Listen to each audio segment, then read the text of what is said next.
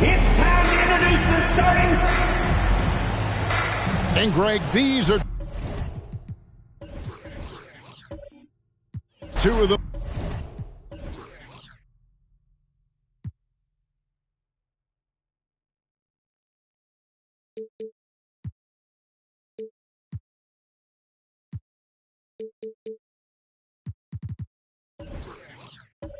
more stacked teams when you look at their depth. Sometimes that can be a challenge for a coaching staff.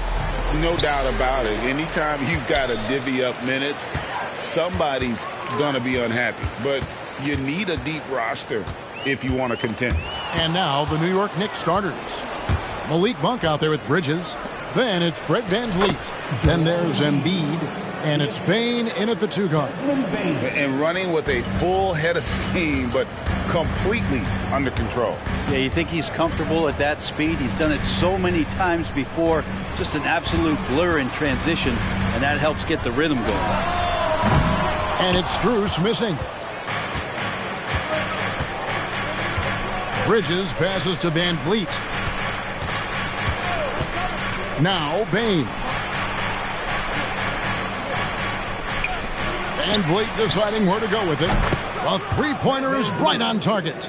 And he's got a smooth stroke from long range. VanVleet doesn't just hoist them up. His three-pointers are always going to be high-quality shots. Now, here's Siakam. They've been leaning on him for a decent chunk of their offense. He's averaging over 15 points a game. A second chance effort. Sabonis, no good. Man, he's had 3 good looks at the basket and nothing to show for it. Monk finds VanVleet. Back to Monk. It's up a 3. Siakam pulls it in. For Sacramento, they've gone 0 of 3 from the field to start the game. And here in the first, closing in on 2 minutes play. Pass to Sabonis. Here's Strus. Down to 5 on the shot clock. And he could not get that one to go. A lot of contact, and he'll go to the line for 2. That's on Miles Bridges. And you know what? You allow a guy to get right to the rim like that. That's your only option. The Kings shooting their first free throws of the evening.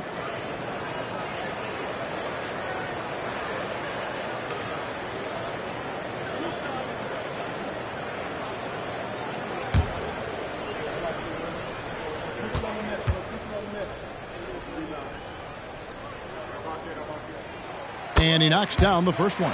Greg, you spent your first 4 seasons playing in New York. What's that like? When the Knicks are winning, Kevin, there is no place you'd rather be. The fans are incredibly smart, loyal, and they'll treat you like a king. But no doubt that media pressure is for real.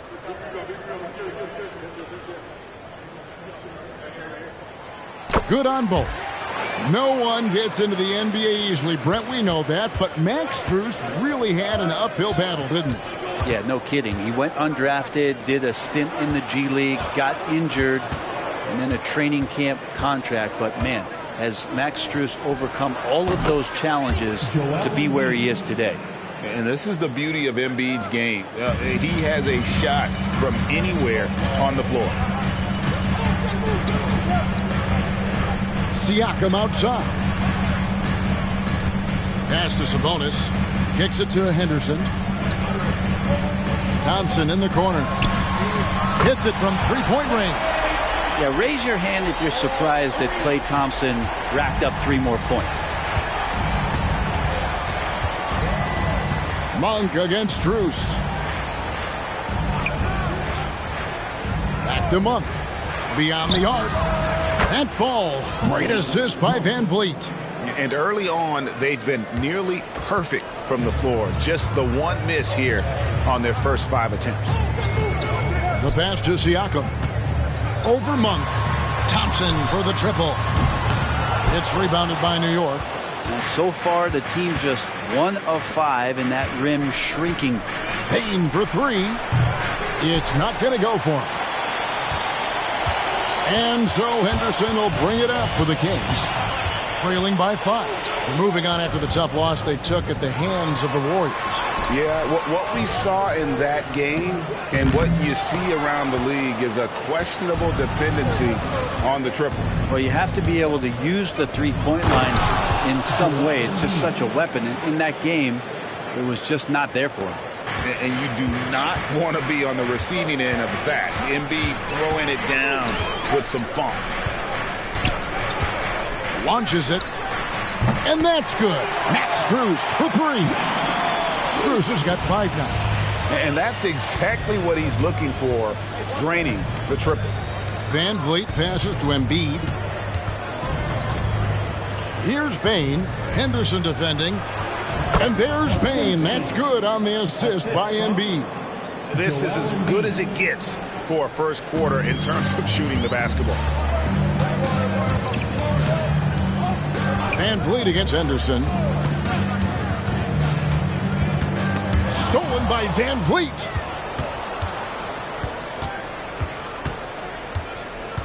Pass to Embiid. 11 feet away, and again it's New York. And they've had assists now on their last 3 baskets. Timeout is called. First of the game for Sacramento. Ready, everybody? Here comes some T-shirts heading your way.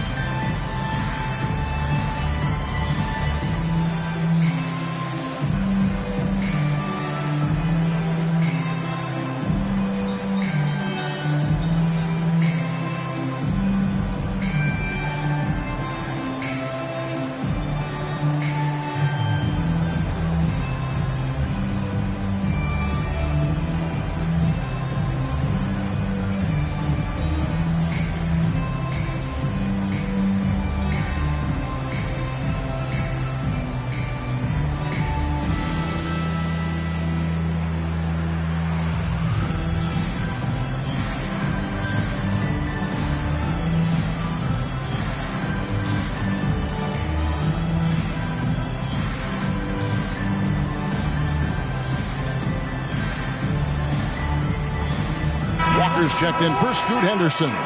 And New York with a change here, too. Exum's checked in.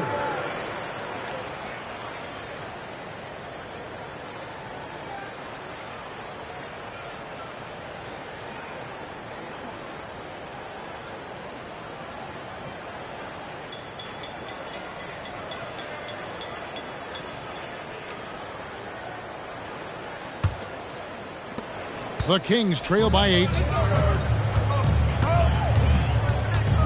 Here's Walker. Pass to Strus. Outside, Walker. Back to Strus. From outside, off the mark. New York's gone 2 of 4 from beyond the arc to start the game. Van Vliet passes to Embiid. A chance there to push it to double digits, but it's off the mark. And the Kings shooting in the early going here. Pretty dreadful, 22%. Walker against Van Vliet.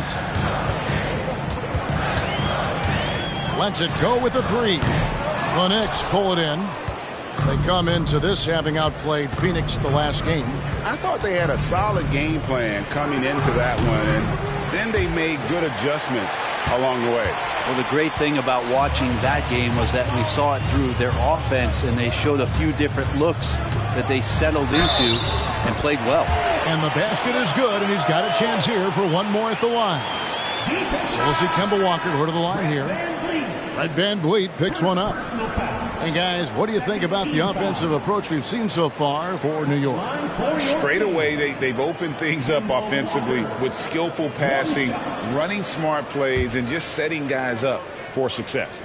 Well, sometimes the offense can be keyed by just quick possession. So you get a steal and you can get out in transition. They seem to be very focused on that end of the floor.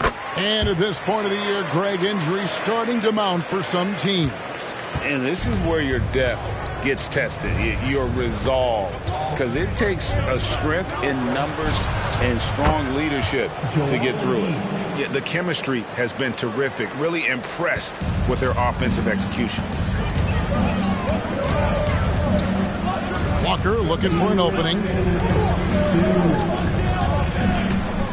Outside, Sabonis. Thompson for the triple. That shot, no good. The Knicks leading by 7. Pass to Mann. Back to Bain.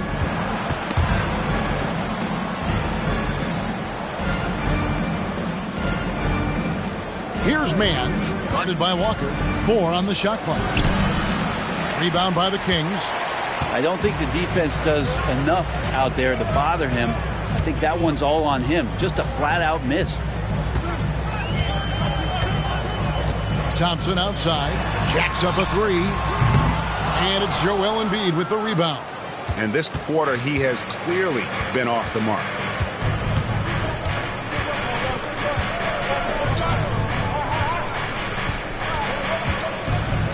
.102 left in the first quarter of the game. Floats one. And that comes off the assist by Exum. Embiid's got 12. And really keeping the ball hopping around here offensively. Up top, Sabonis.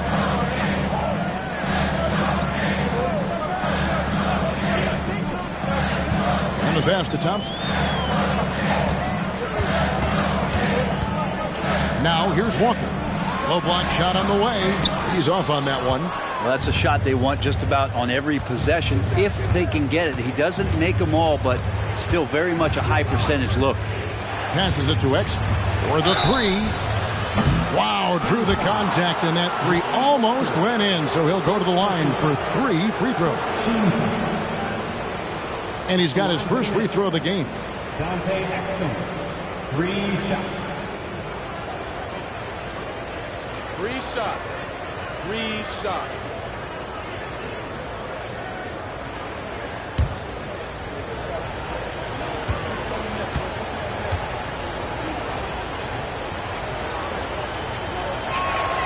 That's good from Exum. And some changes here for the Kings. Kelly Olynyk checked in for Sabonis. Avdia comes in for Max Strus. And it's Pascal Siakam in for Thompson. And a new group in for the Knicks. Collins checked in for Joel Embiid. Maxi Kleber comes in for Bridges. Okiki's checked in for Bain. And it's Fred Van Vliet in for Trey Mann. And he sinks the second.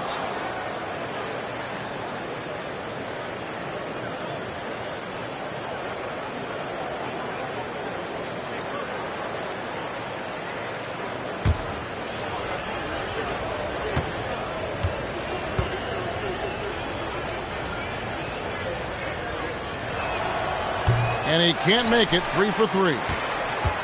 The Kings trail by 11. Avdia, the pass to Olynyk. Trying to end the drought. He gets that one. Those bonus opportunities for Kelly Olynyk on the inside is a big pounding and getting second chance points. Here's Kleba. Good, and Van Vliet gets the assist. Excellent all-around performance so far, hence the big lead. Well, if I was baking up a lead, I'd add two ingredients. One would be playing smart, the other one playing selfless. They've done that tonight. Serve it up. A big-time effort for Joel Embiid, providing a lot of energy for the New York Knicks. That quarter had to take a lot out of him. He racked up 12 points. Back right after this.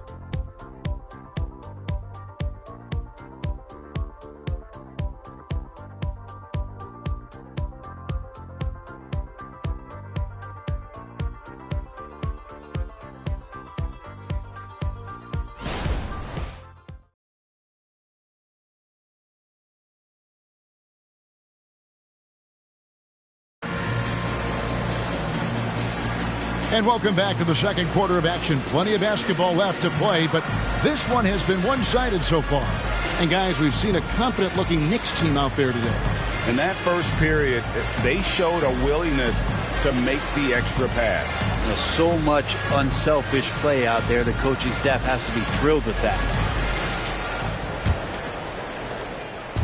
And it's Van Vliet with the ball for the New York Knicks. The 12-point lead, their biggest of the game. Here are the five New York has to start here in the second. Exum is out there with Fred Van Vliet. Then it's Collins. Then there's Maxi Kleba. And it's Okeke in at the 3 spot. And for Sacramento, they're shooting a pretty pitiful 25% in this game. Offensively, they can't get anything going. You know what you love seeing from Pascal Siakam is his confidence continuing to grow. And Kevin, especially when it comes to scoring. Pascal understands how valuable he is to his team and how much they lean on him to step up on that end.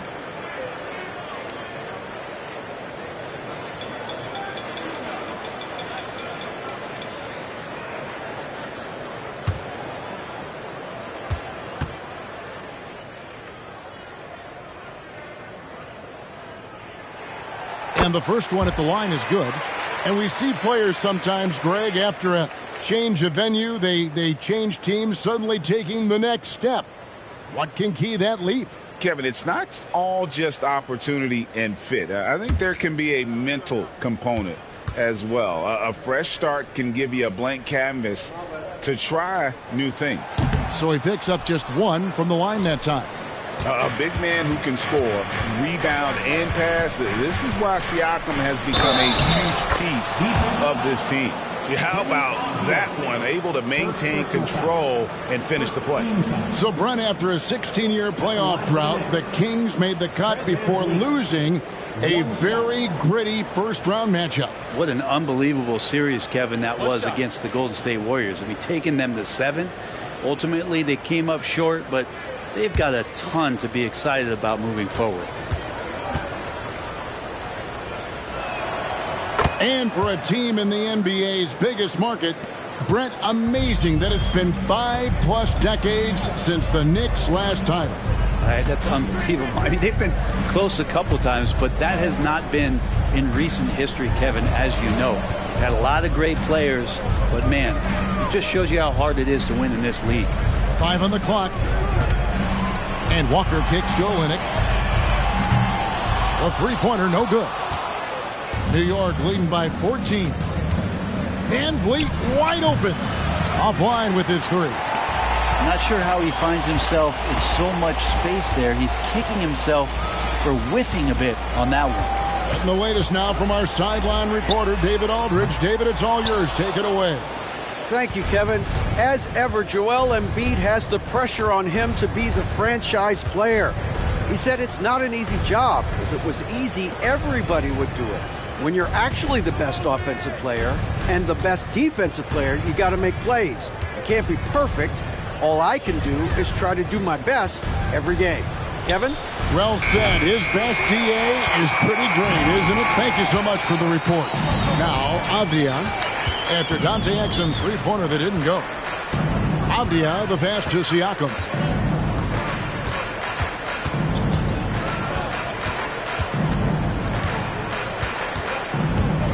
to the left side wing. Here's Avdia. His three-pointer's off the mark. Just enough coverage to bother that three-point attempt. Inside, here's Van Vliet. Walker with the rebound. Yeah, better than giving up the layup. You want to go in there and use the hard foul. They did it there. That's aggressive attitude defensively. Now here's Walker. The dish to Olynyk, and Fred Van Vliet is going to pick up a foul. That'll be his second foul of the game. This is one where the second foul is probably going to cost you some minutes in this game. Now a timeout called by Sacramento.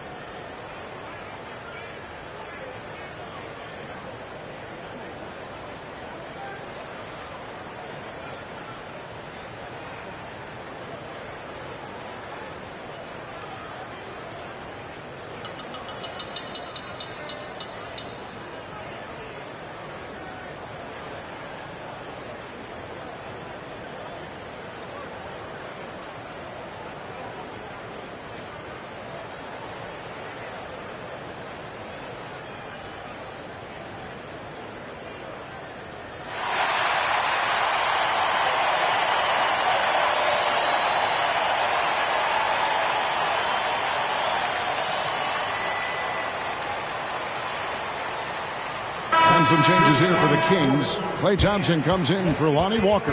And Scoot Henderson subbed in for Kemba Walker. Malik Monk, he's checked in for the Knicks. Bane comes in for Exum.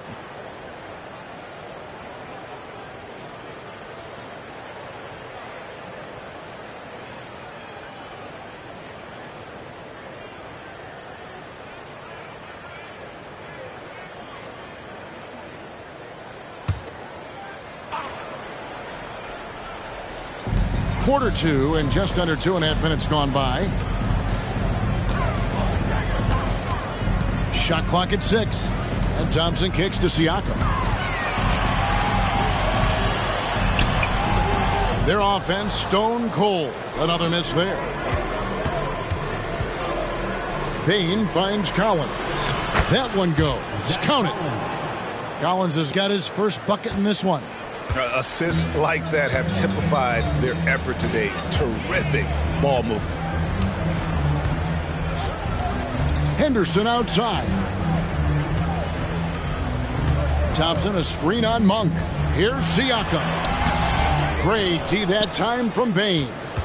The Knicks leading by 16.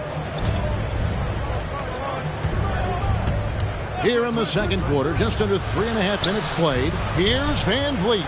The step back jumper is good. And it's 8 points for Fred Van Vliet.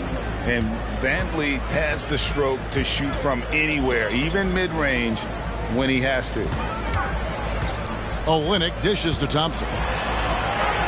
That one drops, and he's now 2 for 5. Taking it up strong against size. He does not lack for confidence. Yeah, hard to stop it there if you're the big man. That's just too good a shot and great concentration. Now, here's Monk. He averages a bit over 6 points a game. Pass to Kleba.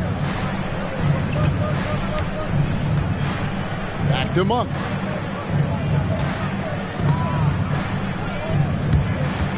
Three-pointer. Gets it to go from beyond the arc. Monk's got 6.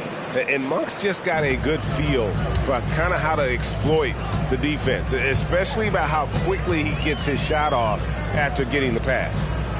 Now, here's Olynyk. He kicks to Thompson. That shot missing. Great D that time from Bane.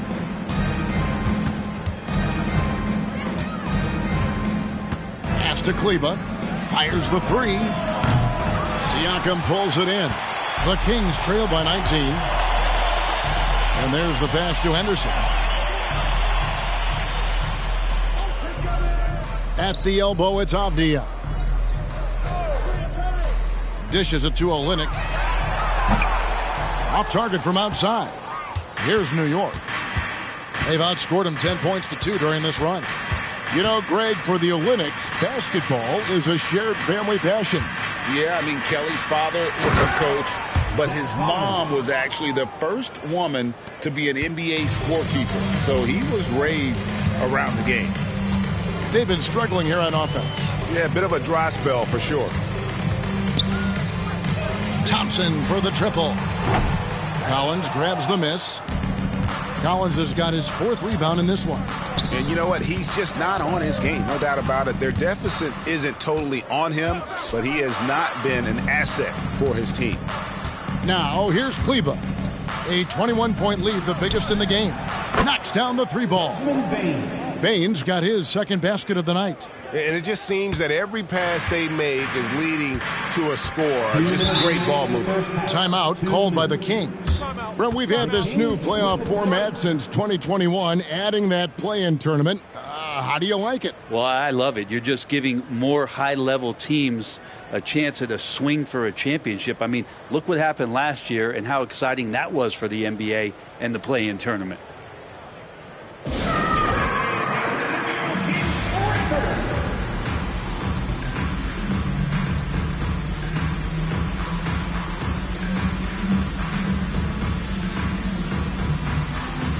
Some changes for Sacramento.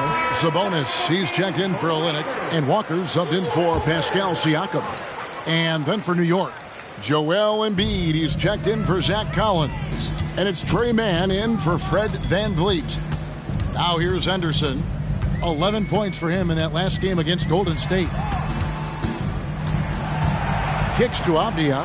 Back to Henderson. Looking to end the run. And Joel Embiid pulls it down. New York's gotten cold from deep in the second quarter, just 2 of 6 from long range.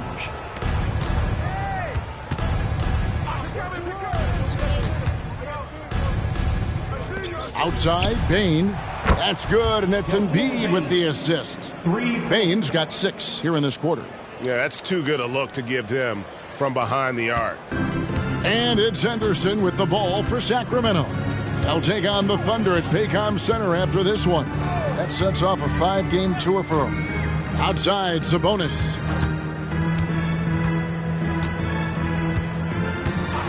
The kick out to Walker. And he can't answer back. The 3-pointer offline. New York's gone for the 3-pointer 7 times here in the second and been successful 3 times. And the dunk by Embiid. And their balanced effort at both ends has hushed this crowd. All night long, in control of the pace, and you don't want to let go of that rope right now. And here are the Kings now, following the score by New York. Thompson outside. Here's the 3. And the 3-ball is good. Thompson's got 8 points. Already a gifted passer, Henderson has solid vision for such a young player. Man passes to Embiid. Tries to the hoop. And they call the foul, so he's got the and one chance here to make it a 3-point play. And doing a really solid job getting that ball inside. Much more of a physical presence here in the second. And he's got his first chance at the line here. Catching up on the changes for Sacramento. Max Strus is checked in for Avdia. And it's Pascal Siakam in for Walker. Bridges, he's checked in for the Knicks. Fred VanVleet comes in for Trey Mann.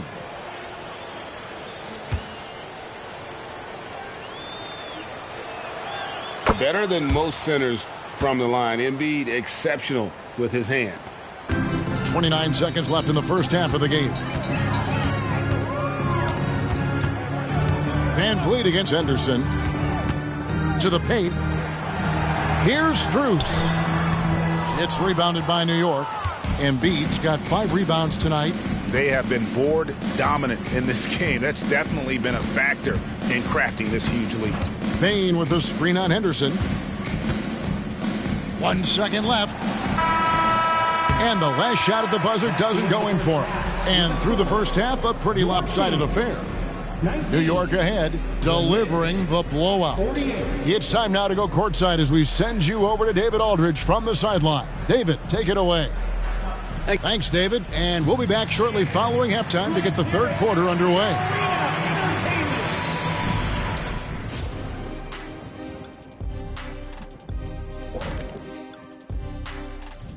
Hey, everybody. The story of the first half, Joel Embiid asserting his dominance.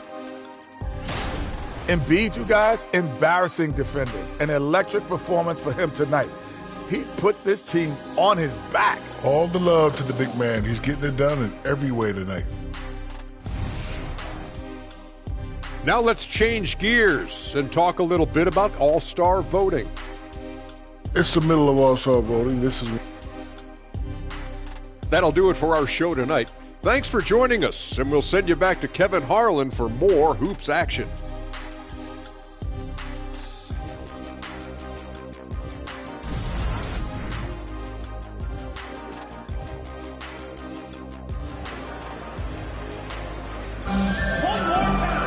And there wasn't too much drama in the first half, but maybe things will tighten up here in the second. Joel Embiid has been sensational. In those first two quarters, he was pretty much an automatic bucket getter if he got it down low on the block. Yeah, we'll see if the double teams start to come here in the second half to make them adjust offensively, but he's going to keep going at him. We've got Scoot Henderson. Sabonis is out there with Max Strus. Then it's Pascal Siakam. And it's Thompson in at the two-guard spot. That's the group for Mike Brown as we get going here in the second half. And last season, Greg, the Kings clinched their first Pacific Division title in 20 years. And they repeated as division champs back in 02 and 03, something they're hoping to achieve again this year as the Kings build off of their breakout season. New York shooting their 6th and 7th free throw attempts tonight. 2 shots.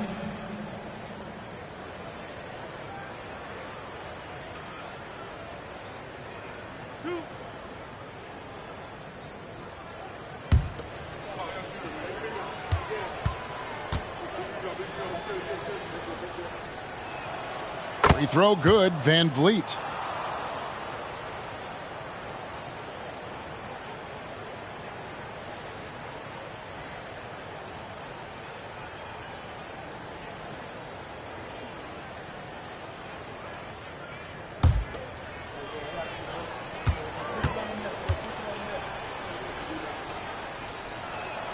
And he makes both free throws. And so here's Sacramento. Siakam deciding where to go with it. Thompson outside. Some nice ball movement here by the Kings. Buries the long-range jumper. Strus has got 8 points. And plays with solid floor recognition. Siakam continues to fine-tune those playmaking skills. Takes a step back. Out to Bridges. Here's Embiid. Oh, and the jam by Embiid. And it's no secret that Embiid enjoys the spotlight. When he gets a chance to show off some, he seizes it. Now, here's Siakam. And we're just about a minute and a half into the third quarter of basketball. Sabonis. Back to Siakam. Just 4 to shoot. The 3. And it's Joel Embiid with the rebound. Embiid's got his 7th rebound here tonight. +8 in the rebound differential. One more reason why they're in control. Now, here's Monk. He's got 6. Payne for 3. Rebound by the Kings. Sabonis has got 4 rebounds in this game. And they're 1 of 4 here to start the second half. Henderson finds Thompson. Pass to Sabonis. Pass to Strus. Unloads from 13. And it hung on the rim, but wouldn't fall for him. Van Vliet against Thompson. Van Vliet passes to Embiid. He dishes it to Monk. Back to Embiid.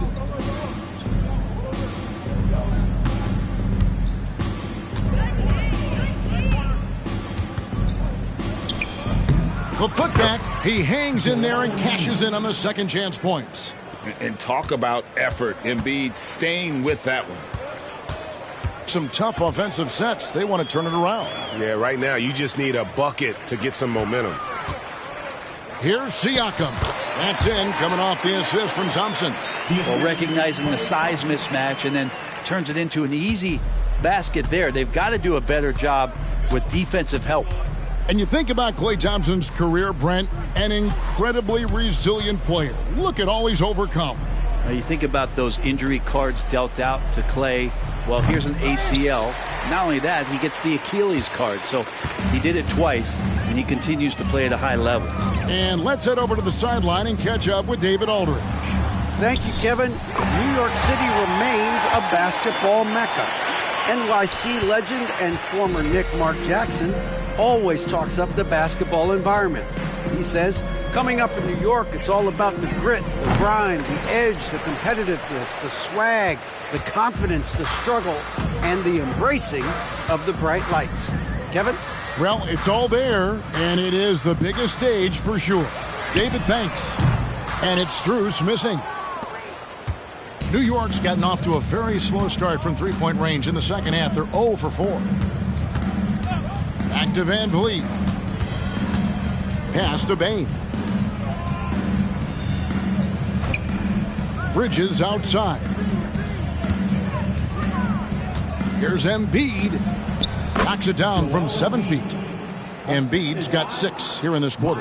It's just so tough to knock Embiid off the block. That's his territory. Now a timeout called by Sacramento. And they're allowing too many points in the paint. Coach is going to let them hear about it. Yeah, coach knows that. They know that. In the timeout, they're going to hear about it, make the adjustment.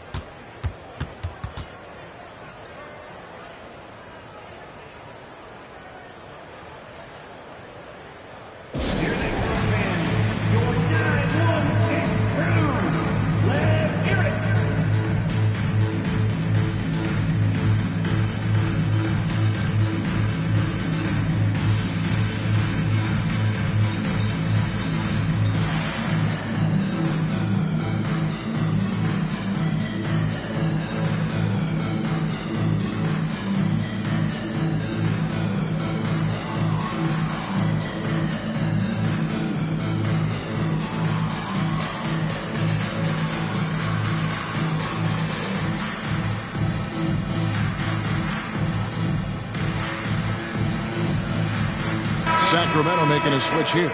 Walker's checked in. A different look for New York. Now we have a moment to see the best rebounding teams in the league. The Kings in third.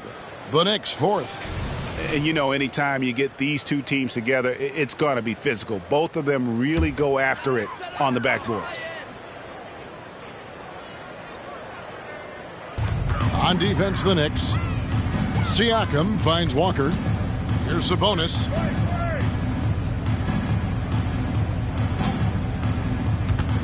Now the pass to Thompson. That falls. Nice feed that time from Sabonis. Thompson's got 10 points in the game. And it's such a strong part of what Sabonis brings to the game. Quality passing.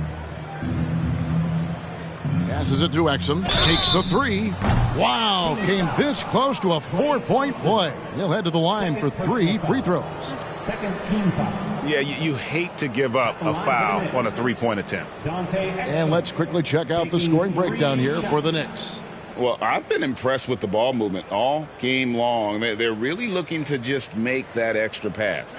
Well, another part of what they've done tonight is to get a lot of work done in the mid-range. And that's a shot that a lot of teams are willing to let you take. Well, they've knocked him down. And he's good on the first of 3.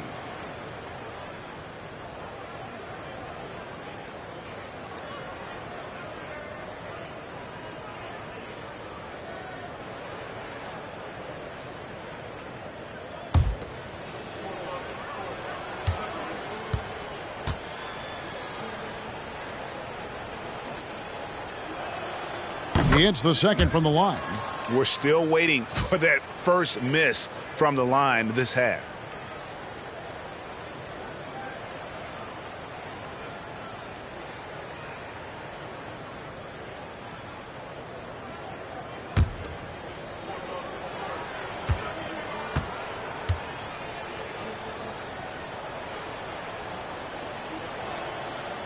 Last one's off, and they'll settle for 2 points.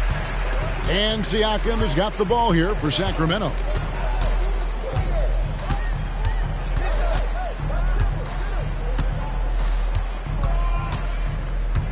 Pass to Strus. 6 on the shot clock. Thompson from long range. And with the rebound. Not quite enough defense that time around. Just lucky he was off. Walker with the rebound.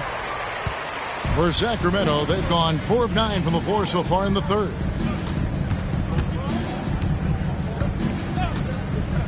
Siakam outside. Walker dishes to Thompson. Outside, Walker puts up a deep 3. Doesn't get it to drop for him. New York's gotten off to a very slow start from three-point range in the second half. They're 0 for 4. Kleba sets the screen for Exum. And the Knicks miss again. And I thought that was going to drop. It looked good from here. Siakam up top. Kleba defending. And so it looks like the Kings will retain possession here. And let's take a look now. Pascal Siakam's numbers. How's the last month of basketball been for him? Averaging 15 points a game, 6 rebounds, and 3 assists. And very few players in the league can go out and produce like he has. Just a great stretch for him. He keeps playing like this, and you know in arenas, especially at home, when a star player is playing this well, those MVP chants come raining down. Now Walker, after Dante Exum's three-pointer that didn't go. And all you got to do is look at the rebounding margin as to why they hold the lead. Well, every time the shot goes up, guys are doing a nice job of finding bodies and making sure there's room to collect the rebound. Now, here's Collins. There's a screen by Collins. Here's Exum. Count the bucket, and he's got a free throw coming up as well. Yeah, heads-up aggressive play right there. Saw the smaller man on him and took it straight to the basket. 6 attempts for him at the line. He's made 4. Olynyk, he's checked in for Sacramento.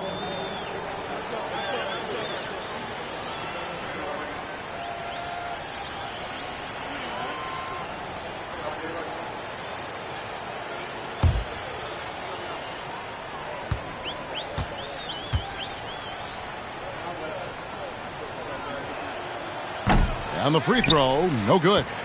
Even in a league full of stars from afar, Avdia is a rarity.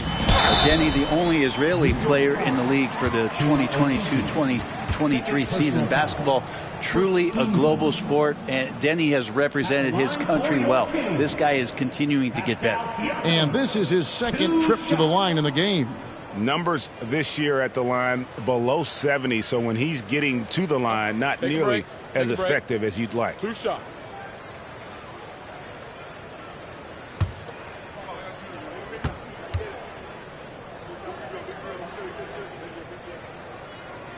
And the first one drops.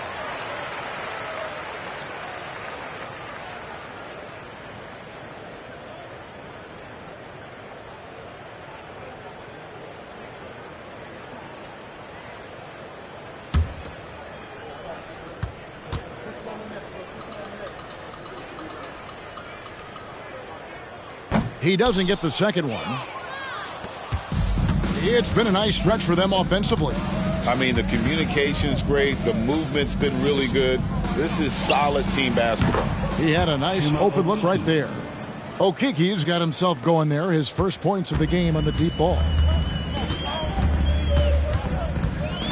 Outside, Walker. Pass to Walker. There's the triple. Good on the triple.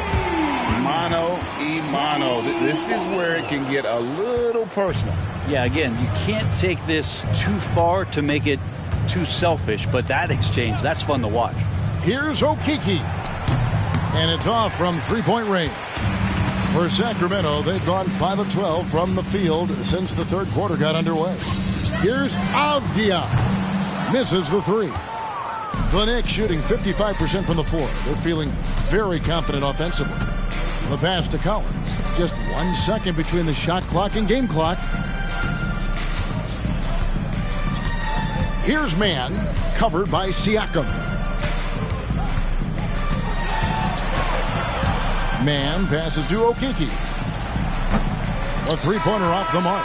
And so it's the New York Knicks leading by a full 31 points at the end of the quarter. From the field, they have been outstanding, amazing shooting. That's what has them headed to a blowout. We've got more in store for you right after this.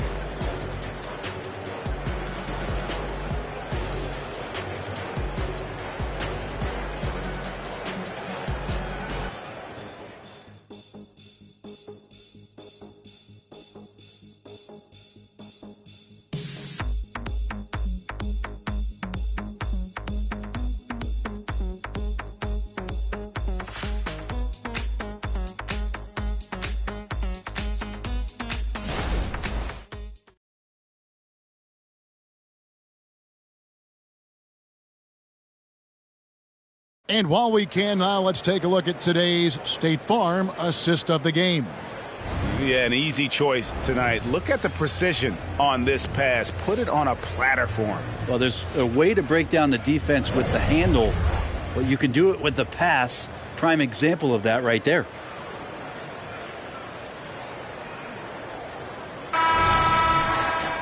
And there may not be a lot of drama down the stretch as we head into the fourth quarter, but stranger things have happened. On the court for the Knicks, they've got Exum. Maxi Kleba is out there with Collins, and it's man in at the point. The shot by Thompson, no good. Thompson's gone just 25% from the arc, 2 of 8. Exum with it, working on Walker. Exum.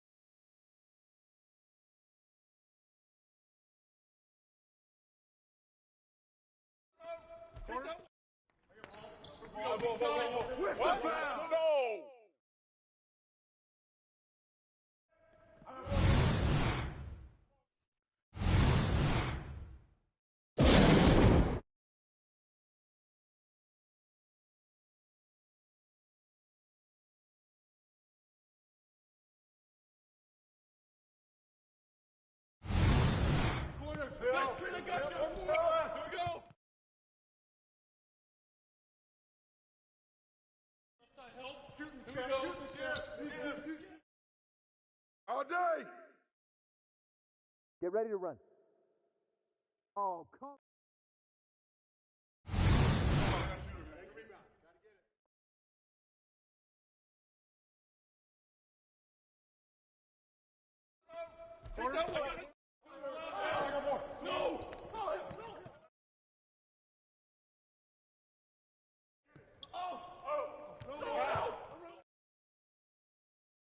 Hey.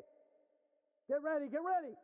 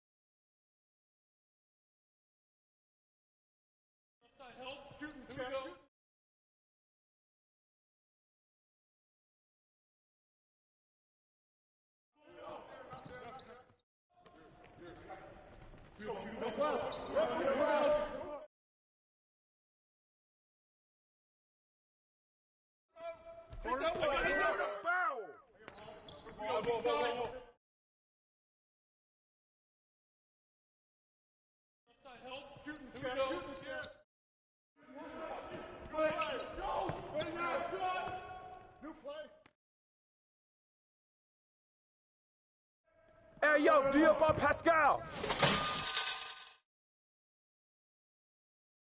That's right. Let's go.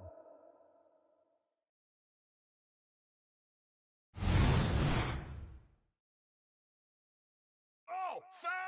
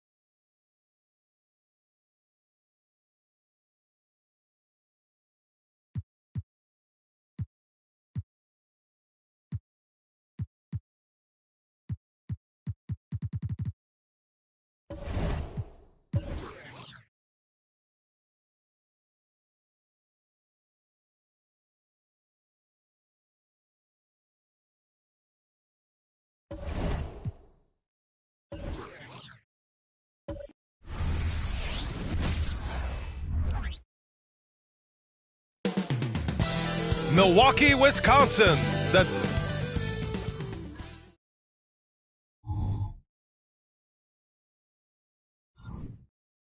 Welcome, everybody. Thanks for teams are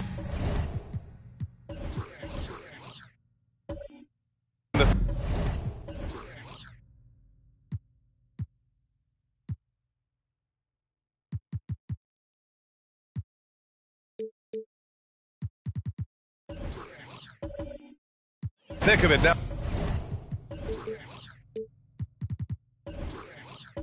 Now, Grant, more than half of the regular season is behind us. Yeah, and the thick of it is right. Teams are getting fatigued right now. This is the point of the year where the teams with the most depth separate themselves from the pack. So here's the Clippers starting group. They've got Bruno Fernando, also DeMar DeRozan out there. Nikola Vucevic is out there with Dosunmu, and it's Williams in at shooting guard. Now Los Angeles with it. Here's Dosunmu. Pass to DeRozan. And that one's on target from the wing. DeRozan had that shot all picked out and lined up. They just had to put the ball in his hands. To the inside. Here's Lopez. And that's good for two as he grabs the feed. As pretty much any coach, that's how he'd like to start the game. Williams against Green. There's a screen. Pass to Dosunmu. There's the three. Always a nice way to start. Makes his first one. Rock solid screen right there. The defender got completely lost. Hey, if you're not going to fight over, you're essentially giving the shooter the look he wants. And Maxey gets it to go on the assist by Lopez. And setting the tempo with an assertive move. Like, where was the defense on that play? No excuse. You have to be aware. He should be on your radar all the time. Now here's DeRozan. Last game for him, he picked up 13. Count it. Good. Look, this is how you draw it up coming out of the locker room. 3 of 3 so far. Ah, the golden years for the L.A. Clippers, Smitty. Those Lob City teams. Ooh, I miss those days, B.A. Chris Paul tossing up alley-oops to DeAndre Jordan and Blake Griffin. Those three pretty much won 50-plus games every season. And, man, were they fun to watch. Maxey, that's good. I love this approach. Getting him involved early, and it's already paying off. It makes sense, right? You're trying to get off to a fast start, and he can help with that. Here's Dosunmu. 8 points in his last time out, and it's DeRozan missing. Outside Maxey. Here in the first, just under 2.5 minutes played so far.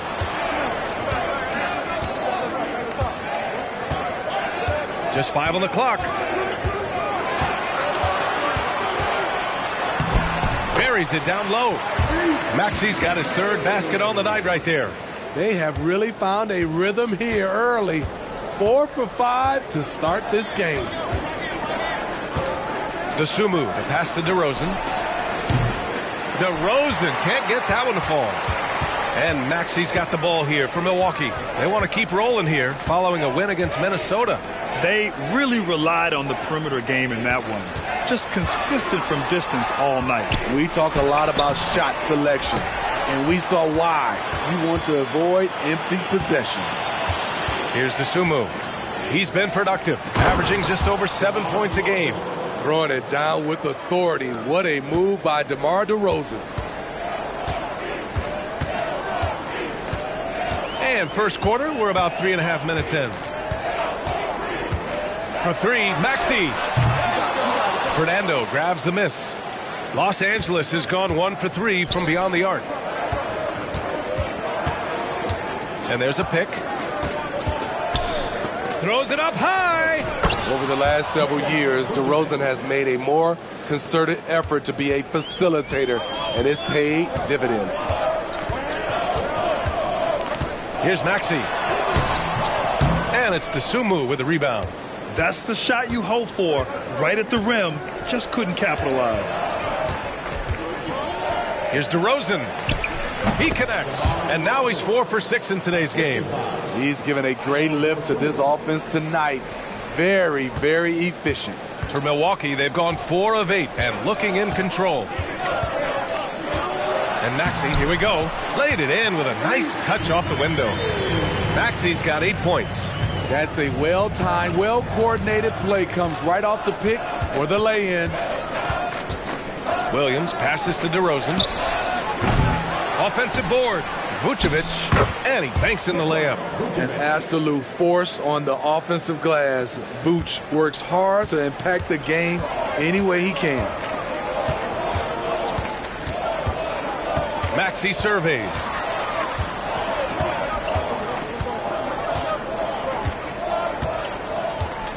Pass to Green. Lopez, the screen on Williams. And it's Green missing. And yeah, that old adage about being too wide open, not a thing. He just missed it. Williams passes to Fernando. Here's Dosunmu. Here's Vucevic. Oh, it's blocked by Lopez. Just an effective shot blocker. Lopez using all of that 7 feet, and he does a great job of picking his spots. No problems knocking that one down. 11 points in the game. Taking things into his own hands this quarter, trying to keep his team afloat. The Clippers call timeout. Well, Grant, how do the Bucks put the pieces back together and make a run at another title? Well, the hope is this new coaching staff will unlock some new wrinkles and find ways to keep their offense from stalling in the clutch.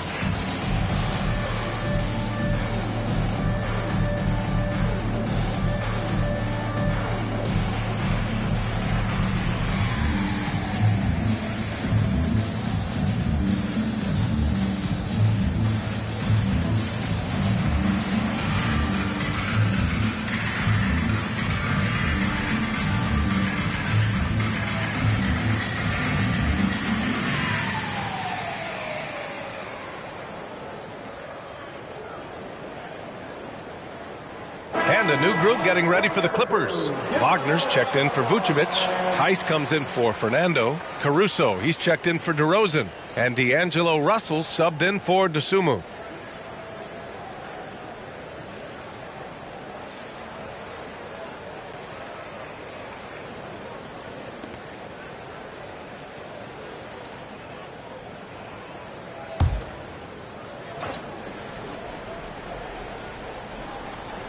Here's Russell.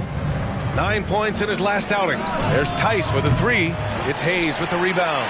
Yeah, and the defense really respects his shooting ability, and they showed it with that tight coverage. Poke loose. Outside, Green. The 3. Tice grabs the miss. The Clippers in the lead.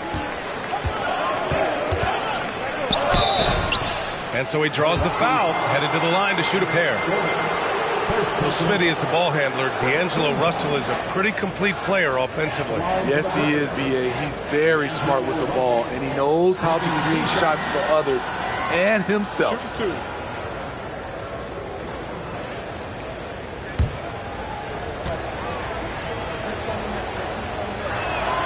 Free throw is good from Russell.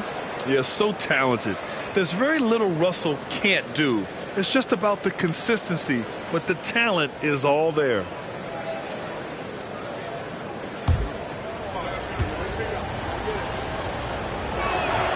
That one falls, so he hits both of them. And so it's Green who brings up the ball for the Milwaukee Bucks. 4-point game. This game against Los Angeles here, their first look at the Clippers.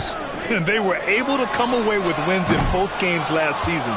Impressive, to say the least. And we will see if they can do it again this year. Not a simple task by any stretch. And they've settled in quickly today. A nice flow and rhythm to their offense. Caruso against Gordon. Picked by Aldama. Inside. And he takes the feed in stride and slams it home. Beautiful location on the pass as usual. Led his man perfectly. Outside, Williams. Back to Russell. And he makes it on the layup. The aggressive move by Russell. He's got the deep bag of tricks. So tough to stop. George finds Gordon. Hayes with a screen on Caruso. And here's Gordon from the arc. Sinks the tray. Don't want to let him get into a rhythm from out there. Los Angeles has gone 1 for 5 from three-point range. A cold start. Here's Russell. And again, it's the Clippers. Yeah, in the pick and roll, you have to account for Russell. He's looking to score. 6 seconds separating the shot and game clocks. George outside. Hayes with a screen on Russell. Here's George. And it's Milwaukee scoring again. Boy, oh boy. Both teams lighting it up to start this game. And you wonder how long they can keep it going. At some point, you expect the defense will adjust. And what has made D'Lo a max player? He puts constant pressure on the defense. Second team foul. Shooting for 11. D'Angelo Russell. 2 shots. Shoot 2.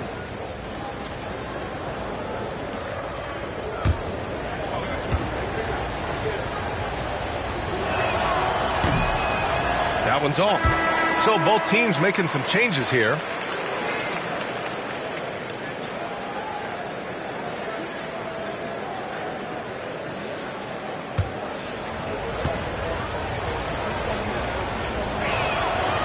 And he can't get the second one to drop either. Coming up empty that time. Rare sight. How often does he fail to capitalize at the line? What a performance for DeMar DeRozan. He's been the story for the Los Angeles Clippers. 8 points in the quarter, showing how effective he can be. We'll be right back after this word.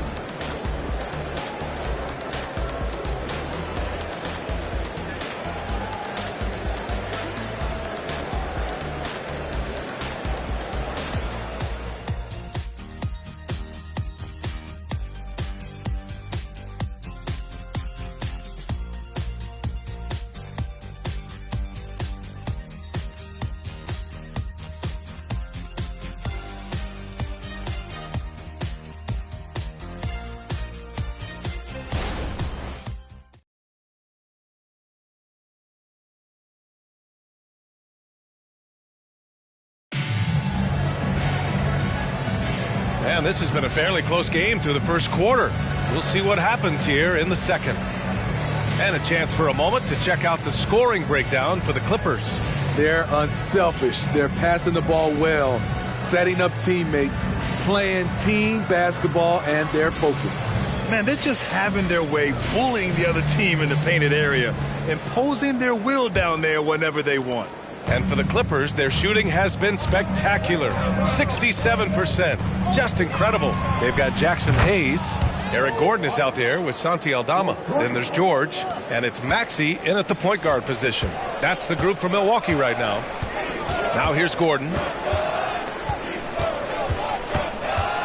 And the NBA doing what they could to get rid of the take foul recently. Grant, it seems like a success. Absolutely. It's been a huge success. Fast breaks feel fast again. And penalizing take fouls has made the game much, much better.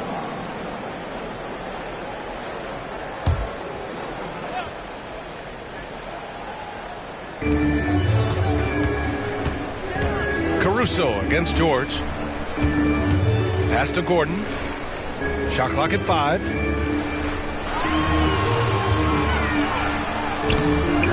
That's a nice contest by DeRozan. He's got all the tools to be an excellent defender. Good work defensively by DeRozan. Russell against Maxey. Left side, Russell. Milwaukee with the rebound. Just over a minute gone here in the second quarter. Here's George. Good work defensively by DeRozan. He is so good attacking the rim. It's rare to see him denied like that. And the shot goes. Time and time again, they're creating good looks from close range. Now here's Maxey. Against Minnesota, he was really on his game. To the paint. Kicks it to George. Russell against Maxey. Going inside, and he bangs it home with one hand. Hey, kept it simple. No reason to get fancy right now, B.A. Yeah, he's just looking to find shots and produce for his team. Russell, that's good. Yeah, some tough points from Russell. That'll fire up this bench. The Bucks have gone just 1 of 3 to begin the second quarter. And here's Gordon from the arc. Buries it. He's 2 for 4 in this game. Such an effective shooter. If you lose track of him defensively, he's going to make you pay. Caruso, right side. Fires from deep. Aldama grabs the board. He didn't make them pay for that weak defense, but they just can't rely on him to miss those kind of shots. Gordon against DeRozan. And he's going to the line for 2. The official saw contact while he was going up. DeMar DeRozan picks one up. Man, the defender really went after him.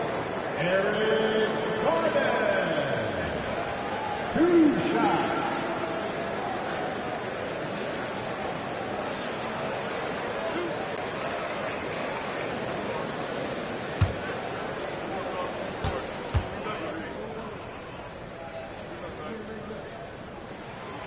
No good on the free throw. And some changes here for the Bucks. Brook Lopez is checked in for Hayes, and it's Smith in for George.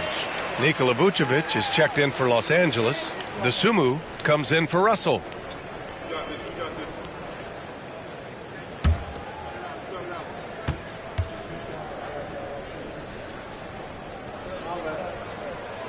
And the second free throw is good.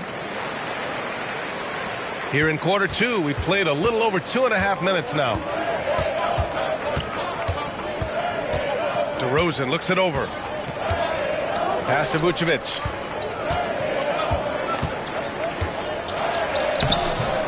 The shot, no good. Good work defensively by Lopez. Maxey passes to Gordon. Vucevic with a steal. Here's Caruso. Finished off the break. And the Clippers lead by 6. Why does that break happen? The intensity of Vucevic on the defensive end. Boy, it's great to have guys like Nikola Vucevic where you know what you're going to get, Smitty. You're right, B.A. Basically getting you a double-double a night. But he's not a ball hog. He'll pass it around, and he's a wall on defense. Shot is good by Gordon. Gordon's got 6 points in the quarter. The Clippers have gone 4 for 7 in the second quarter. Here's Dosunmu. Maxey covering. And it's DeRozan missing. And the shooter had very little space on that attempt. And you know, we always talk about this. Just changing the shot can be just as effective as blocking it, even though it's less spectacular. Hey, sometimes the best looks don't equate to points. To the inside. Vucevic. Rebound, Milwaukee. After this game, they can look forward to Washington, where they'll match up against the Wizards. It'll be the front end of a 2-game road trip. Aldama, no good. Los Angeles has gone 1 for 3 from downtown here in the second. Here's Dosunmu. Maxey covering. From 7, and it's Vucevic. That time on the assist by DeRozan. Vucevic has got 6 points. The Bucks have gone 3 for 7 here in the second quarter. Timeout called. Milwaukee. Well, some have called DeMar DeRozan a master of the mid-range, Smitty. Maybe rightly so. B.A., I definitely give him that title. Few guys are as efficient in that area as him. In fact, most avoid it. So it's both teams making substitutions here. And now a peek at some of the players competing for a spot in the dunk contest. All of them true dunk artists who can do some spectacular things in the air. And I can't wait to see what these guys have dreamed up this year. The level of athleticism and creativity that goes into this contest is what makes it so incredible to watch. And you look at Smith. He's a long shot at this point, but you never know. Well, we'll just have to see. But I personally would love seeing him in the dunk contest. So that's how things are currently looking for the dunk contest. But of course, we'll update you with the latest news as we receive it. And as this lineup starts to take shape, this event is only getting more and more exciting. Here's Dosunmu. Vucevic, a screen on Maxey. DeRozan outside, all alone. Jump shot is good that time. He's got 10. Rock solid screen right there. The defender got completely lost. Hey, if you're not going to fight over, you're essentially giving the shooter the look he wants. Now here's Lopez. Looking at his stats, he's putting up about 7.5 per game. Uneasy, too, on the layup. And using that size to his advantage. I mean, I like it when Lopez establishes himself inside and looks to capitalize. DeRozan outside. Up and over Smith. And it's DeRozan missing. It can be tough to find space in the mid-range area. Probably should have passed that one up. And he lobs it up top. Vucevic with a steal. Here's Dosunmu. Maxey covering. Pass to DeRozan. Dosunmu for three. Smith with the rebound. The Bucks trail. And here is Maxey.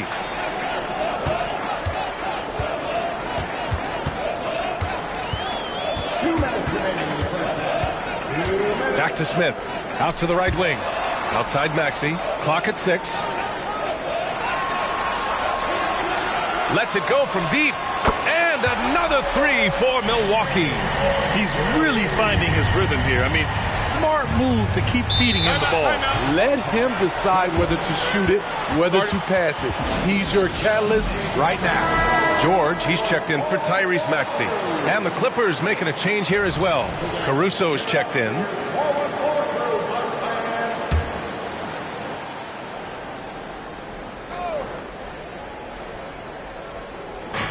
.141 left in the first half of this game. They set the screen. Williams from long range. He buries it from three. Williams has gotten his second bucket on the night. You got to appreciate the consistency. Night in and night out, he brings it.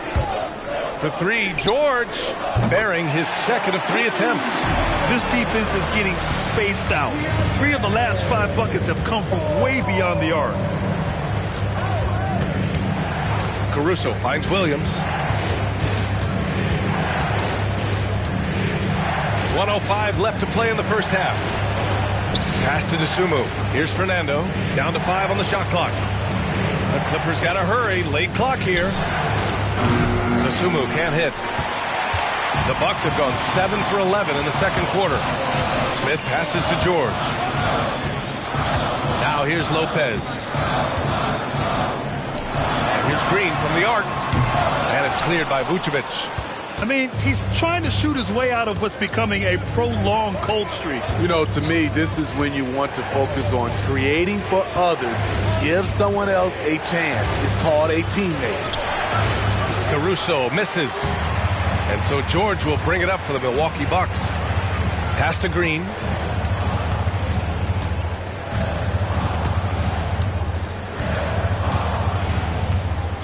.11 seconds left to play in the half.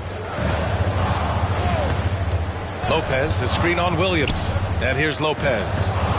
Over Vucevic.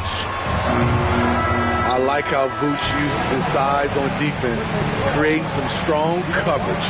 Tie game in Milwaukee. And we'll see you back here after the break. Third quarter action in just a bit.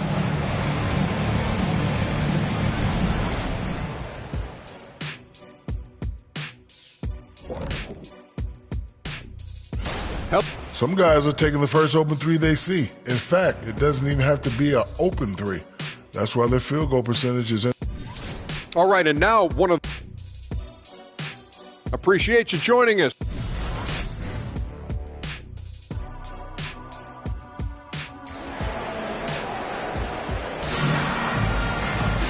And we're halfway through this one. Plenty of basketball left in a game that's been a fairly even one. Without question, Tyrese Maxey displaying all his skills today. He's been excellent at cutting through the defense and giving them fits around the basket. He's been very effective on the move, forcing the action, getting to his spots, and finishing plays. Checking out the group for Ty Lue to start the second half.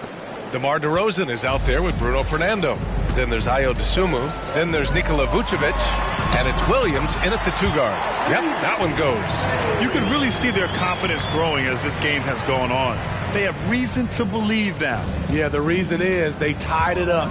But it took a lot of focus and a lot of energy. We'll see if they can sustain this effort. So it's the Clippers now, following the score by Milwaukee.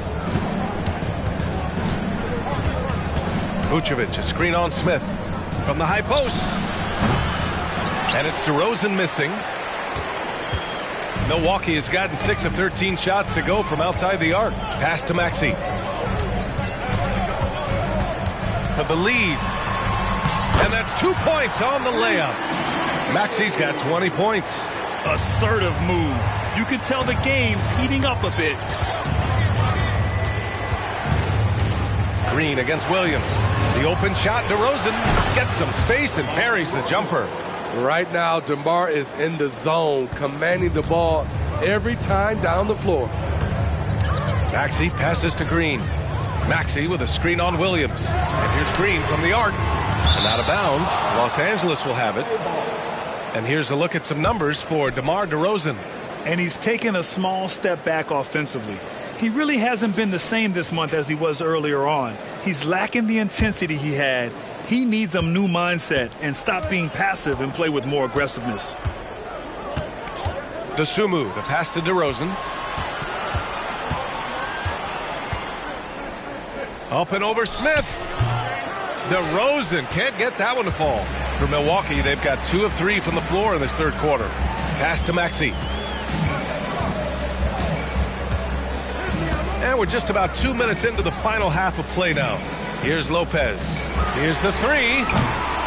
Fernando grabs the miss. DeRozan finds Williams. Back to DeRozan. Here's Fernando. That shot off the mark. Milwaukee has gone 0 for 2 from outside here in the third. Green for 3. Oh, Jalen Green with the sweet stroke. You love the confidence Green has. He wastes no time going up with the shot. Pass to Fernando. Chalk up 2 there. Fernando's gotten his first basket of the night. This is what the analytics prefer. Shots at the rim or from 3. And the Bucks call time here. Let's give Coach credit. He's trying to find a way to squeeze the most out of every possession. Critical part of the game. You have to be flexible. You have to be able to adjust what you're doing.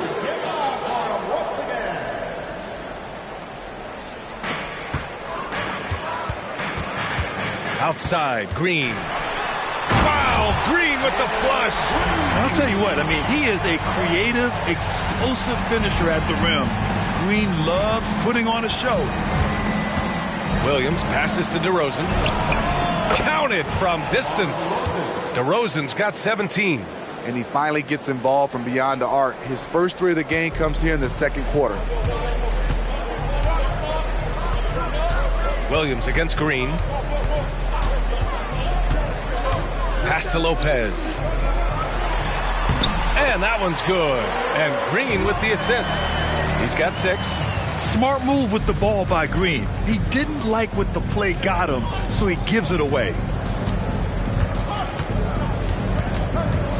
In the third quarter with just over 3.5 minutes off the clock.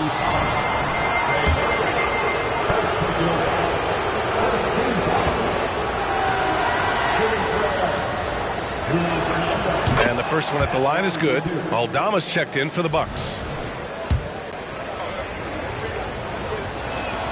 Both shots good from the stripe. Now here's Maxey. 20 points for him.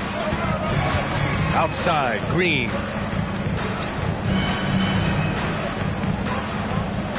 Pass to Lopez. The shot misses. Vucevic with some nice D. The Clippers have gotten 4 of 7 shots to drop in the third. Here's Dosunmu. Vucevic with it. Covered by Lopez for the lead. And no good, trying to use the glass. And so it's Maxey who brings up the ball for the Bucks. Green, a screen. Maxey passes to Aldama. Now Maxey. Just 5 to shoot.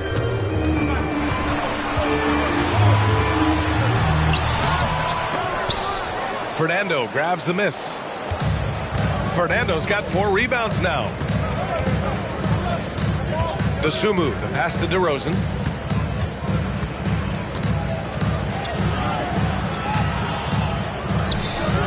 Oh, the go-ahead bucket, no good. The Bucks have gone 5 for 9 from the floor in the third quarter. Pass to Green. Back to Maxey. From the arc. DeRozan with the rebound. Not in rhythm. He had the 2 triples in the first half, none so far in the second. For the lead. Rebounded by the Bucks. Green, the pass to Maxey. And he drives in. Back to Green. Pass to Maxey. Now here's Aldama. Now Lopez. Outside Maxey. Shoots over to Dosunmu. And the Bucks miss again. Los Angeles has gone 1 of 2 shooting from the perimeter since halftime. Williams against Green. Tries it from 19. They get it back.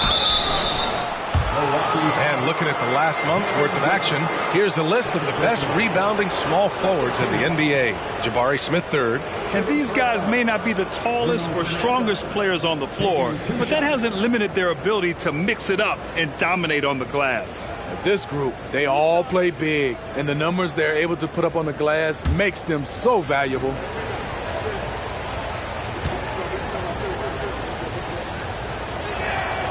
And the free throw is good, now leading by 1. And the Bucks with some changes. Hayes is checked in for Lopez. Gordon comes in for Smith. And it's George in for Maxey.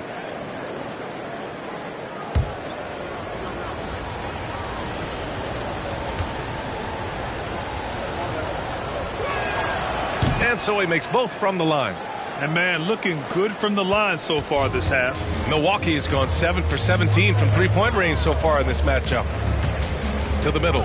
They still need this. And finished off by Hayes. Great player movement, great ball movement. That's fun to watch. Fantastic ball movement for them tonight. The things are definitely working offensively. A balanced attack is just so much harder to defend.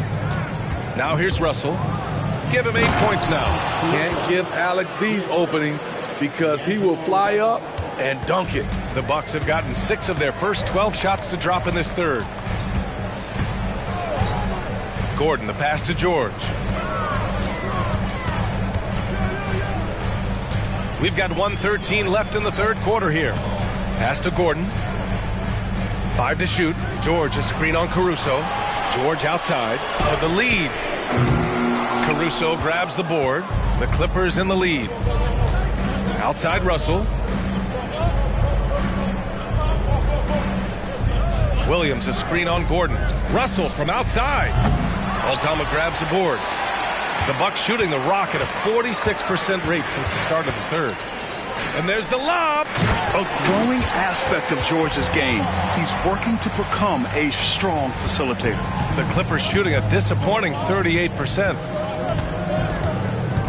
Pass to Williams. Here's Fernando. Now here's Russell. Green covering. Russell deciding where to go with it. Fernando, pass to Caruso. Misses the deep three-point attempt. Russell against George. Pick by Aldama. For the lead. Oh, it would have counted had it fallen, but it is offline. Tie game in Milwaukee. After a quick break, we're coming right back with the start of the fourth quarter. 54.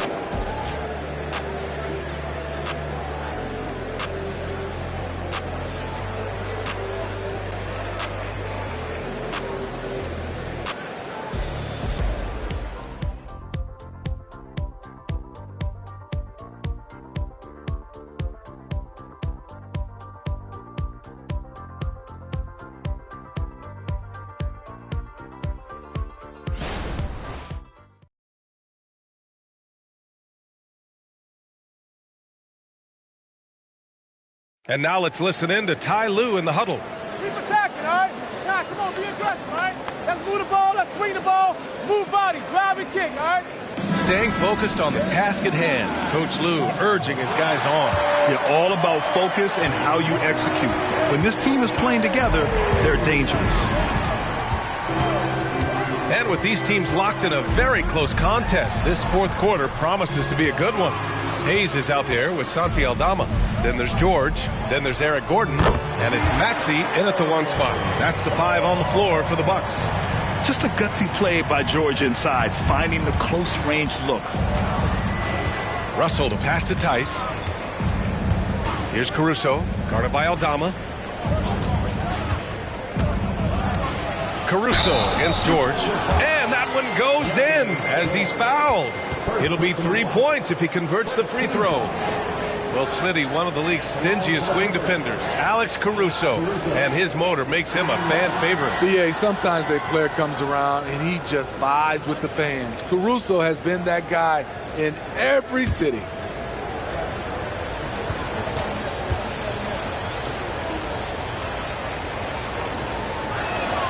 The free throw drops for Caruso. I like how Alex Caruso gives his team an instant energy boost out on the floor. He's always working overtime. Now here's Maxey. And Wagner comes to help. Wagner against Hayes. Back to Maxey. Up and over Russell. That one rolls around and rims out. Oh, lots of drama in this game so far. I'll tell you what, I wouldn't be surprised if it comes down to the final buzzer.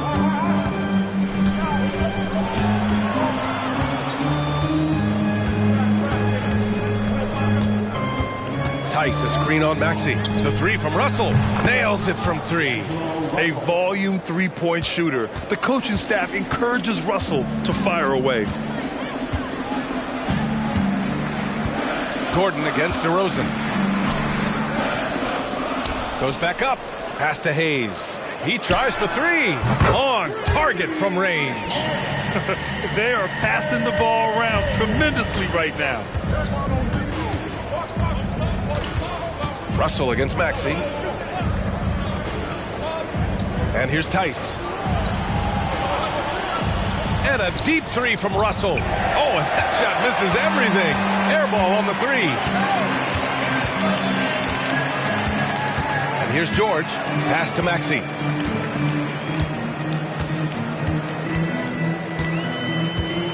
Hayes with a screen on Russell. Out to Gordon.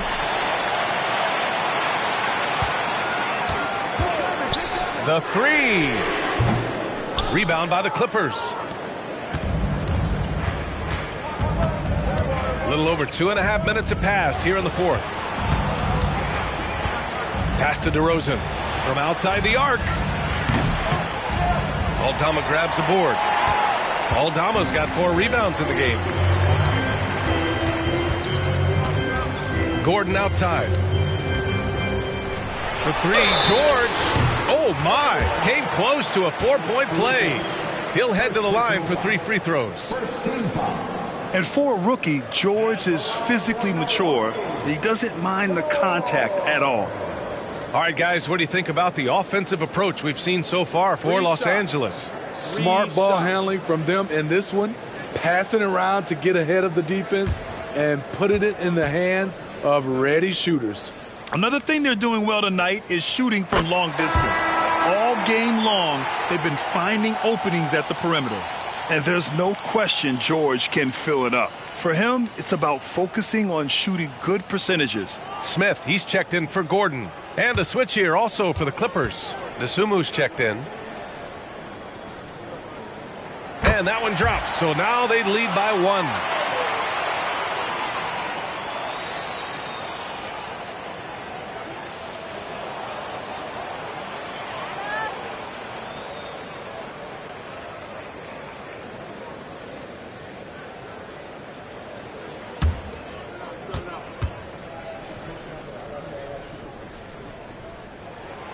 And he makes all 3.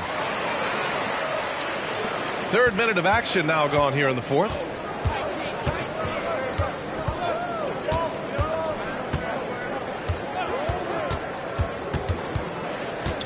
Wagner with a screen on Maxey. Here's Desumu. Maxey covering. Just 4 to shoot.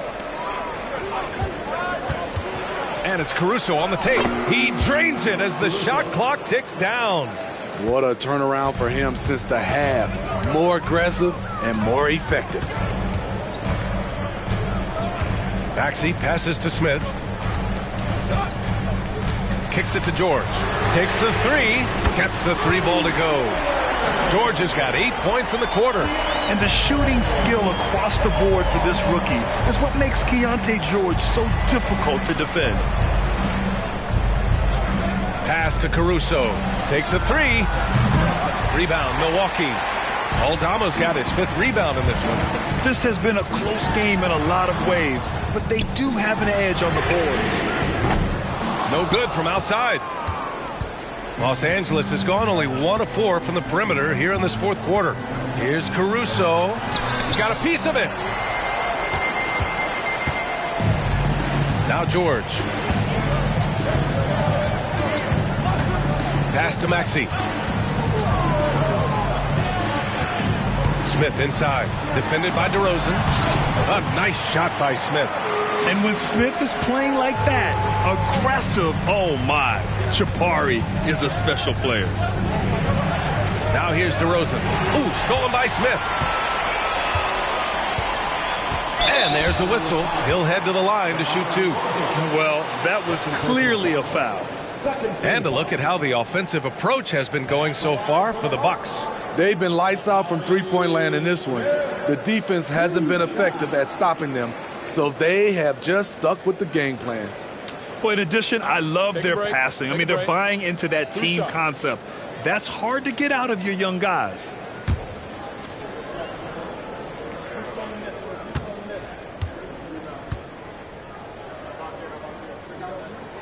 The first one falls. And the number 3 pick in the 2022 NBA draft, Smith Jr.'s ceiling is considered to be very high.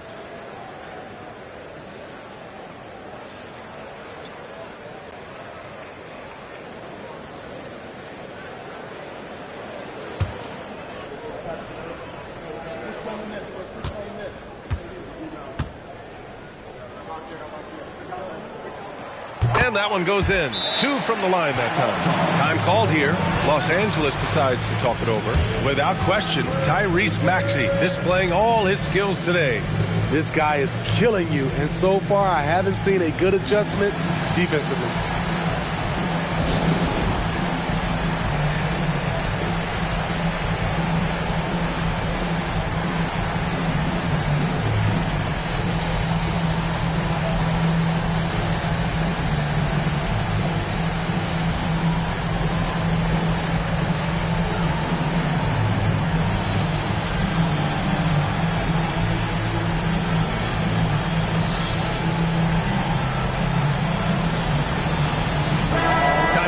From our reporter, Allie LaForce. Guys, over the last break, I listened to Tyronn Lue address the team. And a big reason their team is down, the three-point line. Coach saying in the huddle, we have to battle on the perimeter. They're outplaying us from the arc. Guys? Appreciate the report, Allie. Now here's DeRozan. Down to 5 on the shot clock. Here's Dosunmu. Oh, and just miss after miss right now. And so it's Maxey with it. He brings it up for Milwaukee. They've given up just 8 points in the fourth. And that's just an all-around talent there. I mean, Green is dependable at finding his open teammates. The Clippers have gotten 3 of 8 shot attempts to find the net here in the fourth quarter. DeRozan against Smith. Back to DeRozan. Fires the 3. The rebound by the Bucks. Coming out of halftime, he wanted to start strong, yet the opposite happened. Here's Maxey. And he can't extend the lead to double digits. The Clippers running out of time. Tries to break his ice. DeRozan. And that one drops. DeRozan's got 19 points. Milwaukee has gone 2 of 4 from the perimeter here in the fourth quarter. Pass to Lopez. 4-3. And it's the Clippers with the rebound. Williams has got 4 rebounds now. And here is Vucevic. Covered by Lopez. Outside, Williams. Here's Vucevic. Nice form on the 20-footer. Now just a 5-point Bucks lead. Playing hard. Vooch stepping up and getting it done. Green finds Maxey. Smith outside. Down low. Here's Green. Terrific work from Green inside. Seen that play develop ahead of time. Hits his man in stride. DeRozan with the ball.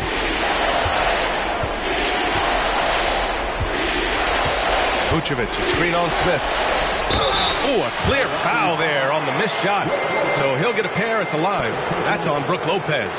Few players can manipulate the defense like DeRozan. You can know exactly what he's going to do, and he still draws the foul.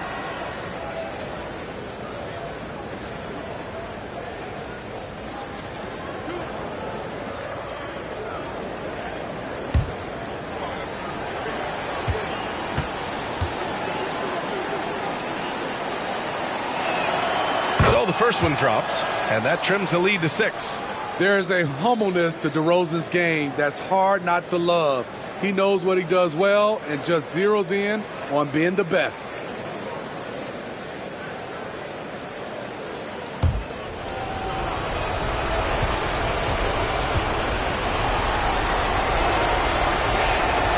DeRozan hits them both. And those were big shots. At this point in the game, you can't afford to leave any points at the line. Outside Maxey. 1 minute left in the fourth. Pass to Green. Inside. And he goes in for the dunk. There's Murphy attacking the rim. He's a 3-level scorer. Time called here. Los Angeles decides to talk it over. They're losing by 7. 52 seconds left in the game.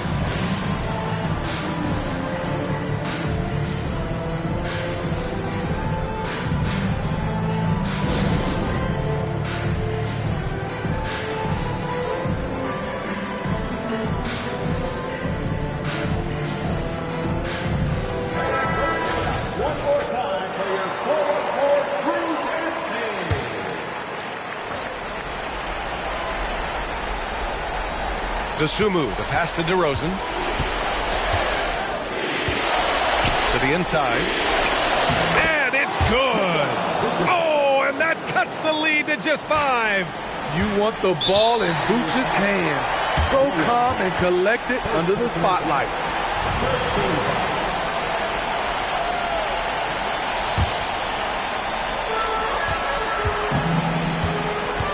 Now here's Maxey. The D's right on him. Pass to Smith. And that's an intentional foul.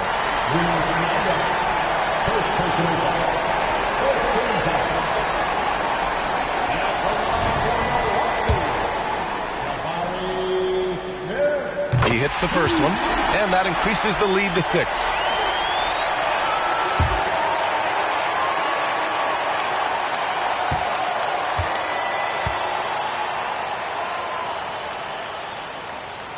So he goes 2 for 2 at the line, and it's a 7-point game. Good job. Want to keep fueling that lead. Make your free throws. Vucevic, a screen on Maxey. Here's Dosunmu. And it's in. Oh, and that cuts the lead to just 5. Terrific design and execution, leading to an opportunity right at the rim. And now they decide to foul intentionally. Yeah, no choice but to foul in that situation. Although, that's not the guy you want to send to the free throw line. He gets the first, and that increases the lead to 6.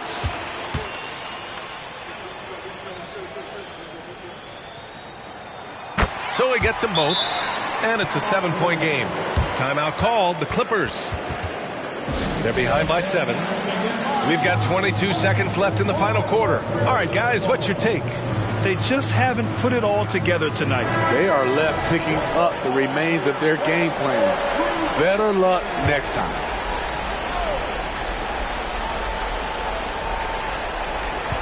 We've got 22 seconds left to play in the fourth quarter. Williams misses. And so it's Maxey who brings up the ball for the Bucks.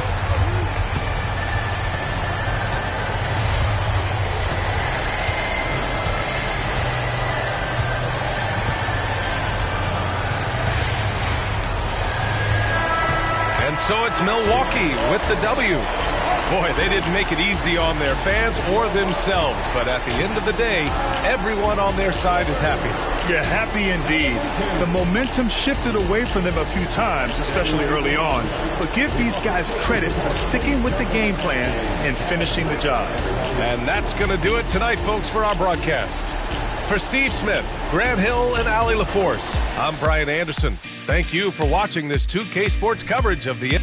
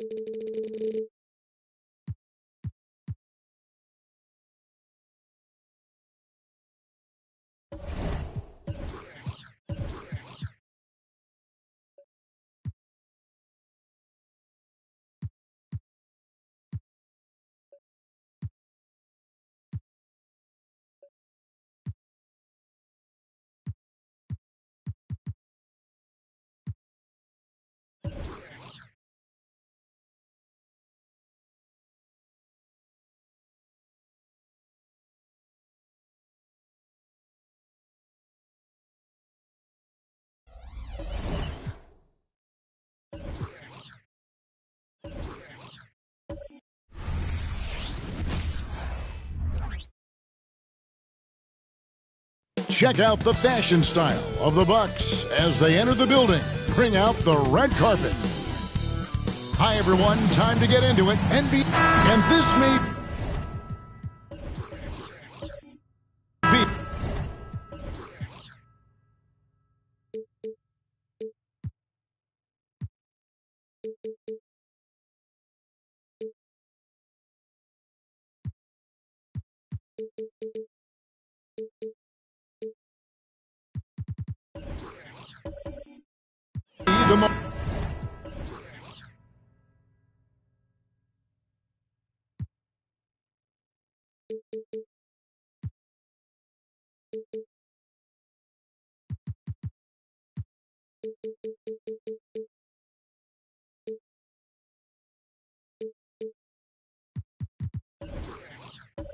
most pressure-packed time of the season, Clark. The playoff chase is in full swing. Especially for teams on the bubble, you're exactly right. I mean, every game feels like a playoff game right now. And you can't afford any slip-ups. Everything is magnified in the run-up to the postseason. Here are the starters for Milwaukee. Brook Lopez is out there with Trey Murphy. Then there's Tyrese Maxey. And it's Green, and it's Smith in at the 3 spot. Now Green, after Isaac Okoro missing on that last three-pointer. The Bucks working the ball around. With the teardrop, that one's in. His first shot this game. Good read from Green there, getting better at sensing when his teammates are wide open and need the ball.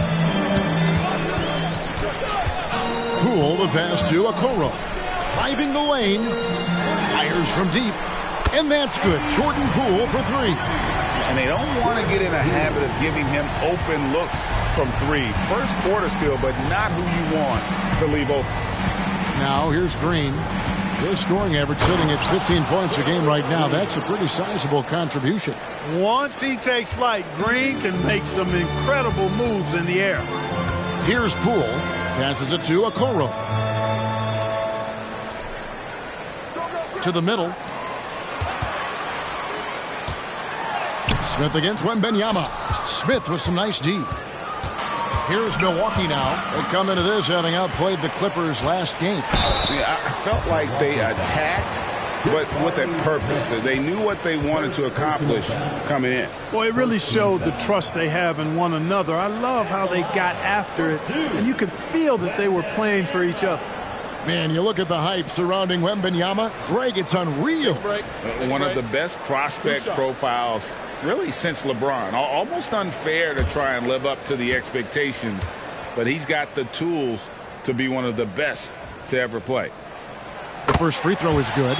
And Greg, with the coaching changes in Milwaukee, where are they looking for improvement?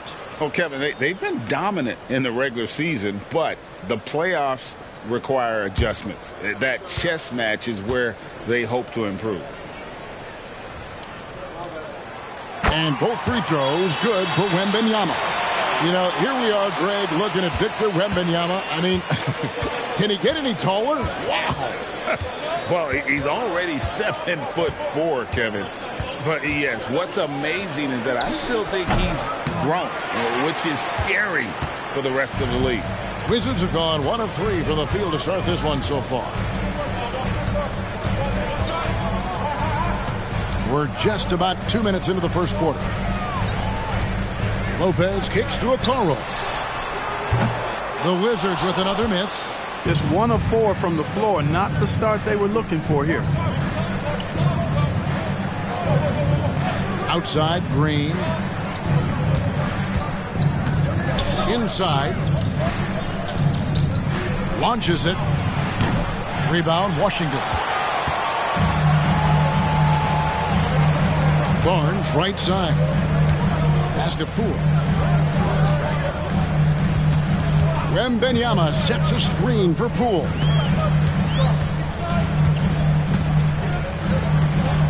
Just 5 on the clock. Here's the pass to Wembanyama. That 3 off the mark. You know, currently they're just 1 of 5 from the field. That's not going to get it done. Pass to Lopez.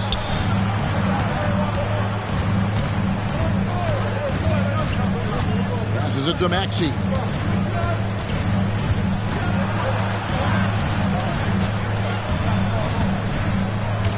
Fades and shoots.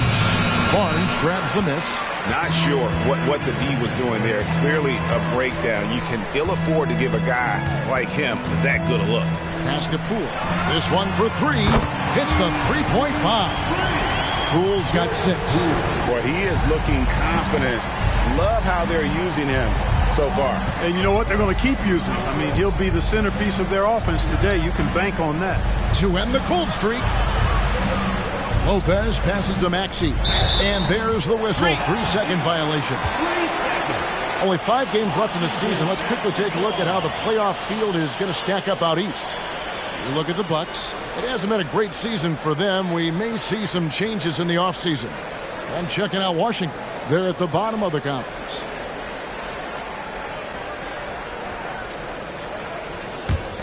Wizards leading by 4. Now here's Barnes. Still scoreless. Lopez with the steal. Smith on the wing. Defended by Wembanyama. Maxey against Wembanyama. Maxey, no good. Well, you know, this is what happens. You can't afford to lose concentration, even for a nanosecond. A nice shot by Okoro. The ball movement on this run has been fantastic and is a big part of why they've been able to get these good looks. And the Bucks decide to take their first time out here. Trying to find some answers offensively. Yeah, and you know, that's going to be the focus of this timeout. They need to come up with a spark to get the offense going.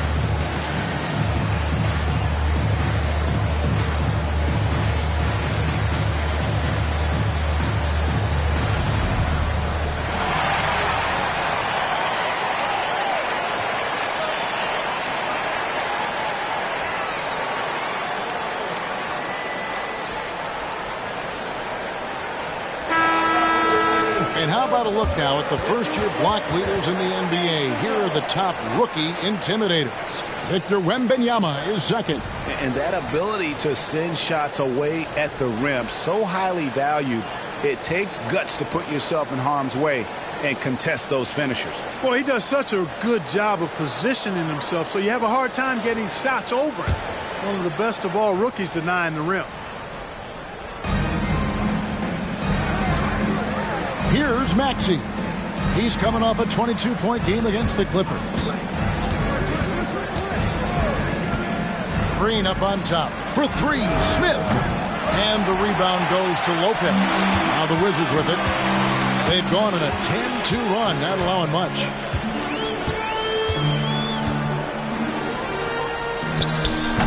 Green with the rebound. Bucks trail by 6. Stolen by Okoro. The pass to Poole.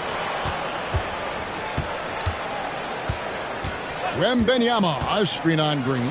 Poole finds Wembanyama. Rebounded by the Bucks. Well, they'll be happy with that look, even though it didn't fall. You know what? That's a confidence shaker for him, though. I mean, that's a shot he expects to make every time. Now here's Lopez. Hasn't made one yet. Here's Maxey. And he's good on the 3-ball. The unbridled confidence of Maxey at the arc, you can see it and feel it.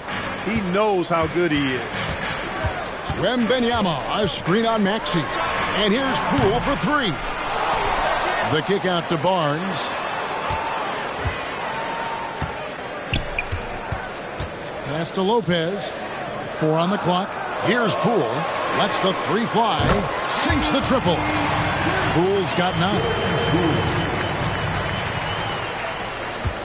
And here's Green. He'll bring it up for Milwaukee. 6-point game. This their first look at this year's Washington squad. And looking back to last season, they won this season series as you'd expect. Yeah, there's a reason they were a playoff team. I mean, they beat the teams they were supposed to. We'll see if they can do it again tonight. And Poole gets it to go. Yeah, great outside shooting, really fueling this run. Green taking his time here.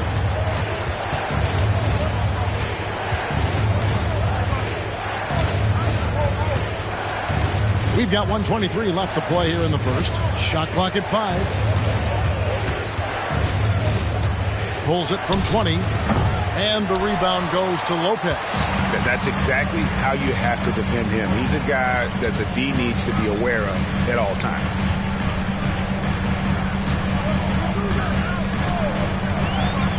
Passes to Poole. And he can't extend the lead to double digits. And Kevin, they need to be consistent with their effort on the boards. You look at the box score, and they're at a definite disadvantage. And, you know, time will tell how big a factor that becomes in this game, guys. But if you're the coaching staff, it's certainly a point of emphasis. And a new group getting ready to come in for Washington. Powell, he's checked in for Lopez. Portis comes in for Victor Wembanyama. Dix checked in for Okoro. And it's Kyle Lowry in for Jordan Poole.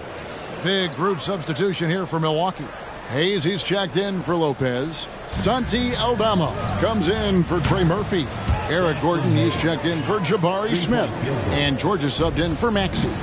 Love the play there on the inbound. The defense lost contact with him, and he knocks down the triple. Lowry can't get it to go. And even without that three ball dropping for him, the defense should have done more on that last play. And Aldama slams it in. A wise pass right there by the rookie George. Solid at finding open teammates. George against Lowry. Portis in the post. Shoots over Aldama. Nice shot by Portis. Really well done there. Just confident and composed. Never in a hurry. Outside, Green.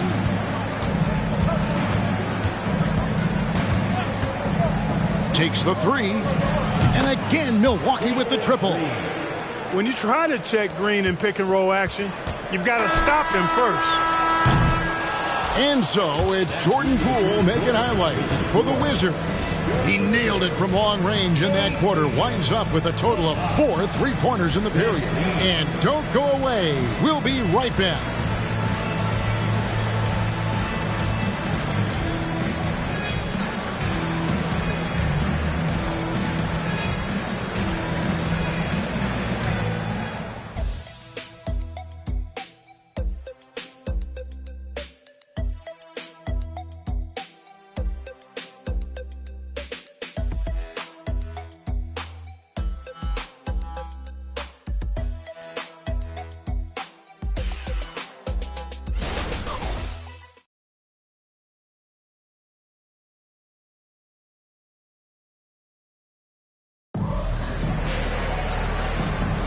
And close game underway so far. We'll see if either of these teams can jump out in the second quarter. And a chance to catch up on some numbers here. Scoring breakdown for Washington. You know, right from the start, it seemed they got hot from three-point range, pulling apart the defense and racking up the points, too. And something else that's working for them is ball movement. A lot of their points so far have come as a result of smart plays. You know, Clark, I have to say, it seems like the college game has seen a little bit of a shift in recent years. You cover it. What do you think?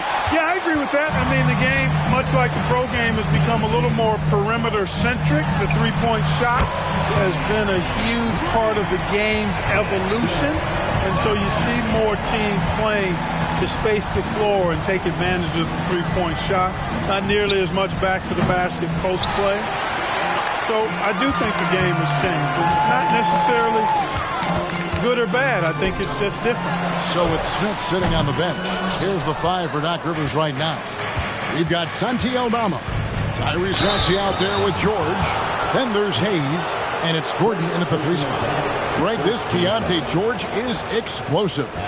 When he goes in the paint, he is like a wrecking ball. Very physical driver for a guard. Can be streaky, but boy, when he heats up, watch out.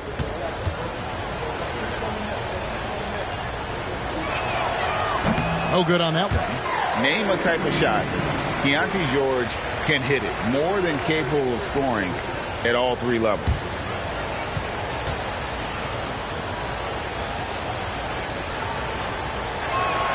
Good on the second free throw. Washington leading now by 5. And here is Vassell. Looking at his numbers, he's averaging about 6.5 points a game, and the shot goes in. And just attacking the paint. Vassell knows better than to hold back. Maxey against Vassell. Outside Gordon. Back to Maxey. Three-pointer. It's rebounded by Portis. Washington has gotten a lot of looks from outside tonight. 5 of 12. And the basket by Vassell. In so many different ways, Dick gets the ball to his teammates. Always on time and on target. Time now to turn to our sideline reporter, David Aldridge. David. Thank you, Kevin. Victor Wembanyama has this uncanny combination of size and skill. He says most bigs play basketball because they're tall. I started playing before I knew I would be this height. Since I was 5 or 6 years old, I always had a ball. I was built for this, I guess. All of what happens to me, I expected for myself. Kevin? Yeah, a long road, D.A. Thank you. Here's Gordon after the basket by Washington. Yep, it counts. And Gordon doing a nice job measuring these inside shots well. I mean, has a solid, quick release pretty much from anywhere on the floor. Here's Lowry. Well-timed pass, and he goes straight to the bucket for the layup. Lowry's got the lead up to 11 now for the Wizards. And so it's Maxey who brings up the ball for the Bucks. Outside Gordon. Puts up a three. Rebound by the Wizards. And the great shooters know when they've got enough opening to go for the three. I didn't think it was a bad choice on that possession. A moment now to check out who's leading in the All-Star voting. And a lot of fans and players interested to see how this thing all turns out. Well, you take a look at Barnes. With the voting as it is now, it looks like he'll miss out on a spot in the starting lineup for the East. Yeah, and not even in the top 10, but it shouldn't take away from what he's done this year. It's been a very good season for him. A great All-Star weekend it'll be. We'll keep you updated as we get closer. Looking at who's out there now for the Wizards. Lopez comes in for Portis, and Poole subbed in for Dick. Lopez is not the fastest guy coming out of the screen as a roller, but when he gets a step, he's hard to slow down. Here's Lowry, following the basket by Brook Lopez. Pass to Poole. The three, and no good.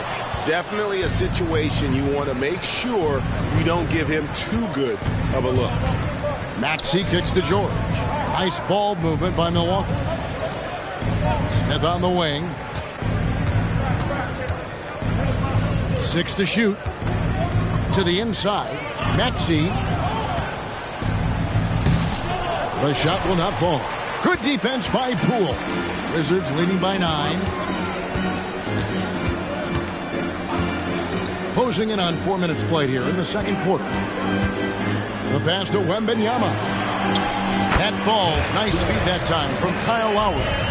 That's 7 points for Victor Wembanyama. Milwaukee's got nothing but zeros from long range in the second quarter. 0 of 4. George passes to Lopez. Poole brings the double team. There it goes. It's in, and the Wizards' lead is cut down now to just 8 points with the basket from Maxey. Really showing you how quick he can be with the basketball. Maxey letting it fly in a hurry. Now, here's Poole. 12 points for him. And the rebound goes to Lopez. Lopez has got 4 rebounds now tonight. Maxey kicks to Lopez. And the layup's good off the glass.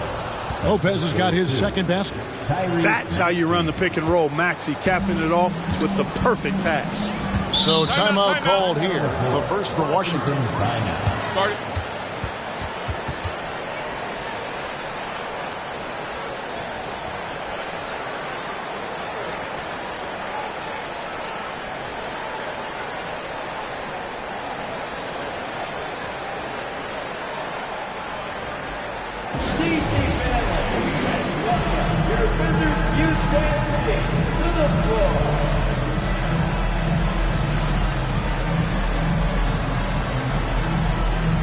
Washington making some changes. Bobby Portis is checked in for Wembanyama.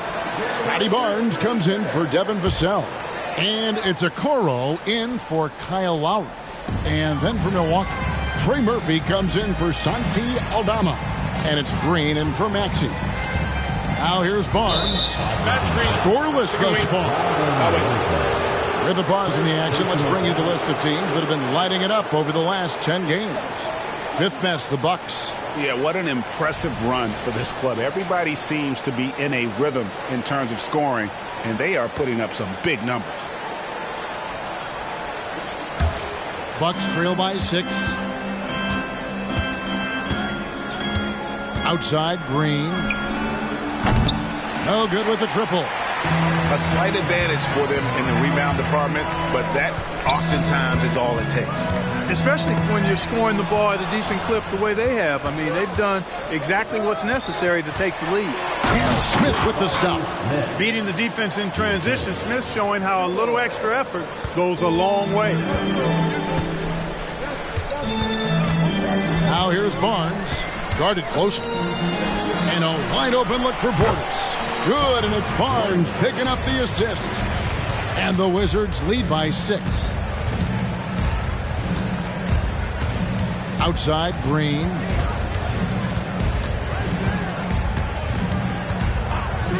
A 3-ball. It's good for his second make. He's made 2 of 3 so far. And he found the perfect spot behind the arc there. Big gap in the D. And it's Barnes with the ball for Washington.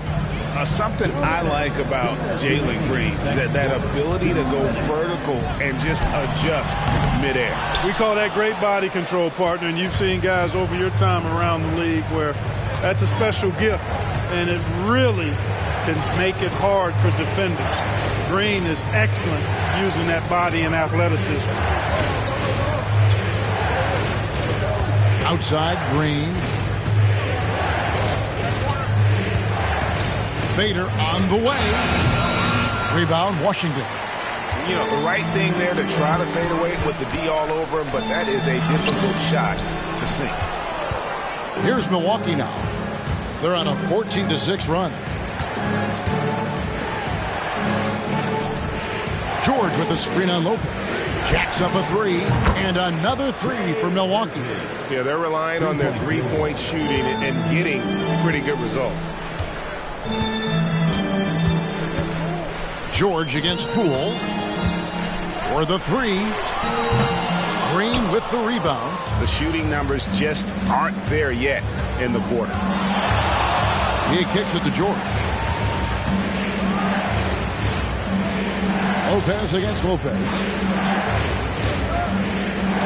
Lopez dishes to Smith. Pass to Green. No luck that time in the shot that would have put them on top. Washington's gone 1 of 4 from three-point range in the second. Not a whole lot dropping out there for them. A nice shot by Okoro. He's one of the best in the league at that. Even with just a tiny sliver, he always seems to find a way to get it up and in. Outside, Green.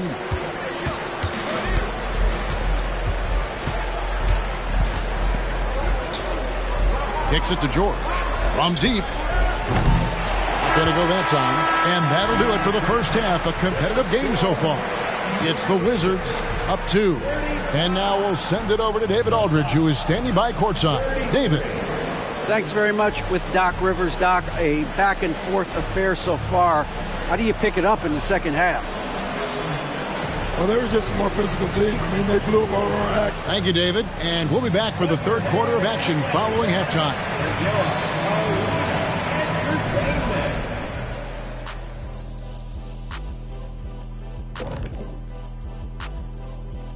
Welcome, everybody. The Washington Wizards in our featured matchup. And what a competitive half it's been.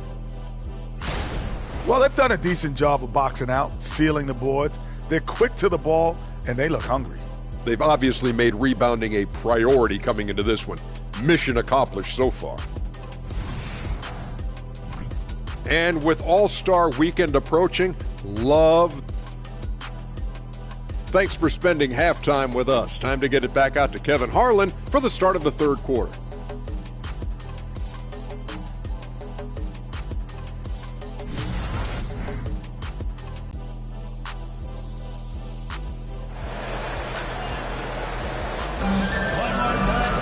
And as we get into this third quarter, as we've seen so far, neither team able to create much separation on the scoreboard yet. The Bucks trail. Scotty Barnes is out there with Victor Wembanyama. Then it's Okoro. Then there's Jordan Poole. And it's Lopez in at the center position. That's the group on the floor right now for Washington. That gives them the lead. 11 points in the game. Set him up well there. Brook Lopez showing his vision and willingness as a passer. Now Wembanyama. The three from Poole. Rebound Milwaukee. Smith's got his 5th rebound right now in the game. Here's Maxey. Yes, and it's Smith with the assist that time. Maxey's got the lead up to 3 now for the Bucks. Great dime that time by Smith Jr. there. You see the floor awareness really starting to improve. Barnes finds Poole. Down low, here's Lopez, and it's sent back by Lopez. Out of bounds, Wizards ball as Washington keeps possession. And we have to take another glance at that powerful rejection. And guys, that is lockdown defense at its finest, going right at the shot and then able to knock it away.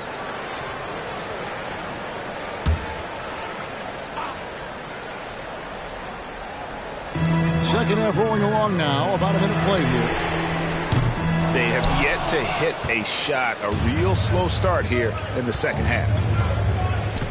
To the middle, deflects the pass, and stolen by Wembanyama. Green against Poole, inside, here's Barnes, and it's Barnes slamming it down. That's a stomach punch, guys. Turn it over and give him a free run to the bucket. Oh, you're so right. No question who has the momentum now. You know, those kinds of plays can be difference makers, game changers, momentum shifters, especially in a close contest where 1 or 2 possessions can impact the outcome. And it's Barnes slamming it down. And he's an automatic finisher when he gets into that area. He is, and he picks the simple one-hand stuff to get the 2 points. Hey, guys, I know I'm stating the obvious here, but those could be an important 2 points considering how close this game is. Let's take a look at the players that have been grabbing rebounds in bunches to lead the NBA over the last 10 games. Victor Wembanyama, number 1.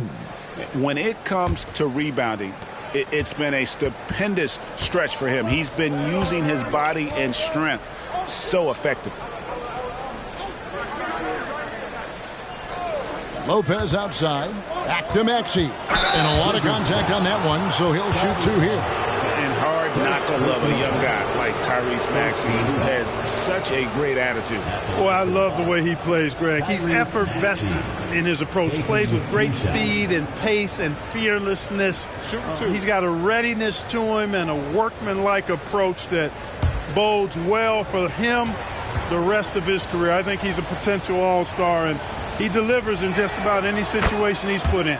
And he knocks down the first one. You know, one of the things you really appreciate about Maxey is how freely he plays. He just throws himself in there, fearless about looking for ways to get involved in the play and then make an impact.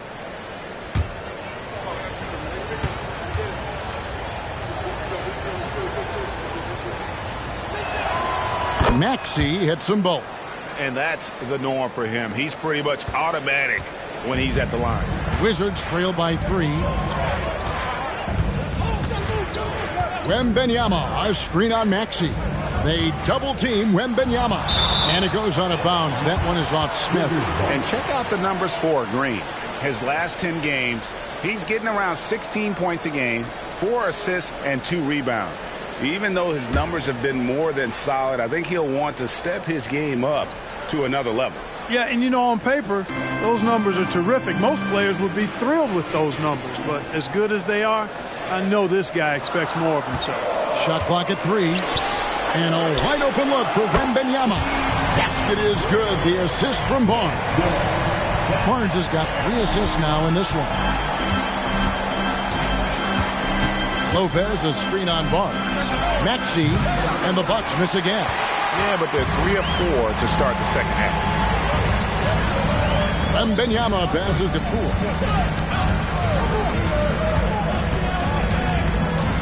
Passes it to Okoro.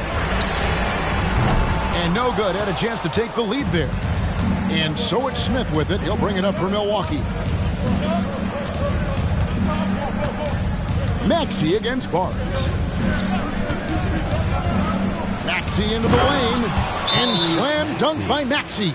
Every time Maxey steps on the floor, you expect a big scoring night. Tyrese can explode offensively at any time. And let's take a look at the numbers for Maxey. And he's among the top 20 players in three-point field goal percentage. He has been locked and loaded from beyond. And yeah, one of the most dangerous scorers in the game. He's already come up big in some key games this year. His teammates really feed off his presence, I think. A tough first half, but it's been a different story here since the break. Poole the pass to Okoro. Here's Wembanyama, covered by Smith. And it's going to be out of bounds. The Wizards will retain possession. Kyle Lowry, he's checked in for Washington. Santi Aldama's checked in for Milwaukee.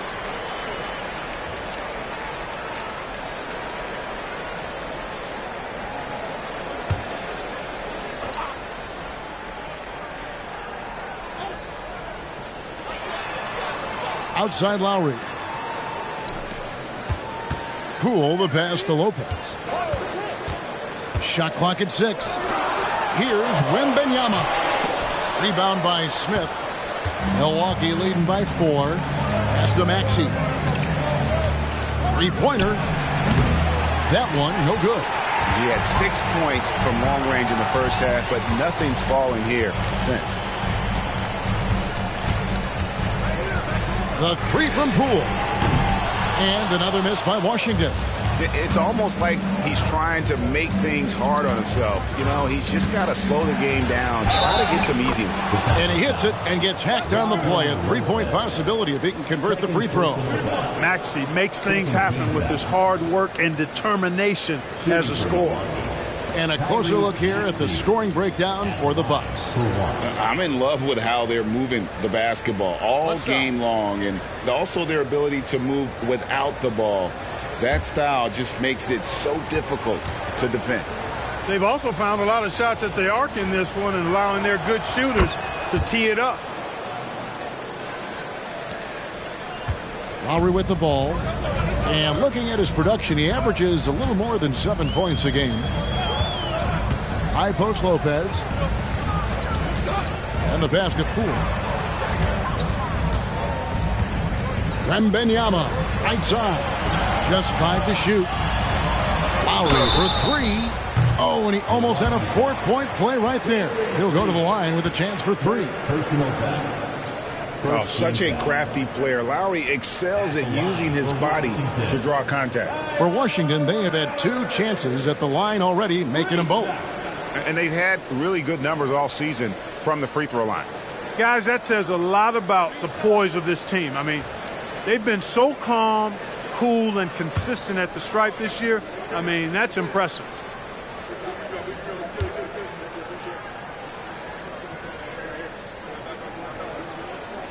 And he hits the first of 3. You can just see and feel the passion behind the play of Kyle Lowry. It's like he's always got something to prove every time he's out there, and that energy is contagious. It spreads to his guys as well.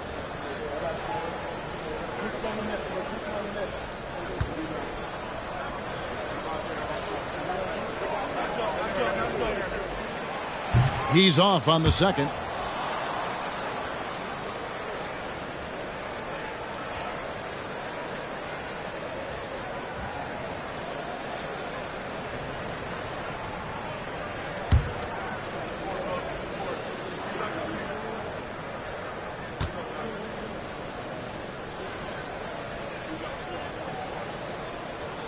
And he nails the third. Bucks leading by 5. Now here's Green. He's got 7. Outside, Maxey. Pass to Aldama. In the corner, Smith with it. 5 to shoot. Kicks it out to Maxey. Off the mark there with the 3-point shot. Wizards have gone a lackluster 3 of 9 from the field since halftime. Lowry deciding where to go with it here. opponent. Lowry's got 4 points this quarter. That's a nice display of patience inside from Lowry. Didn't rush his shot, takes his time, and really does a nice job sinking these high percentage looks. Now here's Green. Lopez, no luck. Wembanyama with it. Maxey covering. Barnes left side. Back to Wembanyama. The kick out to Poole. Wembanyama sets a screen for Poole. For the tie. The rebound by the Bucks. And he didn't punish them for the weak coverage there, but they can't count on him to continue missing. Green passes to Lopez. Got a piece of it. Pass to Maxey. And the Bucks miss again. Wizards trail by 3. Wembanyama finds Lowry. Pass to Lopez. The kick out to Barnes. Wizards passing it around. Lowry dishes to Barnes.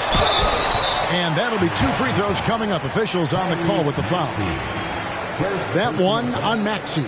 I mean, even from over here, you could see that one pretty clearly. No question about it. I mean, a ton of contact and a good call by the officials. 2 seconds.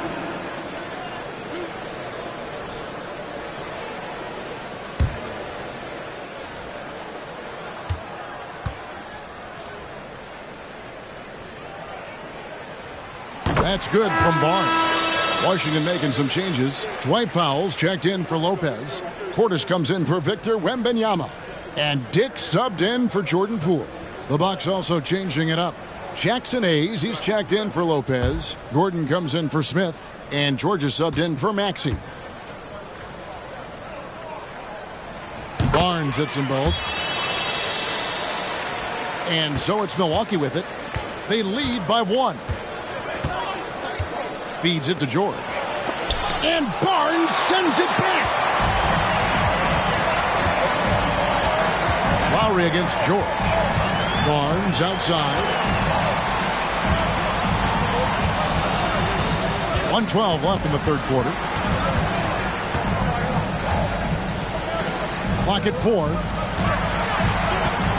Here's Dick. And he gets the whistle. 2 free throws coming up. And now, let's take a look at the upcoming schedule for the Washington Wizards. On Sunday, they'll be matching up against Mike Conley and the Indiana Pacers. Then on Thursday, they'll be matching up against DeMar DeRozan and the Los Angeles Clippers. And for that matchup against the Rockets, that's a contest that could easily go either way. Small mistakes could be the difference, and both teams will need to be at their best. Ties it up, and this next one could give them the lead. And you look at Grady Dick's physical gifts, and you see it's all there. Size, length, careful training, and hard work could make him into something special.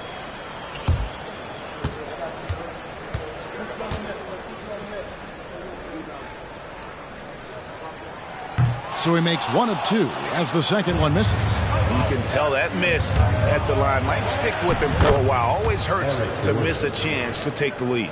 And Gordon has the burst of speed you like to see in a guard. Excellent at knifing through the defense to the cup. Now here's Lowry. He has 6. The pass to Barnes.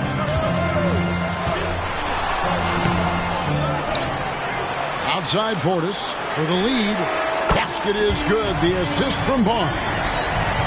Barnes has got 4 assists in the game. Bucks have gone 7 of 13 in the third quarter so far, just above 50%. Green passes to George. Barnes against Green. Clock at 6.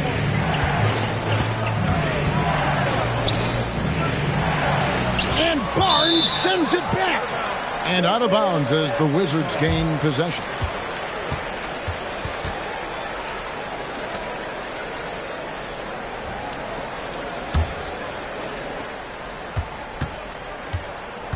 Here's Dick.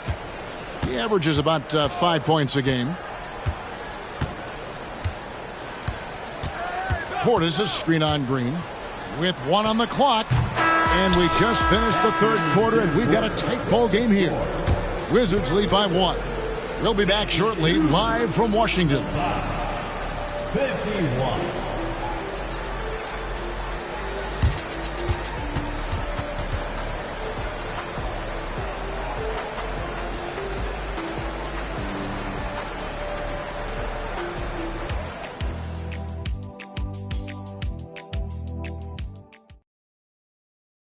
And it's time to bring up the State Farm assist of the game.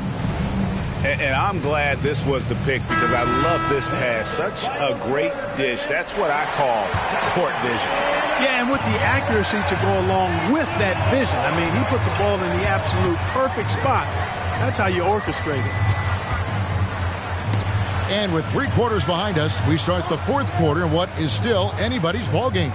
So with Smith sitting on the bench, here's the 5 for Doc Rivers right now. Santi Aldama is out there with Jackson Hayes. Then there's Gordon. Then it's George. And it's Maxey in at the point guard position. With the drive and slam dunk by Maxey. Boy, I like it. Quick, aggressive move by Maxey. And so Lowry will bring it up for Washington. They've led by as many as 11 points. Lowry setting the pick for Vassell. Rebounded by the Bucks.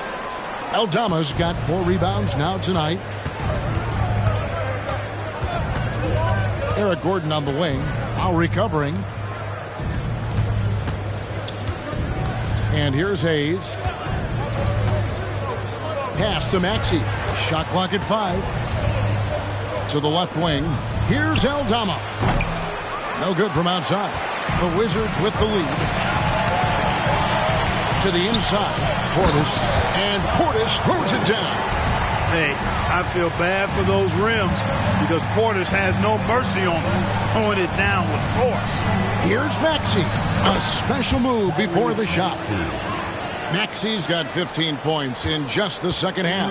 For Washington, they've gone 2 of 3 from the field to get the fourth quarter started. Bulls from the top of the key. Again, the Wizards good for 2.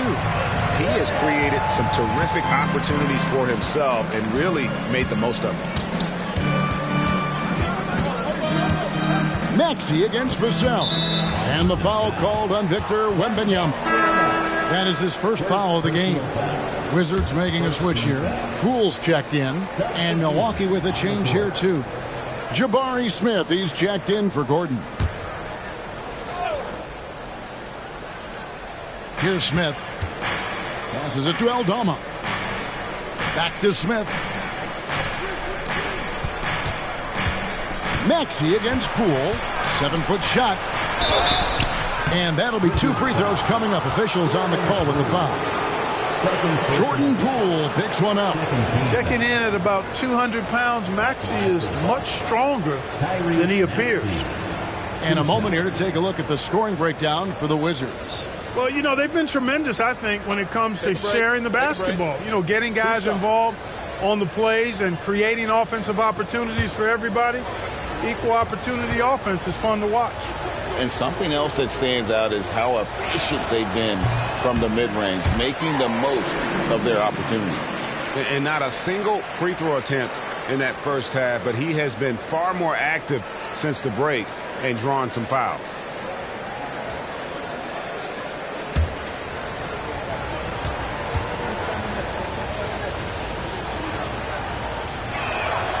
And he's good on the second.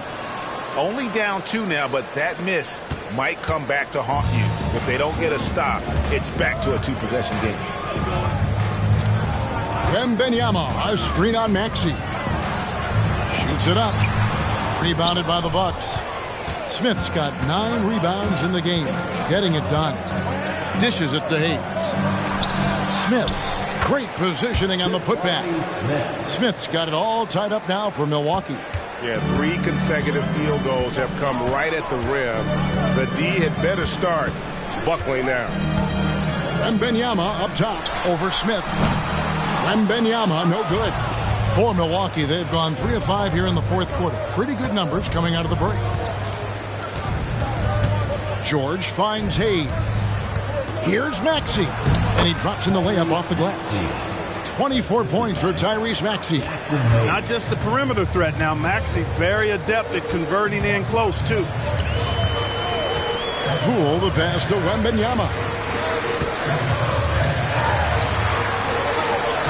Count it.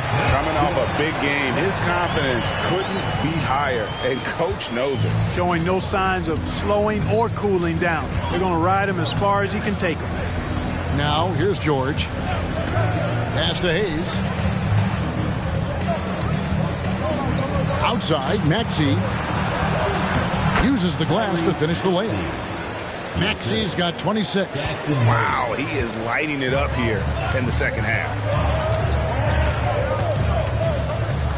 Now here's Vassell. Covered by Hayes. Wembanyama sets a screen for Vassell. Over in the corner, Portis. Just 5 to shoot. Portis the screen. Lowry from outside. It's rebounded by Hayes. And he didn't punish them for the weak coverage there, but they can't count on him to continue missing. Cloak loose. And the ball goes out of bounds. Last touch by Portis. Timeout called the Bucks. Timeout on the floor. Bucks timeout. It's time for some t-shirts. Let's make some noise.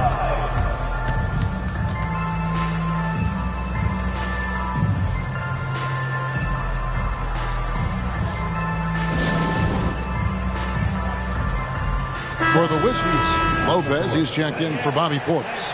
Scotty Barnes comes in for Devin Vassell. And it's Okoro in for Kyle Lowry. The Bucks also changing it up. Brook Lopez is checked in for Hayes.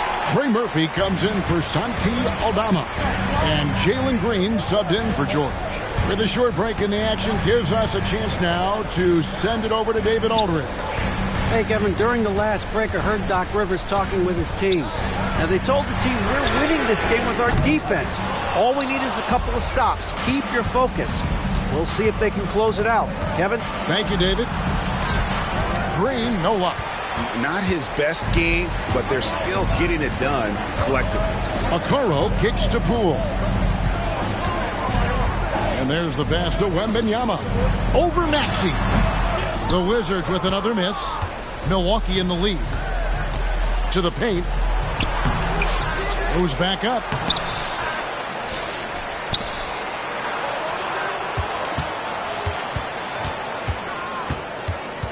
They shoot again. Barnes grabs the miss. Barnes has got his 4th rebound in this one. Pass to Wembanyama. They double team Wembanyama. Poole the pass to Okoro. Passes to Barnes. Over Maxey. Barnes can't get it to go. For Milwaukee, they've gone 5 of 12 from the field entering the 4th quarter. And then Smith with the dunk. Smith rising to the occasion, making a play when they needed it. Wizards trail by 4. It's stolen by Smith. And here's the fast break. And the wide open shot from Green. Drills the three-pointer. Really crisp, intelligent passing to make that basket possible. Maxey against Poole. Pass to Wembanyama. They need this. That one, no good. Hey, you know, I like the competitive spirit, but when you look at it, I think he rushed that 3 a little bit because he was trying to get back at his opponent. Bounce pass Maxey, and out of bounds as the Wizards gain possession. That is just a careless turnover. You've got to be smarter in those exchanges.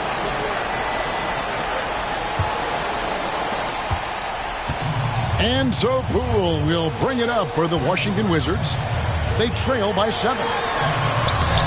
Rebound by Smith. Smith's got rebound number 11 for him here tonight. Green passes to Lopez. We've got 1:13 left in the 4th quarter. And Barnes sends it back. This is a do-or-die possession. They have got to get points. It really does come down to this. I mean, come up empty, and it's over. How about the rookie with the big shot? Wembanyama showing us he can meet those high expectations. And Milwaukee has possession, following the bucket by the Wizards. Maxey against Barnes. And that one's good. Maxey's got the lead up to 7 now for the Bucks. Relentless in their approach, even with the game firmly in hand. And, you know, until that final buzzer sounds, I mean, you've got to treat every possession like it's crucial. Washington calls timeout. They're behind by 7. There's 47 seconds left in the game.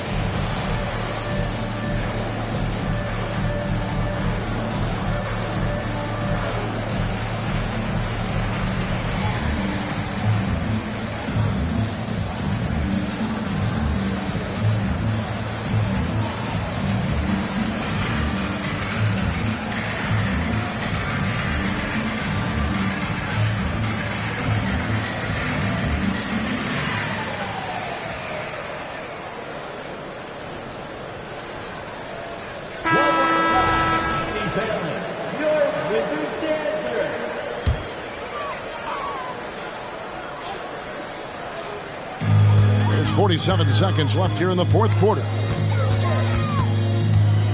Over to the wing. Wembanyama, that's for 2. Green with the rebound. Tell you what, guys, you don't see that often. I mean, when he's this open, usually it's lights out. And it's just competing, you know, giving your best when it matters most. Yeah, you know, once they got victory in their view, a huge injection of energy and a great run to finish it off. Yeah, you hate to give up a foul on a three-point attempt. Yeah, unnecessary. I mean, make them earn those points from deep. Don't give them to them free at the line. Wizards, Jordan Poole.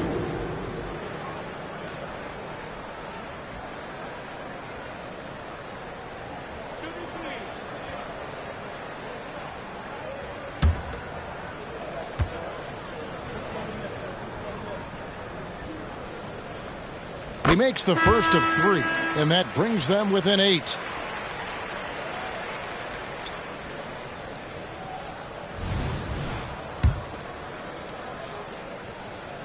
He makes the second free throw, and that narrows the gap to 7.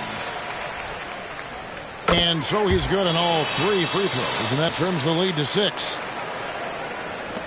23 seconds left in the fourth quarter of this one, and now we've got the intentional foul. Second personal foul.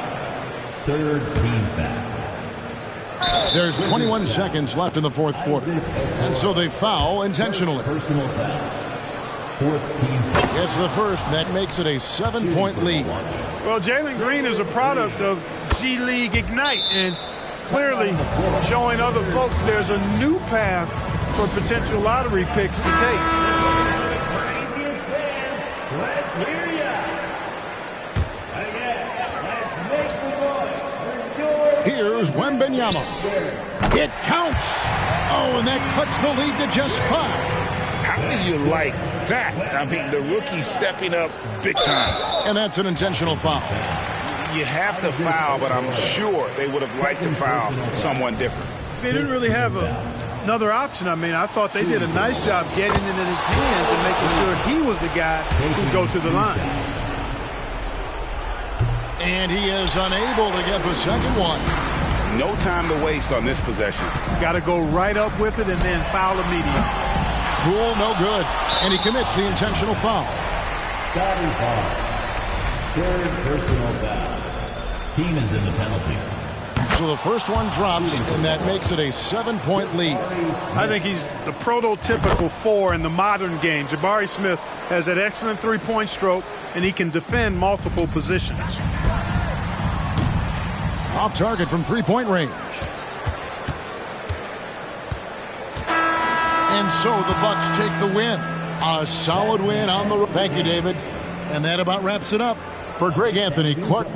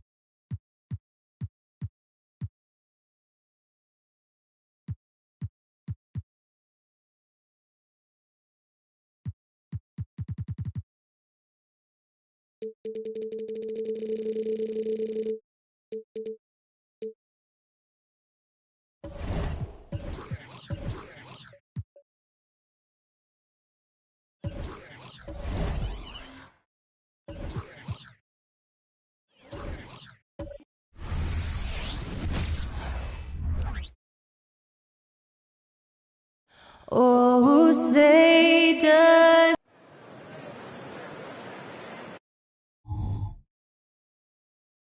A festive atmosphere inside the building. Pretty interesting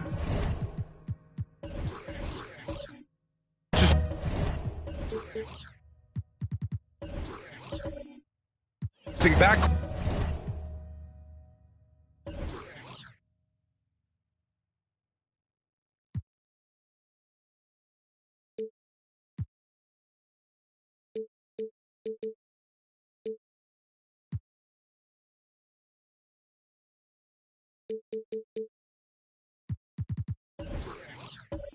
Matchup here, Grant, with a lot of star power at the guard positions on both sides. And you know, traditionally, BA, when big guys match up, it's all about the power. But this contest is about finesse. Who can outplay and outsmart the competition?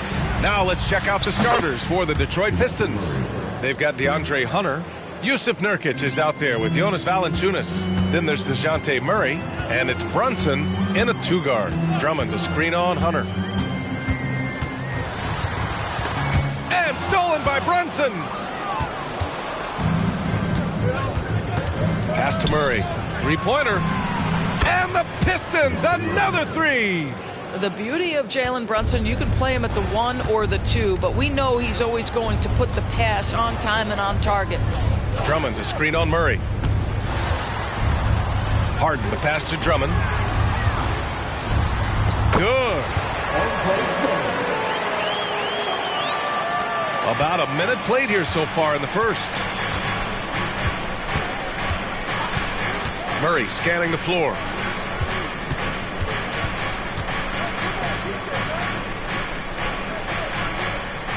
Outside Brunson. 6 on the shot clock. And he drops in the layup off the glass. This is what makes Jalen Brunson special. You've got to knock down contested shots. Mr. Brunson up to the task. Outside Harden to the middle. Here's Drummond. Pass to Horford. Second chance effort. The Pistons clear it. This, of course, their first opportunity to play Brooklyn this season. And Hunter, here we go. Yes, and a nice assist from Brunson. Boy, 4 for 4 to get things started. Must have been a good shoot-around this morning. For Brooklyn, they've gone 1 for 3 so far. Well, you look at the length and athleticism of this young Pistons roster, Grant. Quite the foundation. Yeah, B.A. I mean, those are things you can't teach. So the rate at which this new-look coaching staff develops that will determine just how quickly they can deliver on that innate capability. Pass to Brunson. Lets the 3 fly. They get the rebound. Nurkic, always a nice way to start, makes his first one. This has been just a dreadful start for them defensively. Not good at all. Murray against Harden. Drummond to screen on Murray. Three-pointer, Harden. Rebounded by Nurkic. 1 of 5 to start the game. They have to slow down and just play their brand of basketball. And it's Murray finishing it off. They've been very effective so far. A balanced attack at its best. On the offensive end, it feels like they're getting the shots they want, and defensively, they are connected and on a string. Here's Harden. The Pistons getting their last shot to go, and he gets it to go. You see, in pick-and-roll action, this is where the intellect, the feel, the craftiness, the mastery of James Harden is all on display. Now here's Murray. Give him 8 points now. He gets it in there. Brunson's got his second basket of the night. And what's working here? Each guy is willing to make the next pass. Brooklyn calls timeout.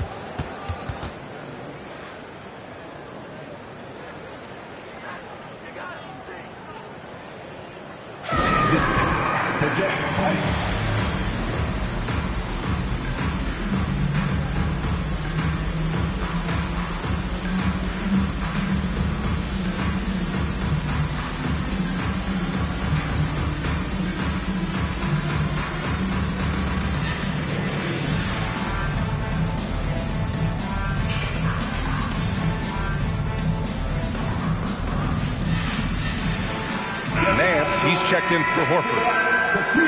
Now that we're into the new year, how about a check on the Eastern Conference standings?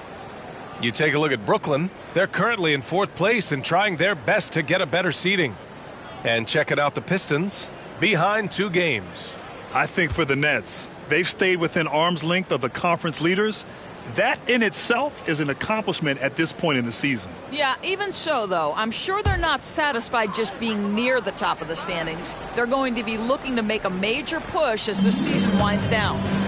Now here's Harden, coming off a 31-point game. Boy, a really tough quarter for this guy, just struggling to make shots right now. Brunson finds Murray. Back to Brunson. Let's go with a 3. Oh, he nails that one. 3 for 4 now. They're not wasting any time putting their stamp on this game. What a start. And they've been doing it largely at the offensive end. If the defense does not adjust, this could be a blowout. Now here's Harden. You know, his stats have been solid, averaging around 18.5 points a game. And a guy who entered the league in a supporting role, Doris. Jalen Brunson, now a legitimate star. He is, B.A., and consider that this is a man who was drafted in the 2nd round and just kept working, biding his time, and contributing to winning. And the greater the opportunity, the more he has stretched to meet that opportunity. They need something good to happen here. Yeah, they've gone way too long without a score. Pass to Drummond. There's the 3. Valanciunas with a rebound. And here are the Pistons. They're on a 19-4 run. Murray's shot is good. Yeah, the closer he gets, the deadlier Murray can be. He just enjoys working close in. Nance with a screen on Murray. And the jam by Drummond. How about the anticipation from Andre Drummond, understanding the alley-oop is there and converting with style. Murray against Harden. Pass to Hunter. Back to Valanciunas. And here's Brunson. Had a career game his last time out. Bucket after bucket. Good efficiency. He's drained 4 out of 5. And now almost all their points coming from the paint. And here's Harden. He'll bring it up for the Brooklyn Nets. Trailing by 17. Drummond to screen on Murray. Harden the pass to Drummond. And Nurkic with the block. Showing off the timing and awareness defensively. Better think twice before challenging Nurkic. Outside Murray. Pass to Valanciunas. And here's Hunter for 3. Another 3 for Detroit. Timeout. Their ability to space the floor has been the story of this game. And what surprises me is the defense hasn't done anything to take away that three-point shot. That has been their preferred weapon tonight. Timeout called. Brooklyn.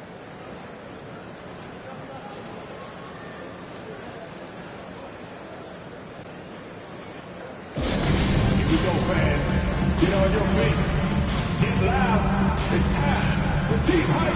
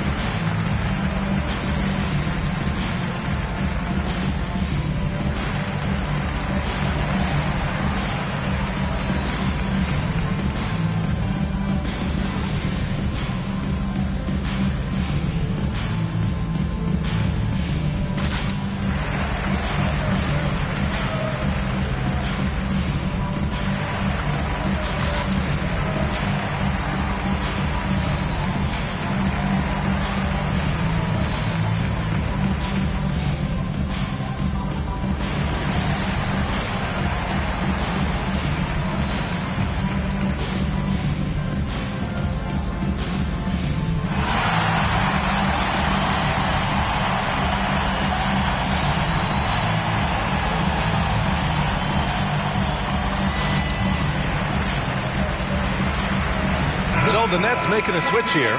Bogdanovich is checked in. The Pistons making a switch here.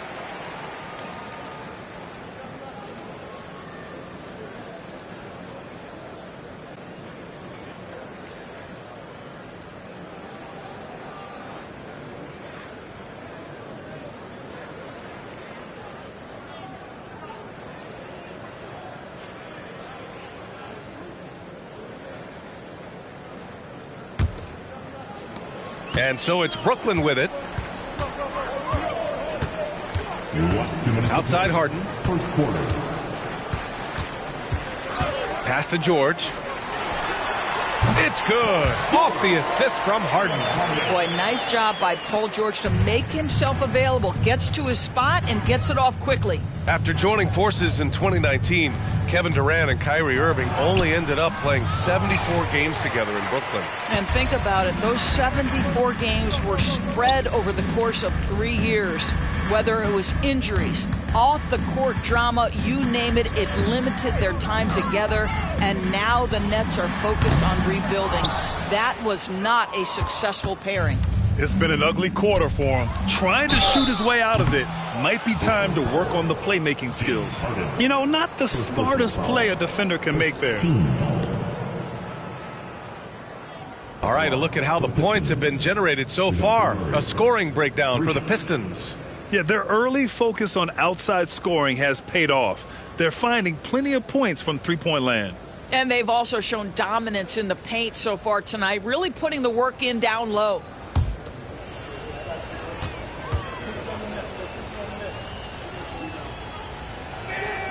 And he's good on the first of 3. And DeJounte Murray is truly the complete package. He does a little of this and a little of that.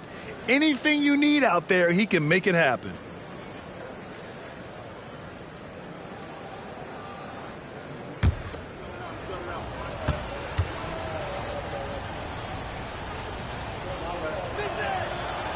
He does not get the second one.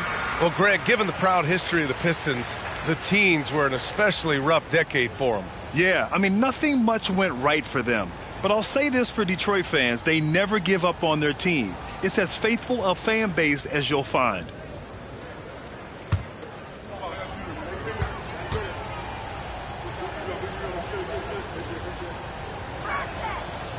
And without a superstar scorer, Grant, the question has always been, how does this Nets team generate enough offense?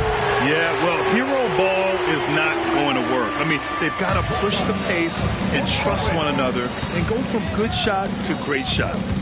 Now here's Murray. He's got 11.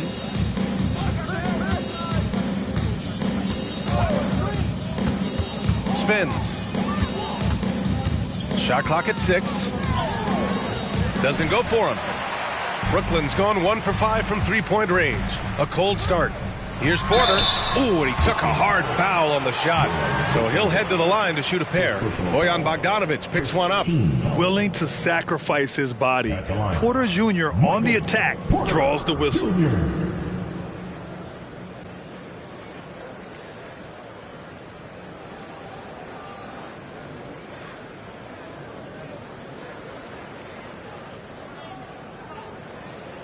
Shooting 2.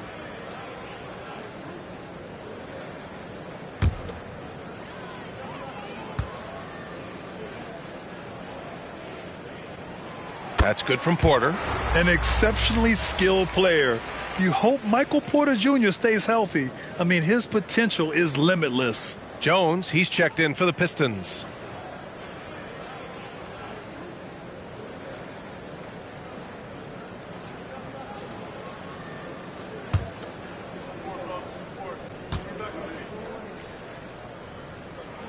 Porter hits them both. There's 42 seconds left in the opening quarter. Bogdanović against Brunson. To the paint. Here's Gallinari. Basket is good. Off the assist from Brunson. Brunson's got his 4th assist in this one. An outstanding first quarter from the field. Anthony up top. Defended by Jones. Anthony feeling it out a bit.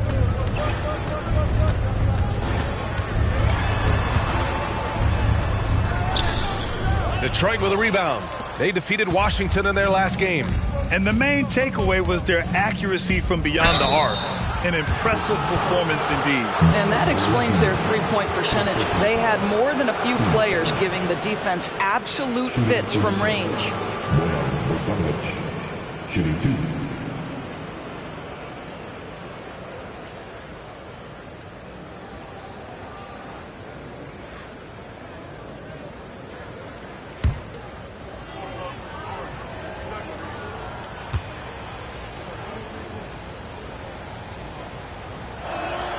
First one falls for him. There's a lot to like about Bogdanovic's game. He's a skilled scorer, he's a capable defender, and I think there's some leadership qualities there.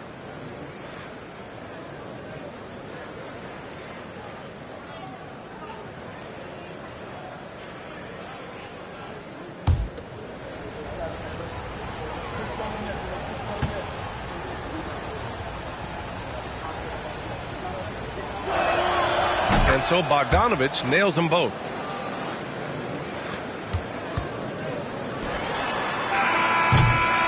And so it's the Detroit Pistons feeling confident. 18-point lead to win that quarter. They've done well to disrupt the opposition, playing inspired defense. More NBA on 2K Sports right after this.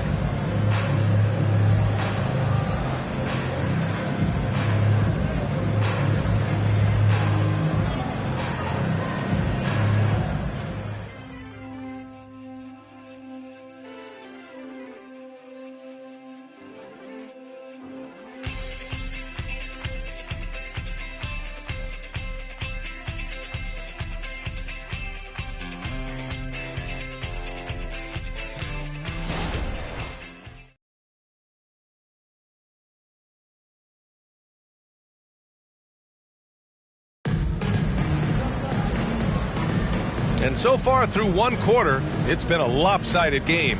We'll see if that changes here in the second. Boy, the Pistons have been rolling along.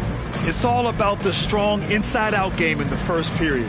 It really helped them get some clean looks down low. It is great when you can get that established early, because to me it opens up every other aspect of your game. And so it's Bogdanović with it. He brings it up for Brooklyn. They trail by 18. Such a critical time of year for a lot of teams, Grant. Everybody jockeying for playoff position. I love it. And we all know how important seeding can be come the postseason. So even teams outside the playoff picture still have time as long as they make their move now. Setting the floor for Detroit. Bojan Bogdanovic out there with Danilo Gallinari. Then it's Trey Jones. Then there's Jalen Brunson. And it's Tillman in at the 5 down low. Let's check in with our reporter, Allie LaForce. Well, Michael Porter Jr. never lacks for confidence in his jump shot, but he said offense for me should be an autopilot. I should be focused on the intangibles, the defense, the rebounding, the dirty work. That involves you in a game. Brian, the buy-in and the commitment to the little things has not gone unnoticed. Yeah, I love that. That's a great point. Thanks, Allie. Take a break. Take a break. 2 shots.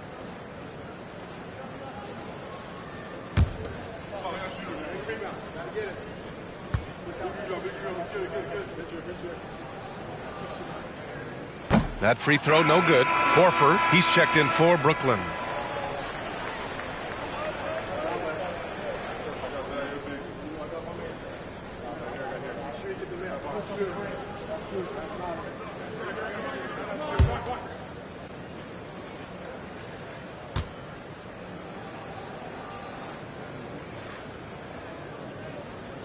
And he's good on the second. Here's Brunson.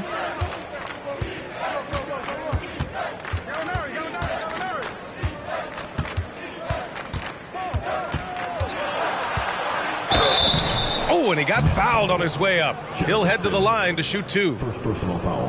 What we know about Jalen Brunson is this guy is not afraid to take it to the cup. He's ready to challenge defenders. 2 shots.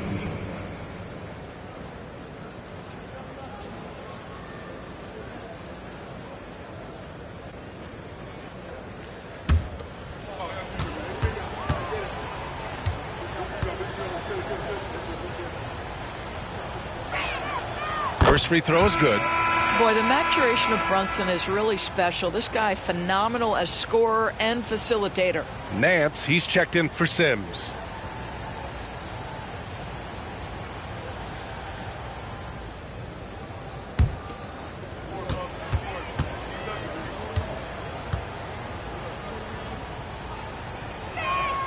Both free throws good from Brunson.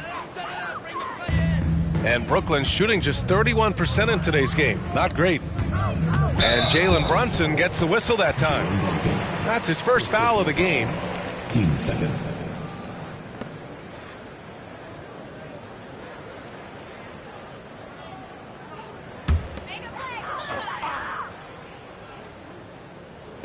And we're now about a minute into this second quarter of play. Horford, a screen on Brunson. Well, really good effort on defense from Jalen Brunson, really making it hard on his man to try to score. And they're +5 on the boards after that rebound. Gallinari for 3. Drills it from deep. Gallinari's got 5 now. Making plays at both ends of the floor, and it shows up in the box score. Well, what I love is the energy they're bringing right now. They're ignoring the scoreboard and playing hard. Now here's Bogdanovic. He's been productive, averaging just over 7 points a game. Screened by Horford. Clock at 6.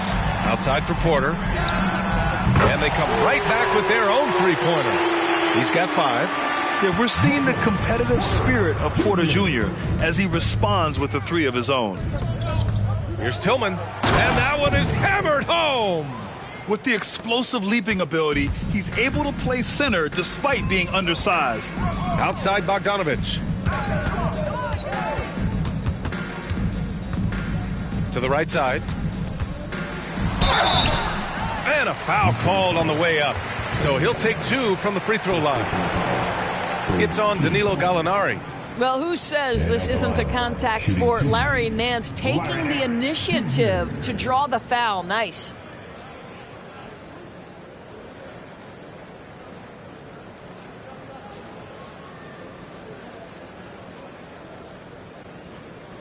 Take a break. Take a break. 2 shots.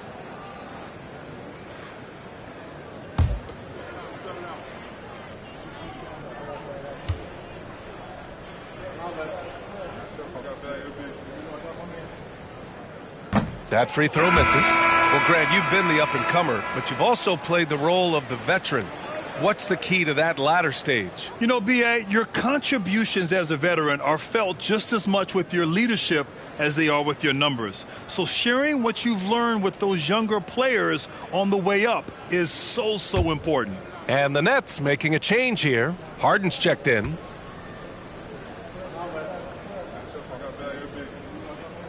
And he sinks the second. Getting themselves to the line this quarter is a good way to get their offense rolling. Harden against Jones. Pass to Brunson. Three-pointer. Another three for Detroit. Yeah, simply stated, Jalen Brunson filling it up right now. There are no signs that he's slowing down anytime soon. Harden against Jones. And here's Horford for three. Yes, and a nice assist from Harden. Harden's got 3 assists tonight. Man, this is just fun. These teams are trading threes back and forth. Well, that three-point shot just gives you so much room to operate on the offensive end. And there it is for him. Yeah, more points coming from inside. In that respect, they've been the more aggressive team. Jones against Harden. Nance, the pass to Porter. And Nurkic with the block. Now here's Brunson. 18 points for him. Outside Bogdanovic. Pass to Nurkic. Outside Bogdanovic. Jones from outside. Here's Nurkic. And that one's good with extra effort on the glass. Nurkic has got his second bucket of the night. And right now they're +8 in the rebounding category. That's helping them run away with this. Lets it fly. Detroit with a rebound. Nurkic has got rebound number 7 tonight. Brunson looks it over. Picked by Bogdanovic. Brunson passes to Nurkic. Nice D from Horford. Boy, in that close, he's almost automatic. Boy, that's pretty good defense. Wow. And Grant, you look at the longevity of Horford's career. He's done a great job reinventing himself. You know, B.A., he added the 3 to his game once he hit 30, and that has extended his career by changing how he plays. He still can be an X factor on any given night. Detroit calls timeout. Guard it.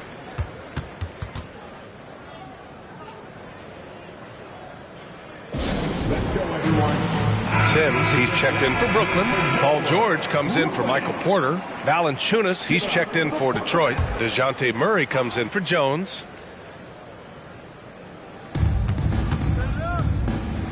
Oh, George with a steal. On the wing, Harden. Beyond the arc. And the Nets, another 3. Man, they're having a hard time defending the triple. That's 3 in a row. The Pistons have gotten an impressive 6 of 8 shots to fall in the second. Pass to Valanciunas. Nurkic inside. Can't cash it in from close range. Despite the miss, those are the kind of looks coaches hope to create. Here's Harden. And Harden with the slam. They're improving, but still find themselves behind. Yeah, but this run started with tighter execution at both ends, and that'll need to be maintained for them to have a chance to take the lead. Now here's Brunson. He's got 18. Well, seized up just a little bit at the last second. That's when he normally converts. George passes to Sims. It's not going to go for him. Some solid defense from Brunson. And Brunson's got the ball here for the Detroit Pistons. It's an 18-point lead. Here's Valanciunas. Oh, that one's off. Still out of sync. And he's going for the oop here. Throw it down on the lob. What a slick look by Paul George. Defense expecting him to shoot, but he decides otherwise. Pass to Valanciunas. Here's Nurkic. 11 feet out, and he hits it. Nurkic has got 6 points. Well, deliver the pass where your teammate can do something with it. Nice. Screen by Horford. Here's George. Again, the Nets score. It was a rough start for them scoring the ball, but they look like now they're really finding their rhythm and flow. Harden against Murray. Stolen by Harden. A minute 29 left in the first half. Pass to George. From downtown. Yes, and a nice assist from Harden. He's got 7. And their shots are dropping with more consistency now. Brunson against George. And there's the rejection. And it's out of bounds to the Pistons as Detroit retains possession. And you got to be in awe of incredible defensive efforts like this. Oh, now that was a block. Some much-needed energy there to jumpstart them back into this game. And the Nets making a change here. Winslow's checked in. And the Pistons making a change here as well. Bogdanovich has checked in for Jalen Brunson.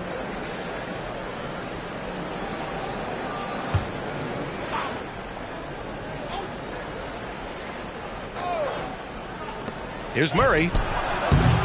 And a miss there off the inbound.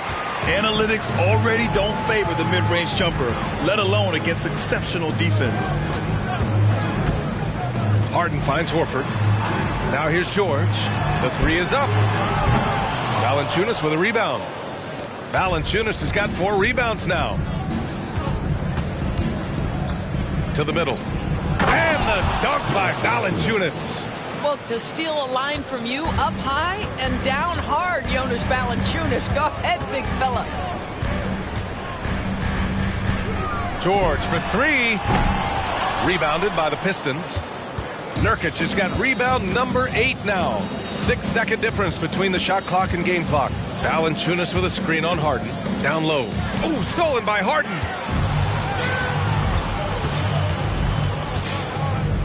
Here's Horford. And again, it's the Nets missing. Murray with it.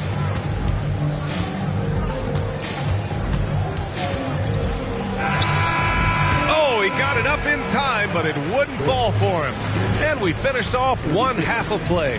With the Pistons on top, up by 15. And join us right back here after the break for the start of the second half.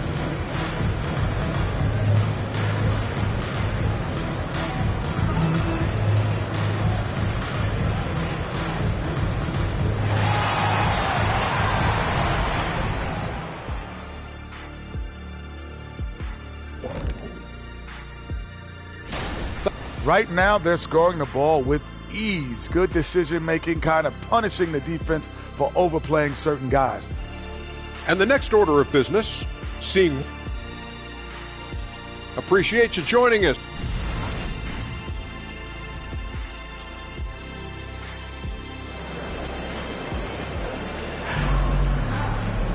And after a very lopsided first half, we'll see if things play out a little more evenly in the second. You look at Jalen Brunson. What a contribution. He was getting into the lane easily that first half. It's just relentless. Oh, this guy is such a good finisher on the move, and so far the defense has not been able to counter it.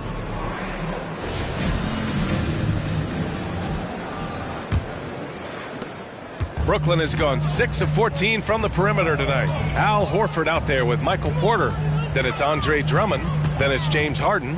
And it's George in at the shooting guard position. So that's the lineup for Brooklyn. No good. They really have a commanding lead, not just in points, but in rebounds as well. Outside Murray. Now Valanciunas. It's good. And the assist goes to Murray. Murray's got 3 assists tonight. But how about you get a look at the range of Jonas Valanciunas? Gets this done with his back to the basket, or in that case, the mid-range jumper. Now here's Harden. Trailing by 17. Got it. Harden's got 9. This team looks to him to score the ball. They feel good when he's taking the shots. Murray up top. Defended by Harden. Outside Brunson. Back to Murray.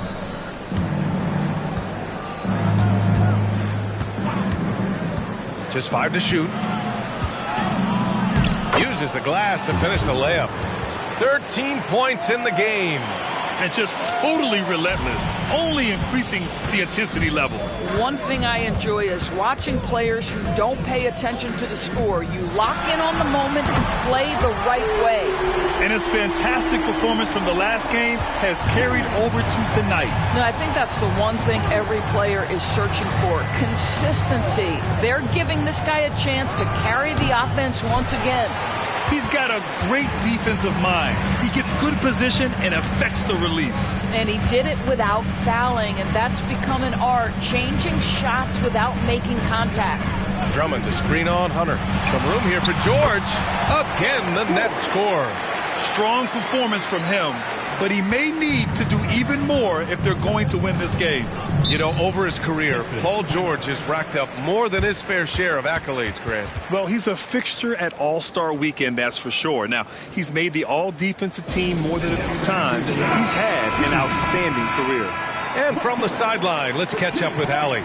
Brian, among the new trophies introduced last year, no doubt the Michael Jordan Trophy given to the league MVP is the most distinctive.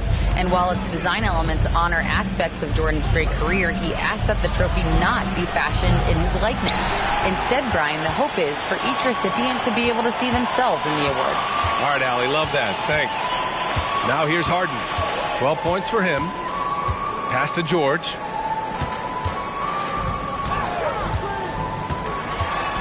Lets a floater go, and he scores it. Now 5 of 9 from the field. Boy, excellent start to the second half. They've missed just once in 5 attempts. Murray from outside. Good, and that makes him 6 for 9. A quality game for him so far. This guy has been a catalyst for them all game long. What a job leading them to this lead. And it's worth looking at the league's top scorers for the past month. These guys have been on a tear. 5th is Jalen Brunson. And this last month has been truly special for him. He's scoring at will and in a rhythm on offense. Brooklyn has gone 7 of 15 from distance in this game. George scanning the floor. Drummond to screen on Hunter. George, no good. The Pistons have gone 3 of 5 from the field in this third quarter. Brunson passes to Murray. Back to Brunson. There's the triple. Rebounded by the Nets. Porter's got his 4th rebound in this one. Horford in the high post. Horford draws the double. Pass to Harden. Drummond with the screen. Harden, the pass to Drummond. The putback. It's good on the putback. With that size and with that strength, it is such a problem trying to keep Andre Drummond off the offensive glass. Harden against Murray, and here's Brunson from the arc. It's good, and the assist goes to Murray. Murray's got 4 assists in the game.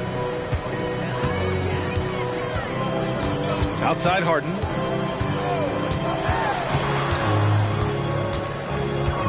George outside, fires for 3. Valanciunas with a rebound. Valanciunas has got 6 rebounds now in the game. Murray passes to Nurkic. Valanciunas down low. Porter's there. And here's Hunter for 3. It's rebounded by George. He is just so deadly from out there. You expect that to fall. Horford. And it's Brunson with the rebound. Brunson's got 5 rebounds tonight. The drive by Murray. He's got it going on. Now 7 for 10. Murray just owning things on the offensive end, getting to his shots and making them. Harden against Murray. And here's Harden. Detroit with a rebound. Nurkic has got 9 rebounds now. Outside Murray. Pass to Brunson. Wide open look. Ooh, he's looking good tonight. He's drilled 9 of 15 so far. He drops yet another dime, just facilitating this offense like a maestro. Screen by Horford. The three, George. Count it. That's his 6th field goal in 12 tries. Well, after netting one in the first half, that's the second deep ball to go down for this guy. Nurkic a screen on Harden. Pass to Brunson. Horford pulls it in. Well, the defense flat out awful right there, and he couldn't punish them for their mistake.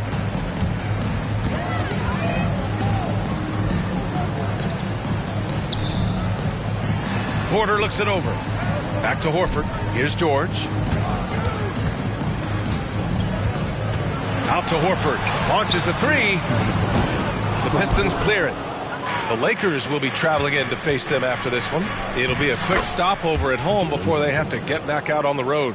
Boy, that play developed just the way they wanted, and Valanciunas made sure they got the bucket. What a tremendous pass. And so it's Brooklyn with it. The Pistons getting their last shot to go. Well done on the glass. Gets himself in position where he can use his size. Pass to Murray. Basket is good. Off the assist from Brunson. Brunson's got 6 assists here tonight. This run has been fueled by their matador defense. Now here's George. He's got 14. Horford a screen on Hunter. Nice shot by George. George has got 9 points in the quarter. Boy, it seems like every shot he puts up, it's going in. This guy is hot. Timeout. Detroit calls timeout. Good idea to call timeout. It looked like the guys were getting some heavy legs out there. Some changes for Brooklyn. Sims, he's checked in for Drummond. Nance comes in for Horford. And Cole Anthony subbed in for Harden. And a new group getting ready for the Pistons. Tillman's checked in for Yusuf Nurkic. Gallinari comes in for Valanciunas. Bogdanovich is checked in for Hunter. And Harris is subbed in for Jalen Brunson. Now here's Harris. There's Bogdanovich with the three. Hits a three-pointer. Bogdanovich has got 5 now. Boy, you love to see Bogdanovich stroke that deep ball. What an accomplished scorer from distance. Pass to George. They set the pick. Over Harris. The Pistons clear it. Clean look from mid-range. Coach will probably want to run that play again. Here's Murray. And a missed layup. And here's Anthony. He'll bring it up for the Brooklyn Nets. 2-second difference between shot and game clock. Jacks up a three. And George gets it to go on the assist by Anthony. George has got 12 points in just the second half. Here's Murray. 20 points for him.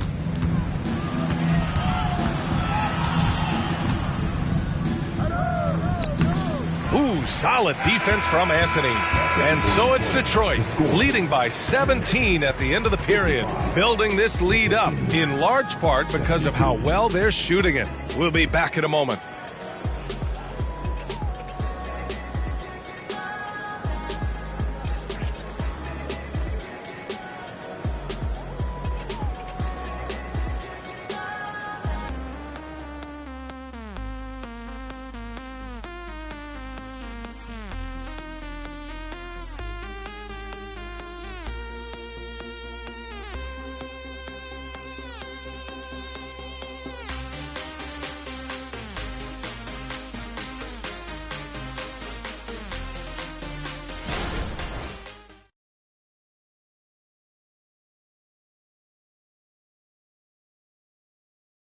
And let's take this opportunity to show you our State Farm assist of the game.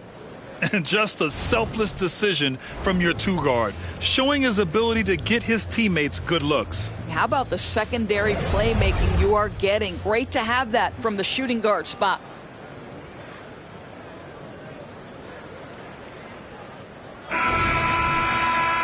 And we reach the fourth quarter in a game that may already be out of hand. The Pistons shooting about 60% for the game. Setting the floor for the Pistons. Jalen Brunson is out there with Trey Jones. Then there's Bojan Bogdanovic. Then it's Danilo Gallinari. And it's Tillman in at the pivot spot, manning the middle. Brooklyn shooting around 44%. Not bad. Harden with it. And it's Brunson picking him up. George for three. Yes. And a nice assist from Harden. Harden's got 5 assists tonight. Another triple for him. 3 in the second half, 4 total. Keep shooting it. Now here's Gallinari. Pass to Brunson. Outside Jones. And the 3 off target. Brunson against George. And here's Harden. And we played through about a minute here in the fourth. It's stolen by Bogdanovich. And the Pistons pushing it up now. And that one's good for Brunson.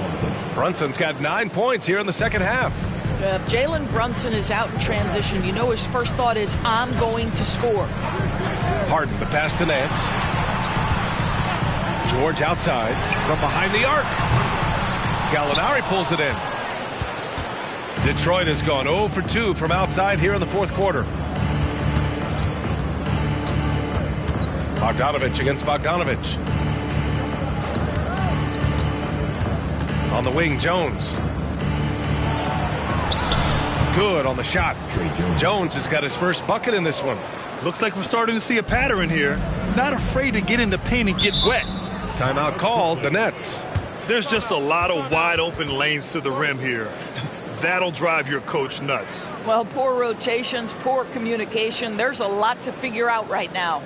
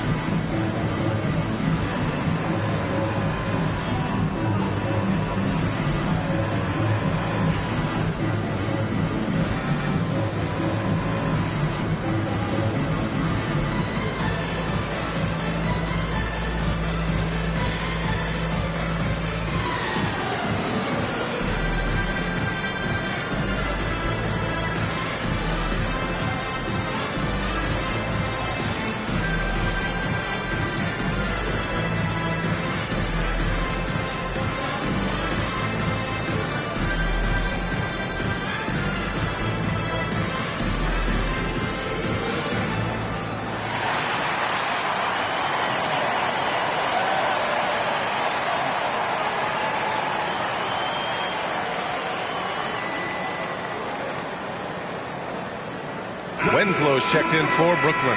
Hunter's checked in for the Pistons.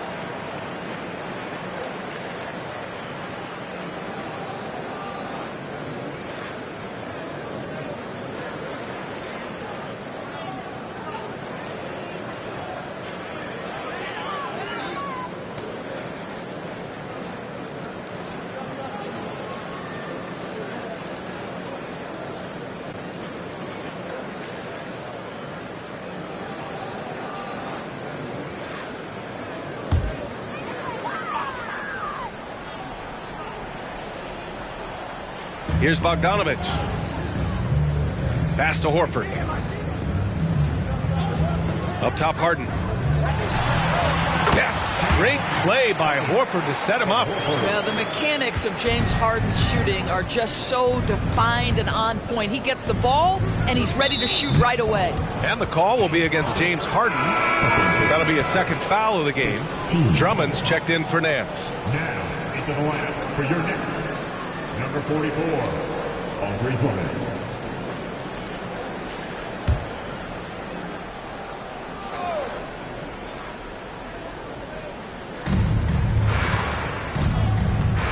Tillman with a screen. Drummond against Bogdanovich. Left side, Hunter. 6 on the shot clock. Pass to Brunson. The floater. Yep, that one goes. Brunson's got 29. Oh, that's a silky jump shot. Playing right over the top of the defense. Mr. Brunson, how good are you? Harden scanning the floor. Now here's Drummond. Outside for Harden.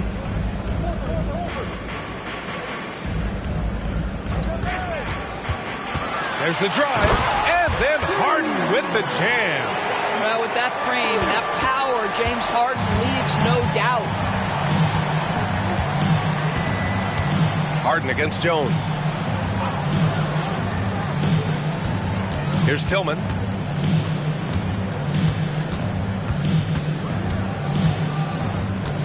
Outside Brunson. Over Bogdanovich. Brunson misses. The Nets have gone 3 of 4 in the fourth and looking confident on offense. Buries it from 3. Boy, you love to see this level of awareness from a big like Drummond. How about that feed to his teammate? Brunson passes to Hunter. Outside Bogdanovich.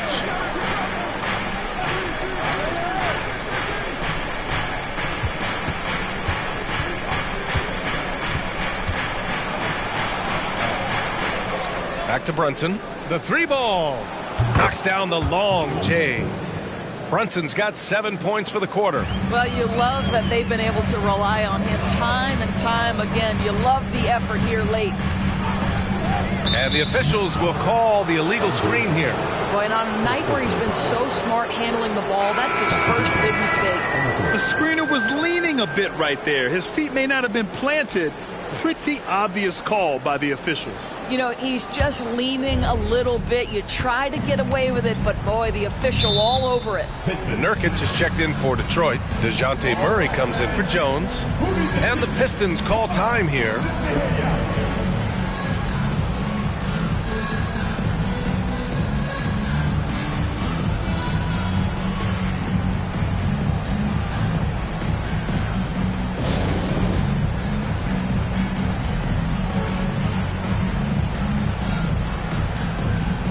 Brooklyn making some changes.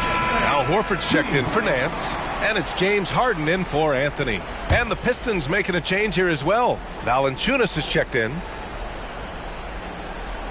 Here's Valanciunas. And again, the Pistons missing. Now here's George. Pass to Drummond. And they're going to count that bucket, and they'll send him to the line. It could be a three-point play. Boy, that takes a lot of force to finish through that kind of contact. Drummond able to do so, though. All right, guys, what do you think so far on the offensive approach for the Pistons? Well, even halftime, they couldn't slow them down. They've been hitting from the mid-range, though, all game long. Also, they've been living in the lane. They're getting the ball in close, and it's had a devastating impact all game long. That one misses for Drummond. Boy, one thing you can say about Andre Drummond, he is so steady. Statistically, it's the same story every year. Pass to Brunson. Puts up a 3. Second shot opportunity. Oh, Drummond with a block. That's tipped.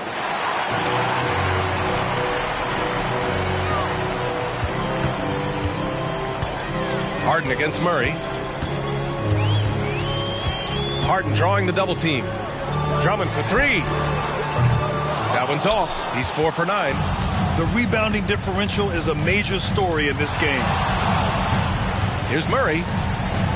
Cash. He's 9 for 14 in the game. And the defense has no one to blame but themselves. I mean, they just let him get right to the rim. To me, this has simply stated been a complete lack of defensive attention and focus all night long. Now here's Harden. Pass to George for 3. Good, and it's Horford who picks up the assist.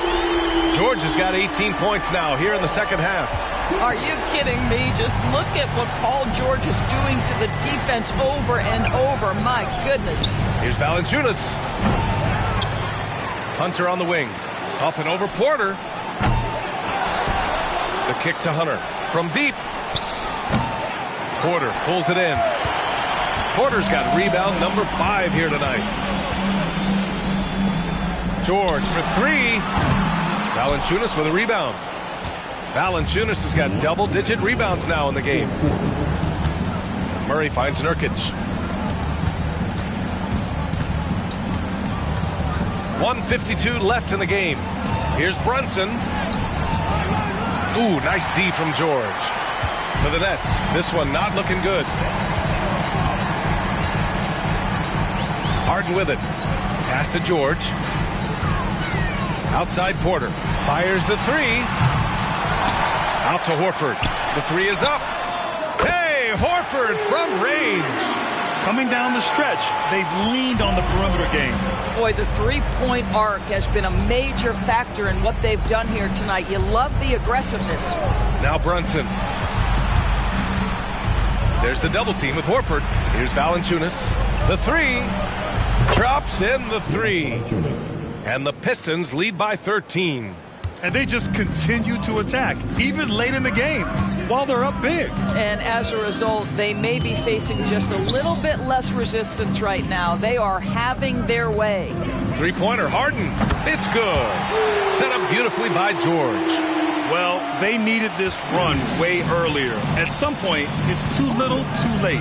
Yeah, but then again, this run came against a team that may have felt it had already won, and you get the sense it let its guard down. Now here's Brunson. Shot by Nurkic, no good. There's 42 seconds left in the fourth. Pass to George.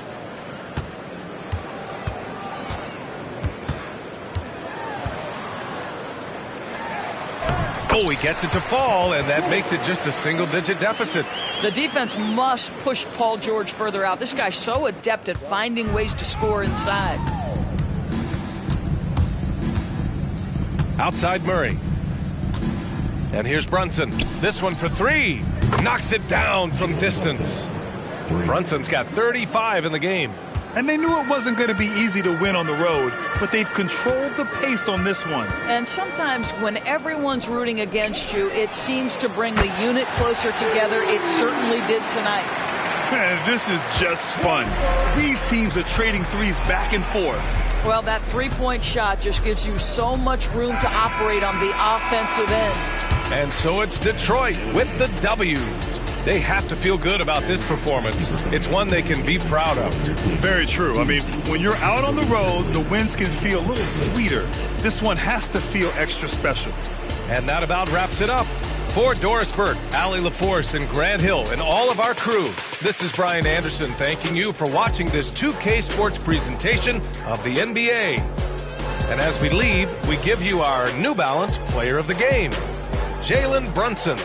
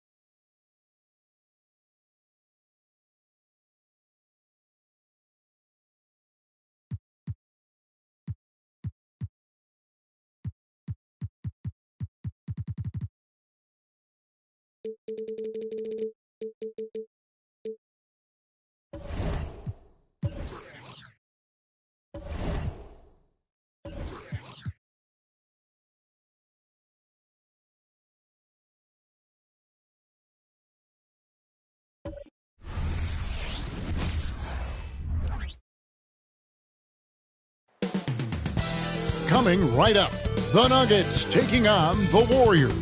For Denver, hard work.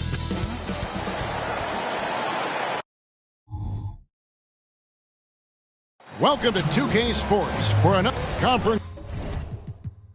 Rivals, Greg, butting heads in this one. How does that raise the stakes here?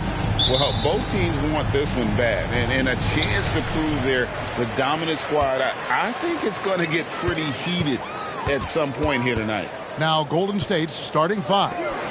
Murray out there with Allen. Then there's Jaylen Brown. Then it's Josh Hart. And it's Claxton in at the pivot spot, manning the middle. Brown deciding where to go with it. Passes it to Claxton. Now here's Murray. Hart with it from downtown. That's in there.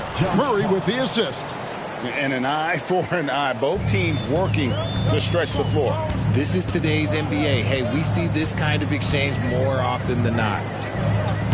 And play stops. Whistle on what looks to be an illegal swing. Oh, they've got their eyes on him, calling the foul right away.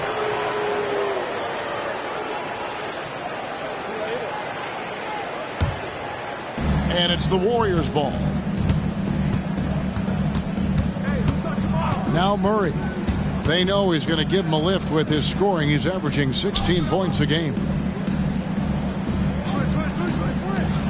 And here's Brown outside. Another three for Golden State. Gotta love the confidence. Brown wasting no time firing away. To the middle. Here's Gilgeous-Alexander. It's hauled in by Claxton. Golden State's gone 2 of 2 from three-point range here in the first quarter. Greg, isn't it amazing the way Gilgeous-Alexander has polished off his game? The footwork, Kevin, is impeccable. 3-level scorer, makes every shot imaginable. And what's scary, this guy still has another level to get to. And here's Brown outside. It's hauled in by the Nuggets. The defense just giving him the easy look there. He's not going to miss that. Caldwell Pope against Allen. Here's Gilgeous-Alexander. No good. Warriors have gone 2 of 3 here to start out the game. Murray, the pass to Claxton. There's Brown with the three. Wow, drew the contact, and that three almost went in, so he'll go to the line for 3 free throws. Surely one of the top players in the NBA, but Jaylen Brown has many other interests outside of basketball. Yeah, he likes to keep those brain muscles just as in shape as he is. He spends a lot of time playing piano, chess, doing yoga, and reading to keep himself sharp.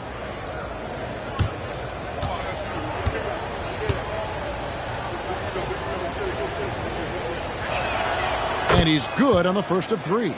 RJ, the Warriors' dominance of this era has put them among the best franchises of all time. Yes, I would completely agree with that. No one comes close to the Lakers and Celtics, though, Kev. The Warriors, after the Spurs, I think the Spurs are 3, but the Warriors and the Bulls, because they had 2 dominant eras and not much really before and not much really after. Brown, now an elite scorer in this league, really does it all.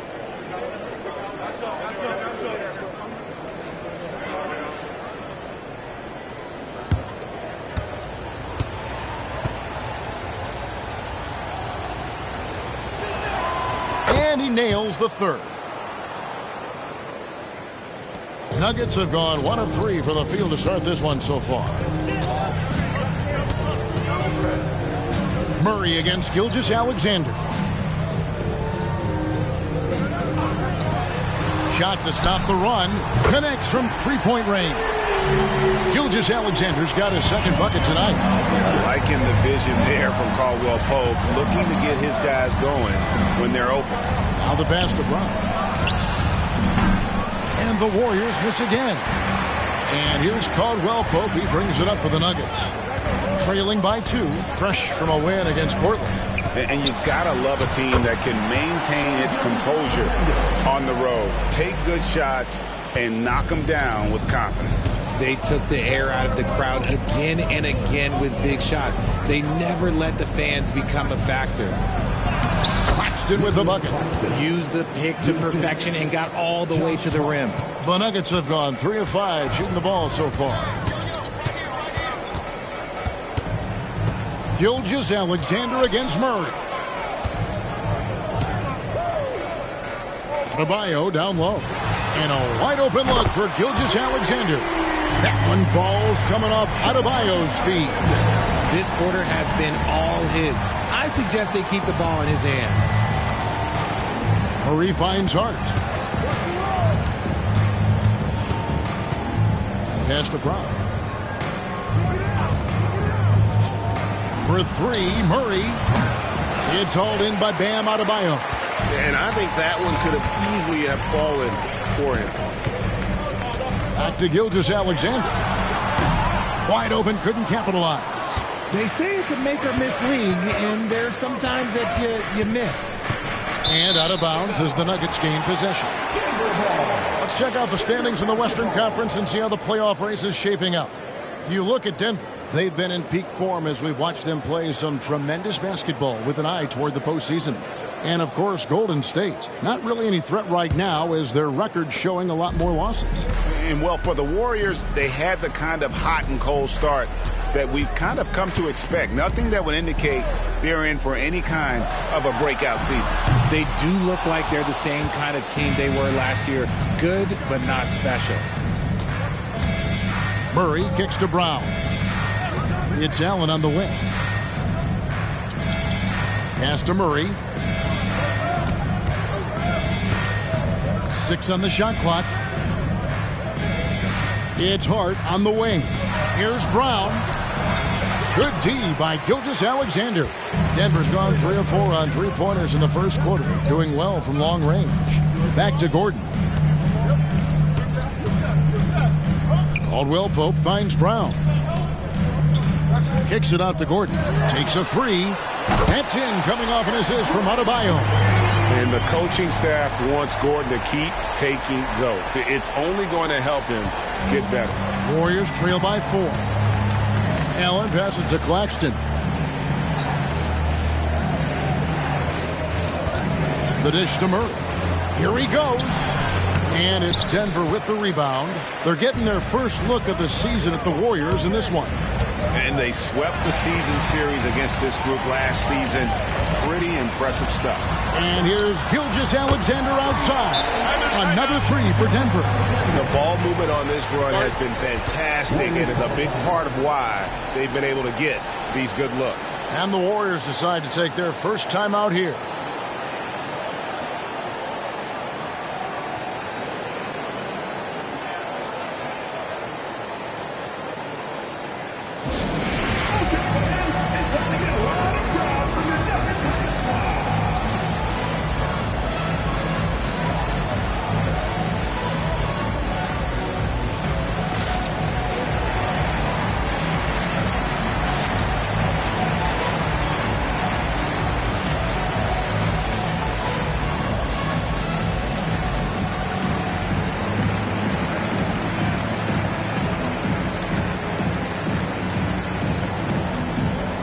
A different look for Denver. Buddy Hield, he's checked in for Gordon. Barnes comes in for Kentavious Caldwell-Pope. And it's T.J. McConnell in for Gilgeous-Alexander. Pass to Jackson Davis. Kicks it to Brown. To end the drought. And the Warriors miss again. Not really his best quarter as far as scoring. Let's see if he can eventually get back on track. Warriors trail by 7. 2 minutes remaining. And there's the foul. It'll go on T.J. McConnell. That is his first foul of the game. First personal foul. Second team foul.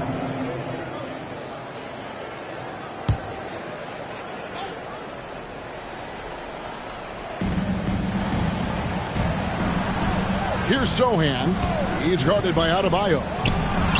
Craps in the tray. And he's not going to miss that sort of an opportunity from deep. Island against McConnell.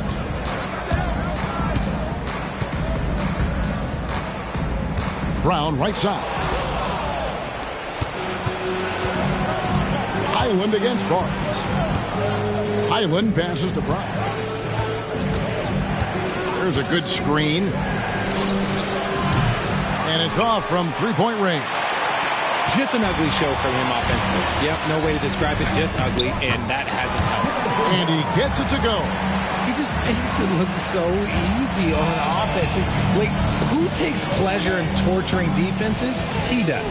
Talk about the value, Richard, of having a player like Harrison Barnes on your roster. It's immense. He's a steady veteran who finds multiple ways to impact the game. It sets the tone for the rest of the guys out there. They know they have to work as hard as he does. Look at Hield's unselfish approach. He's working to find everyone a look, not just himself. Here's Sohan. He's guarded by Adebayo. Here's Jackson Davis. It's good. Huge hole in the defense that possession. He didn't waste any time cutting through it. McConnell passes to Adebayo. He dishes it to Barnes. Brown sets a screen for Barnes. Over Beasley. Barnes finds Adebayo. Pocket 6. It's hauled in by Jackson Davis. Well, you have to like their work on the boards, Kevin, particularly here to start the game. Brown outside. Here's the three. Doesn't go that time. And so it's Denver bringing the quarter to a close with a 7-point lead. Their shooting has been the big key. Their percentage from the field so far has been terrific. And we'll be right back after this.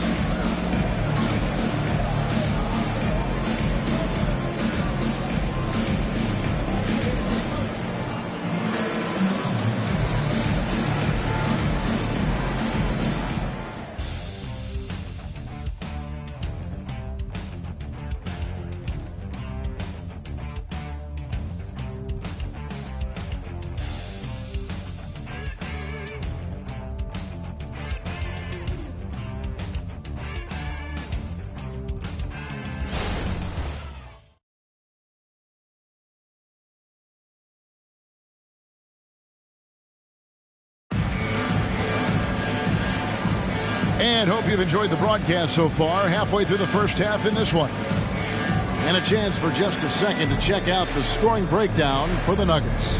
Well, so far, their long-range shooting has been the story, doing damage from deep.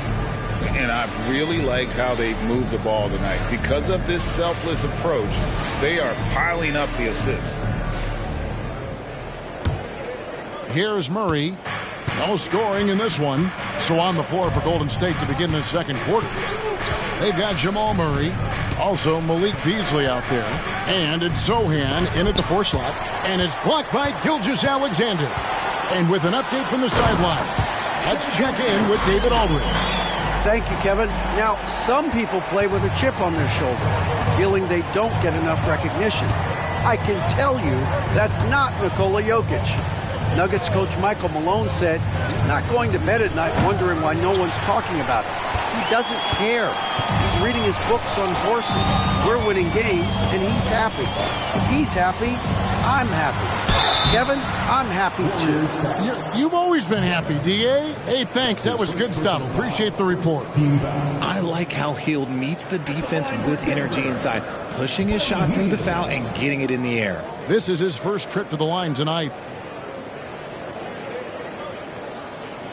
Take a break. Take a break. 2 shots.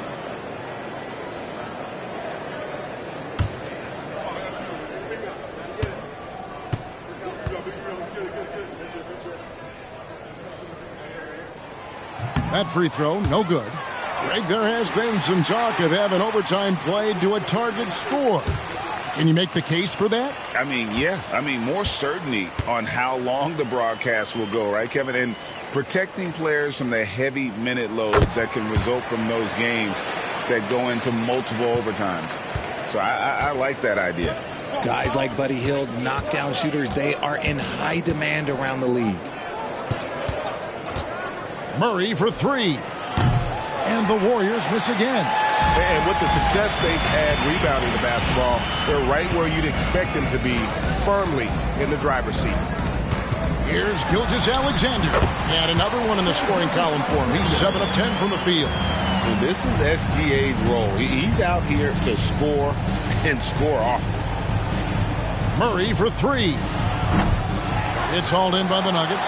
He's been held scoreless tonight, really just unable to make any sort of impact. And here's Barnes for 3.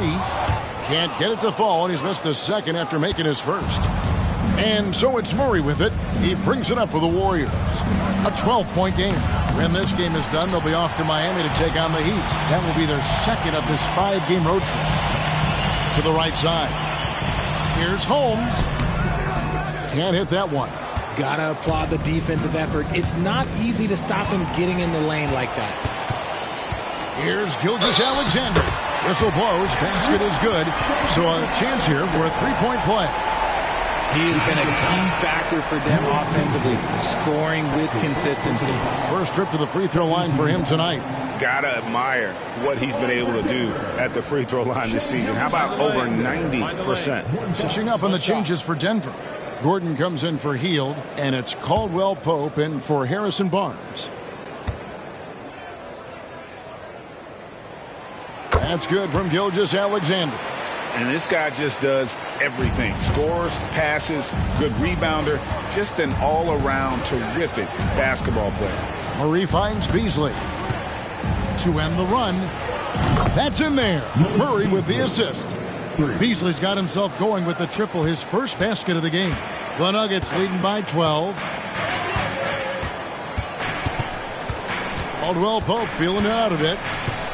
Passes it to Gilgeous-Alexander. Double team on Gilgeous-Alexander. Good ball movement here by the Nuggets. Caldwell Pope for 3. Rebound by Sohan. Not quite enough defense. That time around, just lucky he was off. Boom, he jams it straight down. He finds a shooter in motion and is confident he can thread him with the lead pass. Well done. Beasley against Caldwell Pope. Gilgeous-Alexander, a screen on Beasley. Double team on Gilgeous-Alexander. Holmes kicks to Gordon. Caldwell Pope passes to Holmes. He's looking for Williams and finds him. And here's Gilgeous-Alexander outside. The Nuggets with another miss. And here's Beasley. Last time, 14 points for him. Pass to Jackson Davis. Here's the floater. And let's see what Denver has coming up. On Saturday, they'll be matching up with Al Horford and the Brooklyn Nets. Then on Tuesday, we're taking on Clint Capella and the Charlotte Hornets. And with the way they've been able to march right along in this season lately, I think they should be able to keep things going in this next stretch. Just come out with the same energy and discipline, and you should have some wins. And he makes the first. All right, Richard, with the game on the line, which current player would you choose taking the last shot? You can't go wrong with Dame time. KD is up there too because he can get his shot off from anywhere. But you give me one shot, I'm going to say Klay Thompson. Brown is checked in for Williams. That one falls, so he hits both of them. And in the second quarter, a little under 3.5 minutes played already. Caldwell Pope against Allen. Gilgeous-Alexander, a screen on Allen. Gilgeous-Alexander passes to Caldwell Pope. Hands it from downtown. And the three-pointer, a big part of KCP's game. About half his shots come from out there. Timeout called the Warriors. And as the coaches go to the clipboard to outline their strategy during the timeout, the players getting a chance to rehydrate with some Gatorade. That's key to staying fresh all the way to the final whistle. And Kevin, it really is. And every one of these players knows it. They're all making sure to stay hydrated. It's impossible to play your A game if you're not getting enough to drink, especially towards the end of games when the physical toll of a long contest really starts to add up.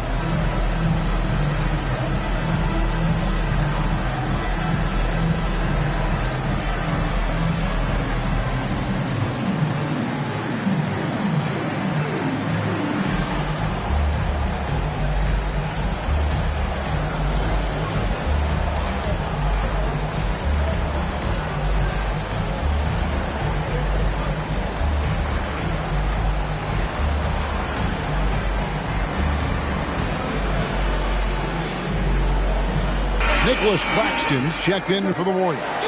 Still a ways to go between now and the three-point contest, but it's always fun to talk about it. Let's see who has the best shot to earn a spot in this year's event. And maybe this list changes between now and All-Star Weekend, but I don't think anybody would be disappointed if it stays exactly the same as it is right now. You take a look at Gilgeous-Alexander. He's got a place in the three-point contest within his reach. I hope he makes it because I know how much this would mean to him to be a part of the event. I mean, that's a good call, Kevin. He's the type of player that can really deliver on a stage like that. He'll be very dangerous if he ultimately gets in. And as the votes keep pouring in, we'll keep you updated on any changes to that list. It looks like we're going to have quite a group. Man, you talk about the ultimate marksman's list here, Kevin. Maybe this will be the year somebody gets that perfect score. Feeds to Gordon. Outside for Caldwell Pope. 5 on the clock. Here's Gilgeous-Alexander. Rejected by Murray. Allen dishes to Brown. Fires the three. And again, no good by Golden State. Denver leading by 13.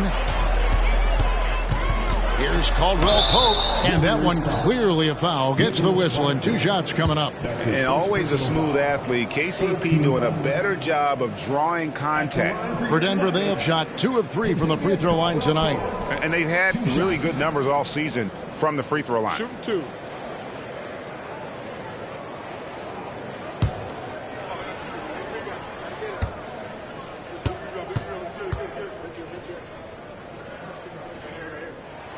That free throw good from Caldwell Pope. As we've gotten closer to halftime, their style has become more and more physical. Adebayo is checked in for the Nuggets. Bones Highland is checked in for the Warriors.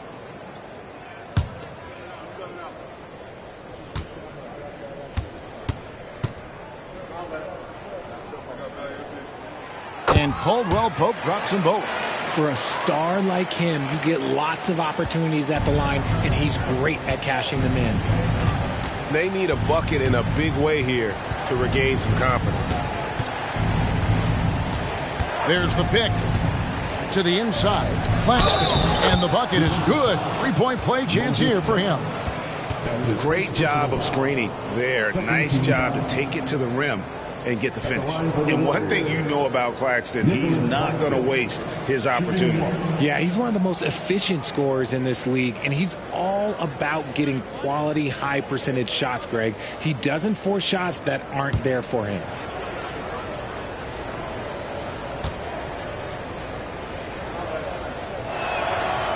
And that one misses. With the majority of the season behind us, GA, what becomes the focus for teams that have postseason aspirations? Kevin, ideally, this is the time of year that you want to be hitting your stride. So you have to make sure everyone's on the same page and that you're united in the same goal. And here's Brown outside. It's hauled in by Brown. Brown's got 4 rebounds now tonight. Gordon the pass to Adebayo. Outside, Gilgeous-Alexander. Outside for Caldwell Pope. Oh, drew the foul and almost hit the 3-point bucket. But he'll go to the line to shoot 3.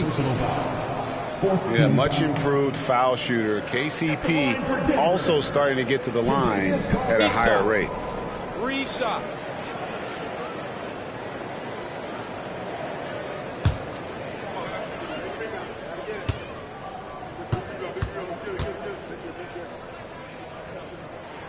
And he hits the first of 3. And here in the second quarter, he's starting to work himself to the free throw line. That's a good move.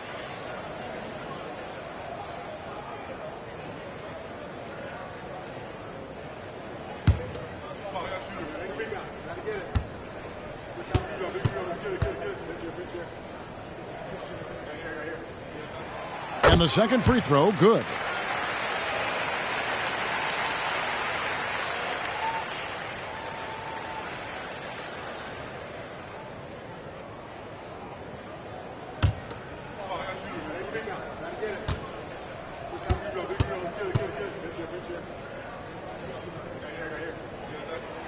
And he makes all 3.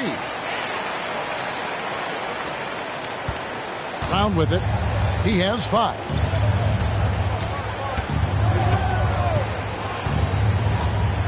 There's a screen. And there's the call. It's going to be an illegal screen. And here are the top free throw shooting teams this month. You don't want to put these guys in the line too often. The Nuggets in second. And they've had a lot of success at the free throw line converting those at a high level. So I'd look for them to continue to attack the rim. There's the pass to Gilgeous-Alexander. Double team on Gilgeous-Alexander. Caldwell Pope finds Gordon. Here's Gilgeous-Alexander. The Nuggets with another miss. And after that great first quarter from three-point range, he has finally come back to earth. Adebayo passes to Gilgeous-Alexander. Brown dishes to Caldwell Pope. Good ball movement here by the Nuggets. And it's blocked. Up top, Hart. Gilgeous-Alexander covering. And here's Caldwell Pope. He brings it up for the Denver Nuggets. 16-point lead, the largest margin in the game. Here's Gilgeous-Alexander. Caldwell Pope against Allen. Pass to Brown. And here's Adebayo. Here's Gilgeous-Alexander. It's hauled in by Claxton. Claxton's got 6 rebounds now in the game. Brown kicks to Hart. There's the triple. Offensive rebound. That shot off the mark. For the Warriors, they won their last contest, that game against the Kings. Caldwell Pope passes to Gilgeous-Alexander. Buries it from 3-point range. Gilgeous-Alexander's got 10 points now just in this quarter. Well, this is why SGA is a focal point of this offense, because of that ability to score. It's 9 seconds separating the shot clock and game clock. The drive by Allen. Passes it to Hart. The tray. Denver grabs the miss. Adebayo's got 8 rebounds in this game. Pass to Gilgeous-Alexander.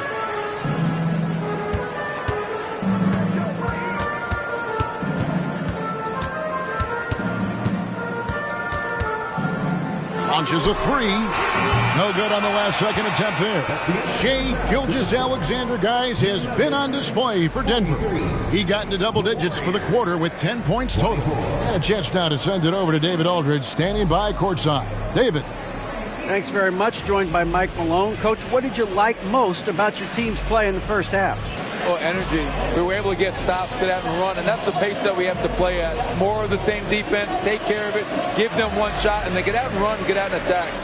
And you kept them on their heels, Coach. We'll see if that continues. Thanks. Back to you guys. All right, David, thank you. And stay with us, folks. We'll be back just after halftime to get the third quarter started.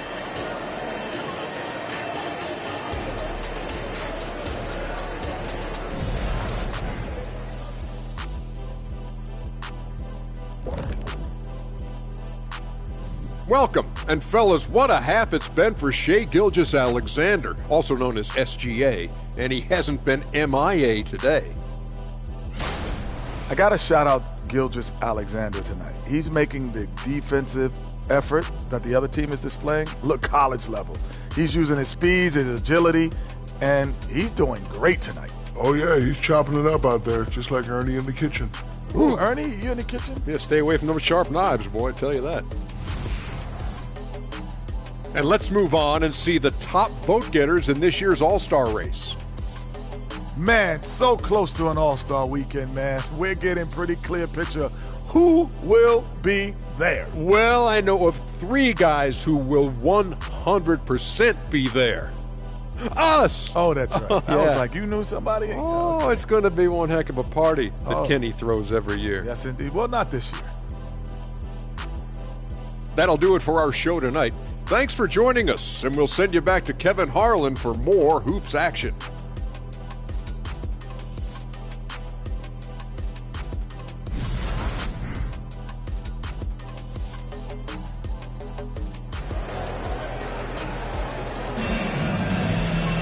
And after a very lopsided first half, We'll see if things play out a little more evenly here in the second.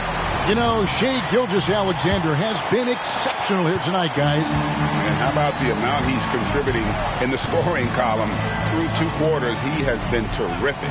He always wants to be a go-to guy for them. I'm sure he'll be calling for the ball even more in this half. Caldwell Pope out there with Gilgeous-Alexander. Then there's Moses Brown. Then it's Aaron Gordon. And it's Adebayo in at the 4. That's the group on the floor for Denver. The edge on the glass is the difference. It's allowed them to build this lead. And yes, it's good. Gilgeous-Alexander's got 26 points.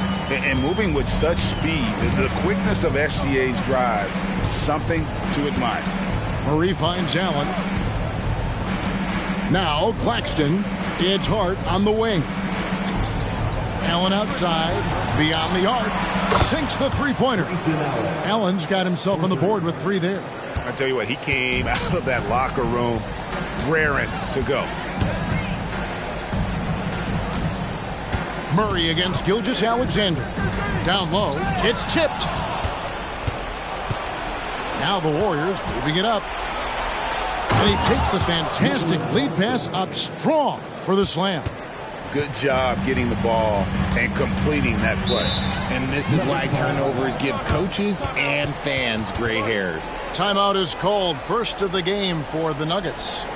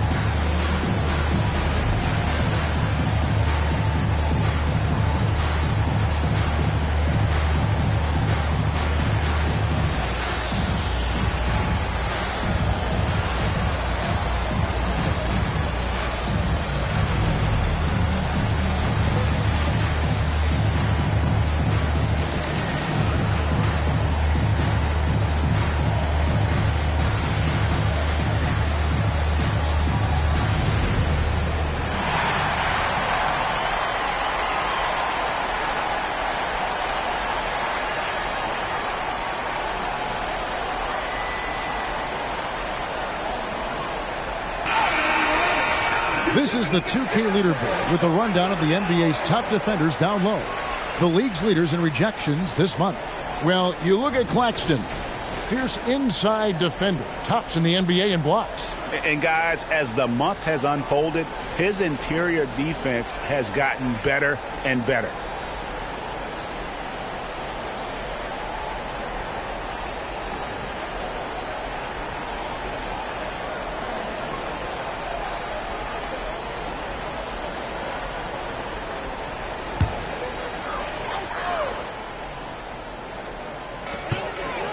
The pass to Caldwell Pope.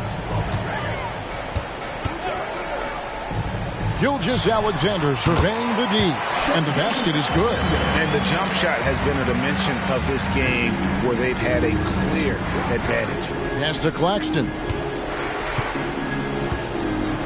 Now Hart. Here's the screen.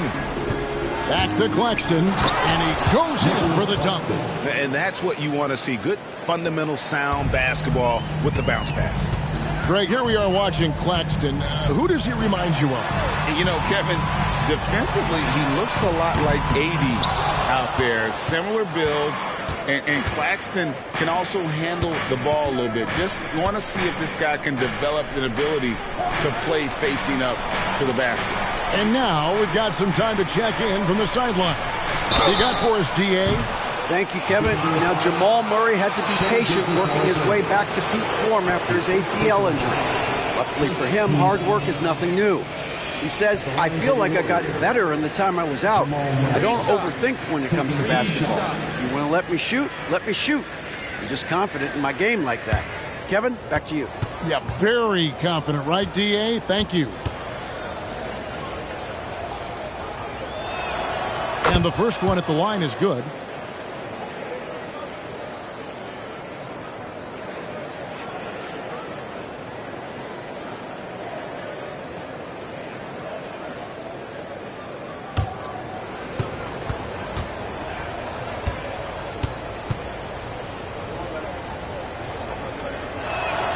And he's good on the second.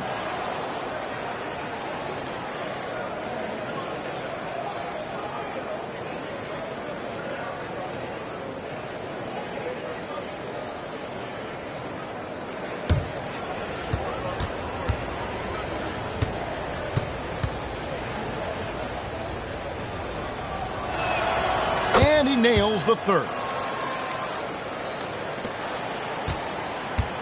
A little under 2.5 minutes gone by here in the third. Gilgeous-Alexander passes to Adebayo.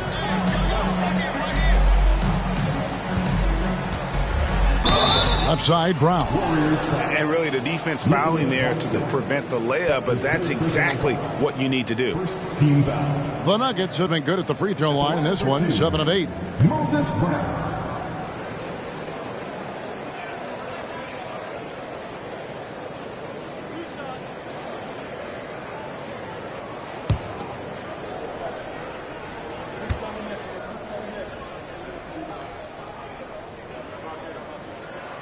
Free throw good from Brown.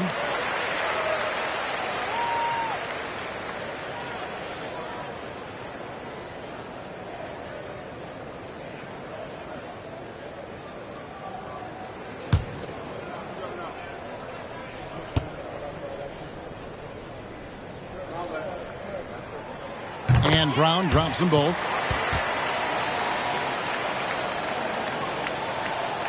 Warriors trail by 15.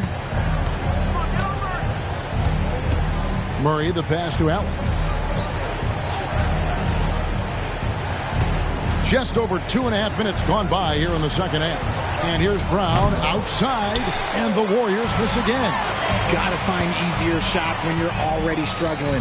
That's not going to get it. Outside, Gilgeous-Alexander.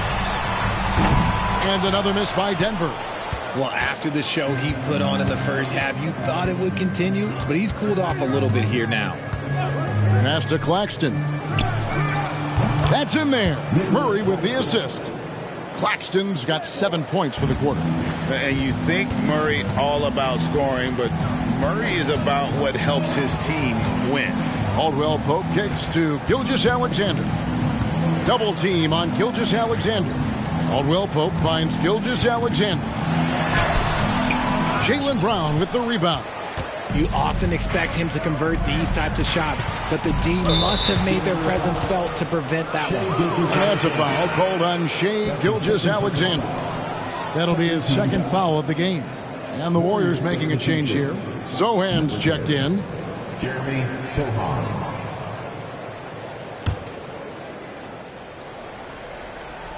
Second half here. We're just over 3.5 minutes into it. For three, Murray, and it's blocked by Gilgeous-Alexander. And great read there by SGA. Knew the shot was coming and just trusted his instincts. Adebayo with a screen on Murray.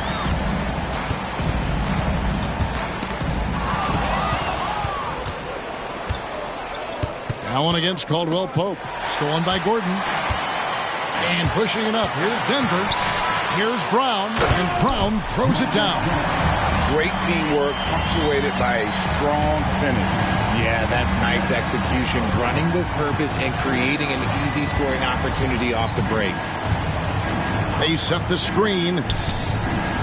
Nailed from three-point land. Murray's got 6 points. You got to feel comfortable when Murray is working the pick and roll. His shooting, speed, and passing all are next level. Murray against Gilgeous-Alexander. Up top, Adebayo. Still yet to score. That one a little long. On offense, here are the Warriors. They're on a 16-6 run. Pass to Brown. Fires the three. Another three for Golden State. Defensively, they just look out of sync, not closing out on the threes in time. The pass to Gilgeous-Alexander. And the dunk by Gilgeous-Alexander. And watch out for SGA going to the basket. He will put it on your head if you're not watching. Pound down low. He's against Gordon. Pass to Sohan. Lets it go with a three. It's hauled in by Gordon. The Nuggets leading by 10. Passes to Adebayo. Double team on Gilgeous-Alexander. Shoots it. The shot by Adebayo, no good. He is single-handedly dropping the temperature in here with that cold streak. Yeah, right now, he's just in his own head. Not much you can do to try and push through it. Man, let's take a moment here to see some of the numbers for Gilgeous-Alexander. He's averaging 30 points, 6 assists, and 3 rebounds. And you look at those numbers, but really his main asset is being a playmaker. Great handle, great vision. That's how he drops so many dimes.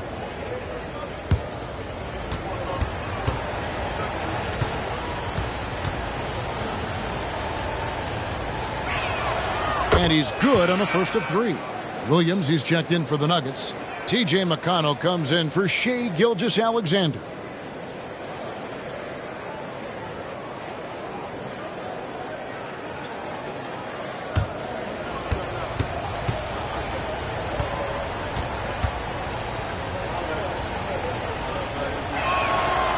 Second free throw, no good.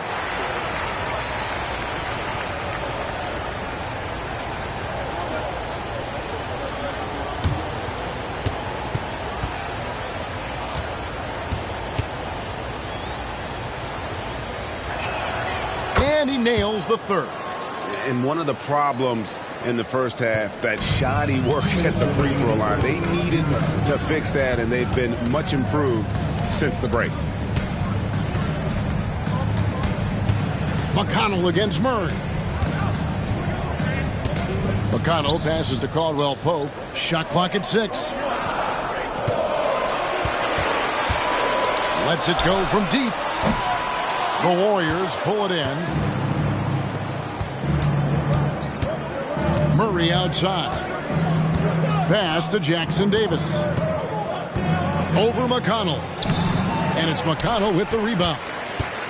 And so it's McConnell with it. They'll bring it up for the Denver Nuggets. They're leading by 8. Gordon with the screen for McConnell. And there's the pass to Williams. And another miss by Denver. Golden State's gone to the three-point shot 8 times already in the second half and hit 4 of them. Here's Brown. Fouled on the shot and picks up 2 points. So 1 free throw coming up. And the balance Brown has on these takes, refusing to let the D get the upper hand. And let's take a moment, guys, to get your take on the scoring so far for the Nuggets. Their offense has been a well-oiled machine. They're moving the ball around, playing for one another, and just piling up assists. And also, they took advantage of their quickness, got inside and blew through the open lanes. Great job of attacking the paint.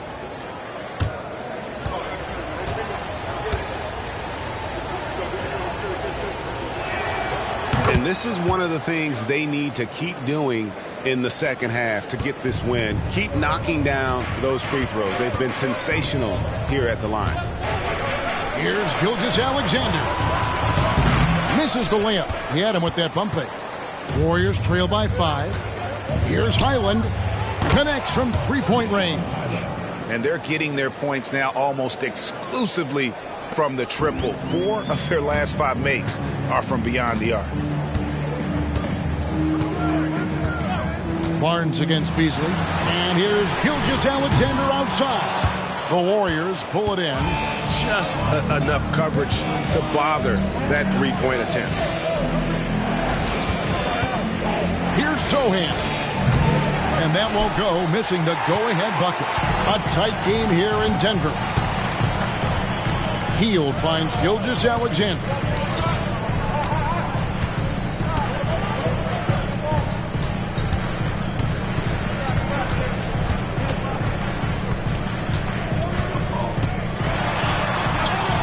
That one drops. Gilgeous-Alexander's got 32 points in the game. Shai Gilgeous-Alexander, guys, has been on display for Denver. And his big game just keeps getting bigger. That quarter sees him get over 30 points. Don't go anywhere. We'll be right back.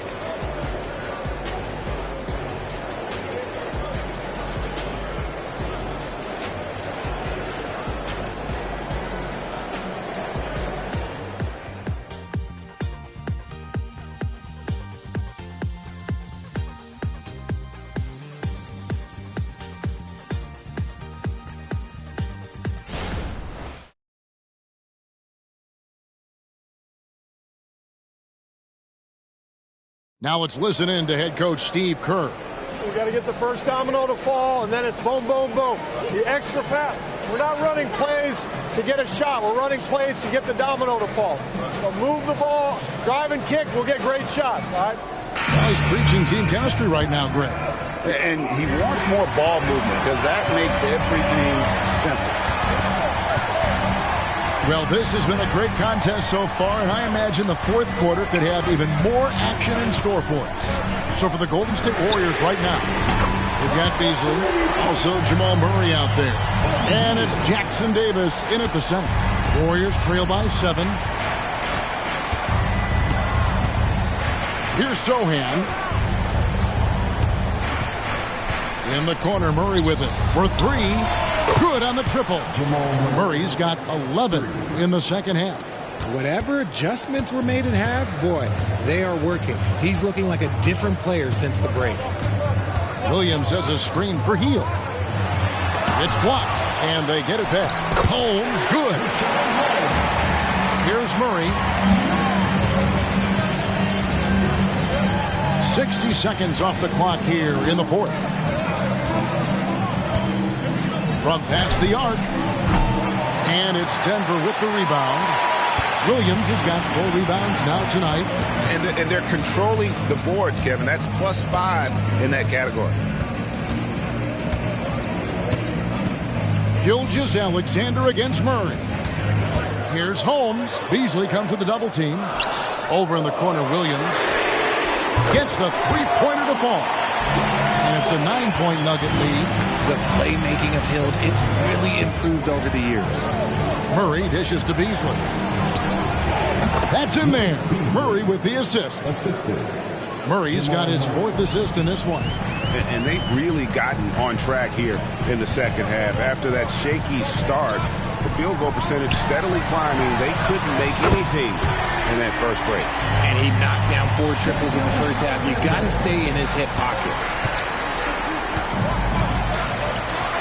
Here's Branham. Murray outside. Fires for 3. Rebound by Williams. Williams has got his 5th rebound in this one. Hield gets to Gilgeous-Alexander. Pass to Holmes. Williams with the ball. It's hauled in by Jackson Davis. Jackson Davis has got 5 rebounds tonight. A little over 2.5 minutes have passed here in the fourth quarter. Wide open look here for Murray, and the 3 off target.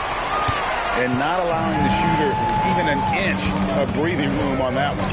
I'm sure they'll think twice about shooting against him next time. And Barnes gets double teamed. 3-pointer Hield.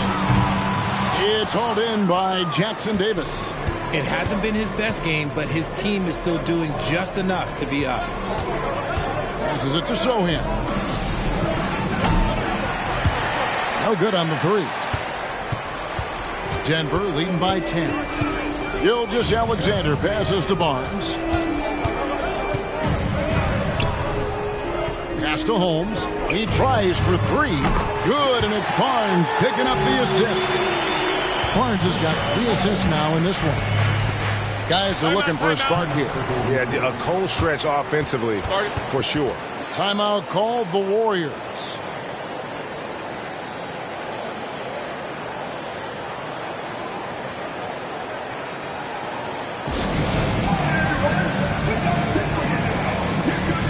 Big group substitution here for Denver.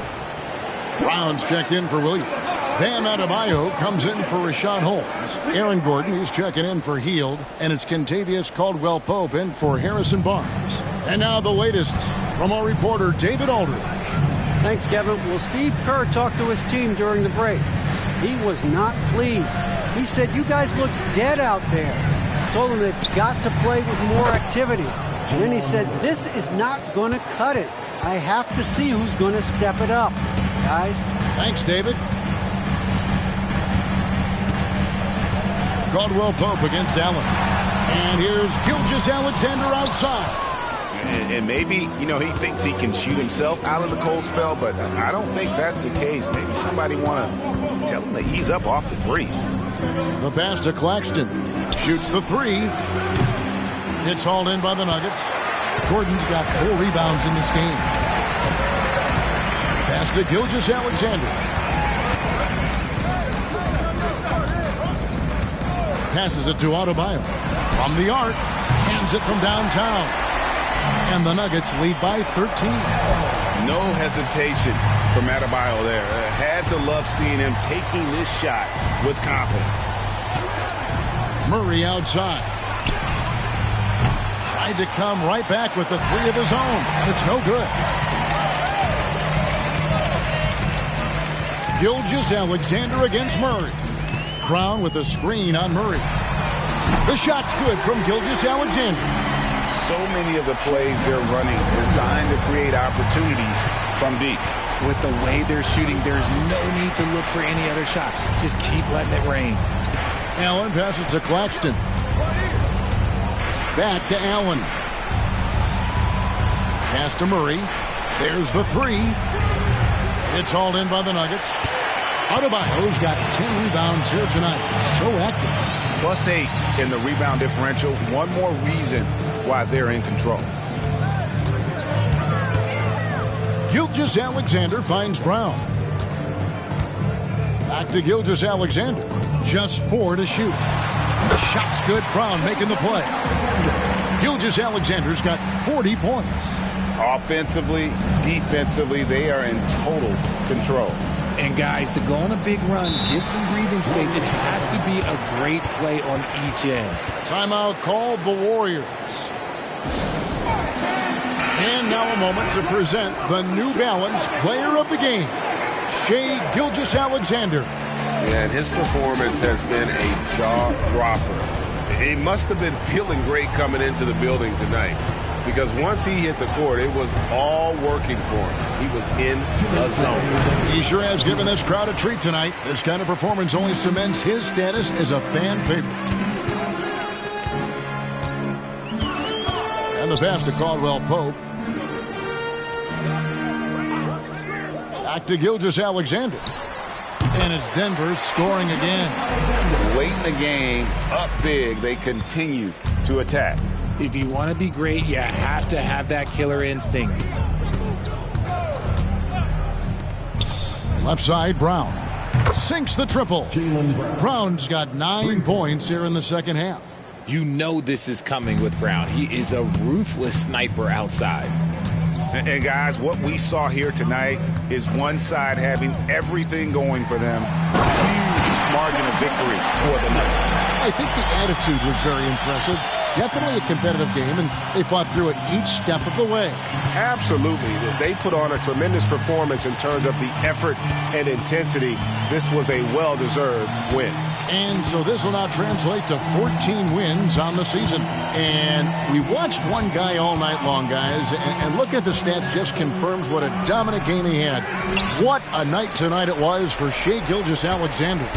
He did a great job following his team's game plan and not rushing anything on offense, which allowed him to catch fire. Stolen by Allen. Here we go, one-on-one. Pass to Hart, back to Allen.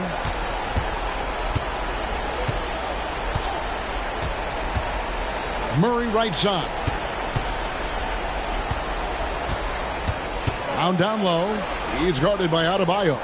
Brown, good. Wanting it more. Jaylen Brown, this man competes. And teammates, they take notice of things like that. Just 1 second between the shot clock and game clock. Gilgeous-Alexander sets the screen for Caldwell Pope. Double team on Gilgeous-Alexander. Caldwell Pope passes to Adebayo. And he finishes nicely on the way. I like watching Adebayo operate inside. He is so efficient down low. So it's the Nuggets winning this one easily. This game may not have been the most exciting we've ever seen, but you have to appreciate just what a clinical performance they put on. I know their fans appreciated it, and we saw at times just stretches of excellent defense. Potency from an offensive standpoint as well. They were pretty much dominant. Well, folks, that's going to do it for now. This is Kevin Harlan thanking you for watching. Now, let's check out our New Balance player of the game, Shai Gilgeous.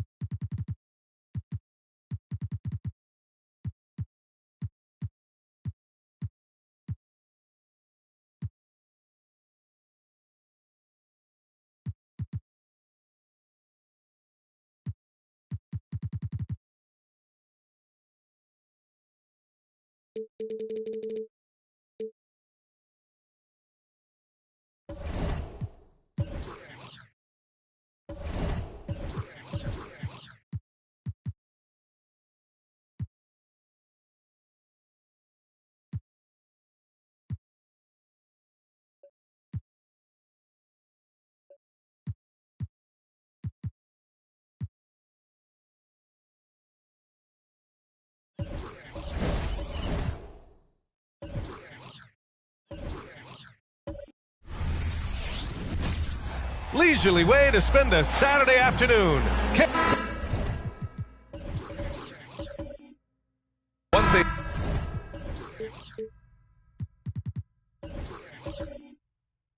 Each of the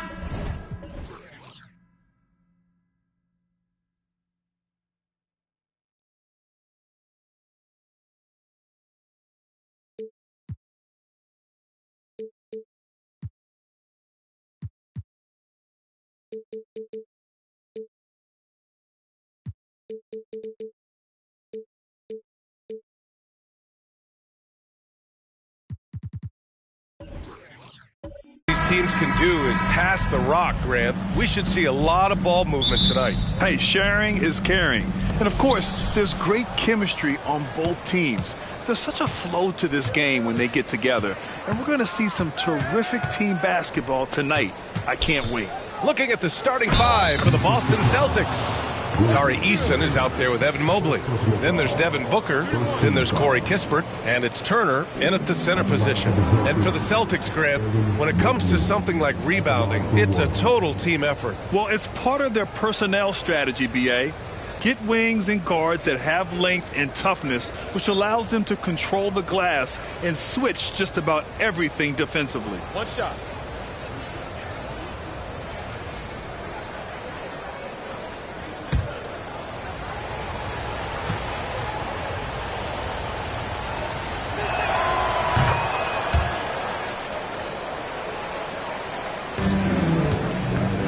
Here's Brogdon.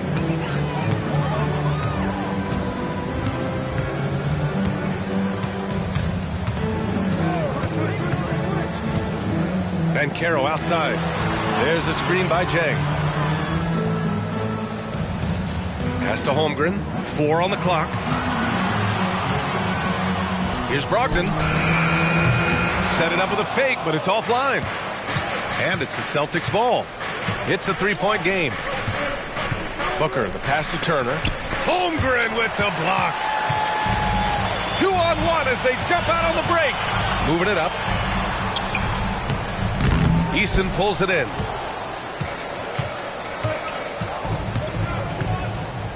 High arcing shot. Doesn't go that time. Great D that time from Banchero.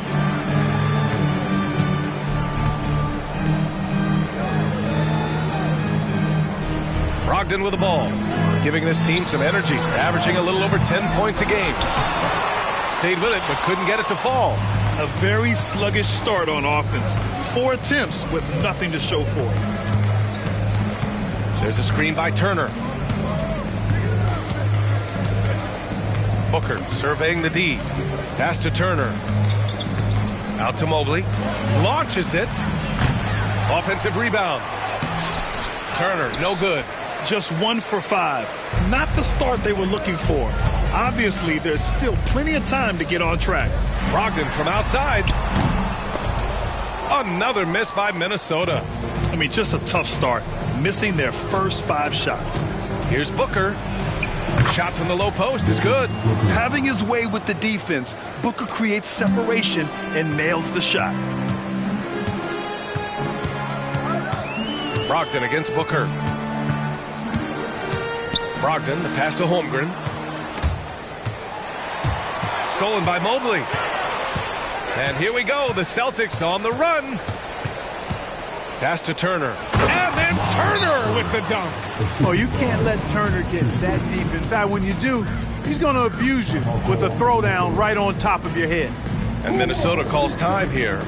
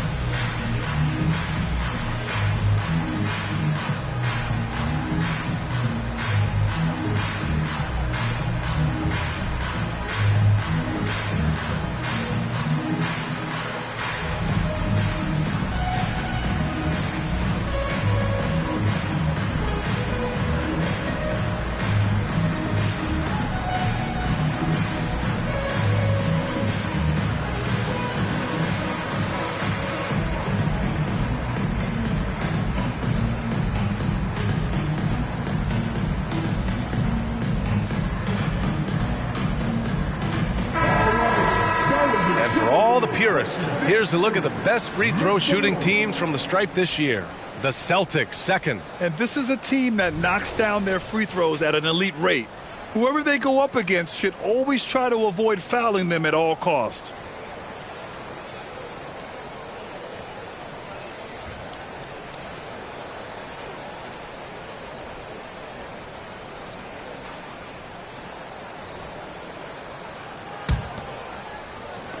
Well, if you're just tuning in, we've played about 2.5 minutes here in the first. Brogdon against Booker. Here's Sharp. They look to him to score consistently, averaging around 13.5 a game. Brogdon with a bucket. You have to chase Brogdon off that three-point line. He's a very good shooter from this area. Here's Kispert, guarded by Brogdon. Kispert, the pass to Turner. Inside, 6 to shoot. Late clock, the Celtics got to hurry here. Holmgren with the block. 5th in points off turnovers.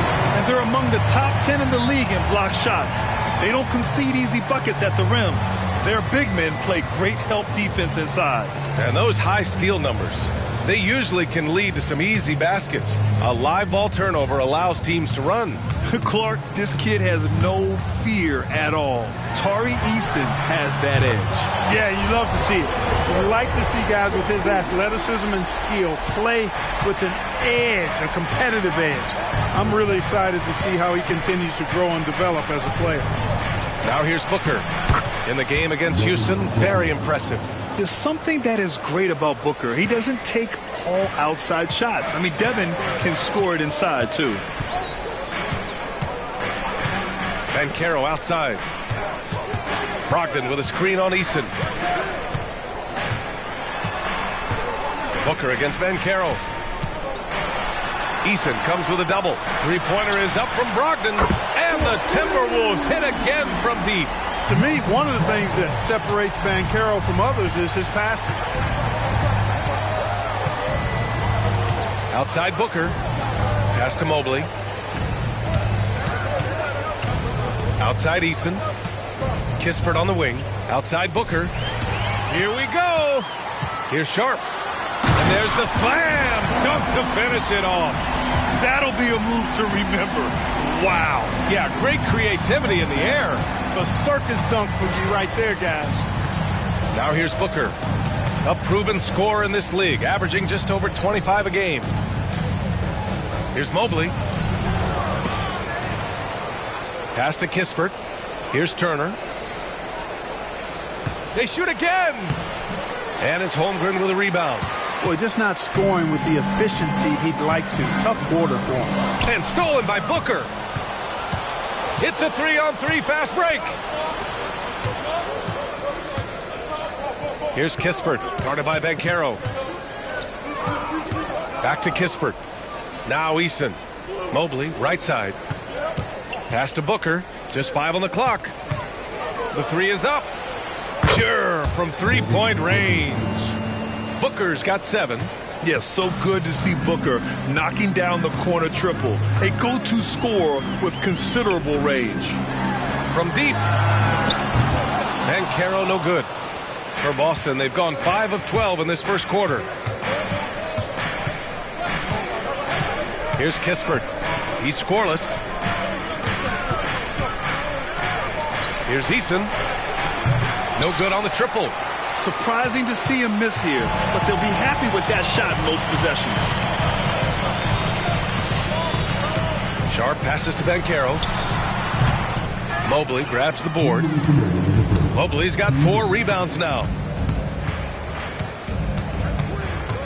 Here's Kispert, guarded by Caro. Outside for Booker. Pass to Turner. The three. Sharp grabs the miss. He's lost his rhythm completely this quarter, but he's determined to stay after it. Holmgren with it. Caro in the post. He's been a big scorer for this offense, averaging around 20 points a game. When you discuss the Minnesota Timberwolves, what would you say about their front office, Grant? Well, B.A., they want to be as competitive as possible. Whether it's who they are drafting, trading for, or signing in free agency, this team's goal is to be taken seriously out west.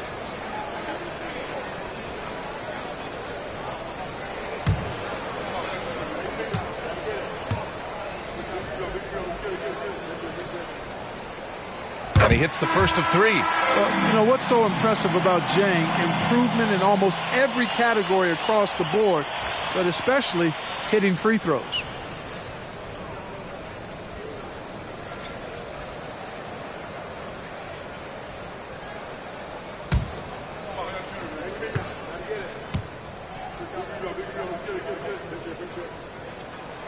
And the second free throw is good.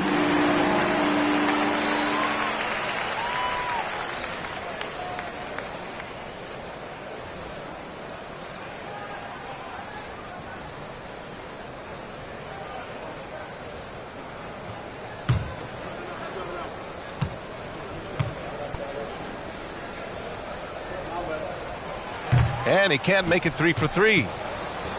Boston trailing. Pass to Grimes. He drops it from range. Defensively, you have to stay connected to him on the perimeter. Alvarado, the pass to Sajang. And here's Holmgren.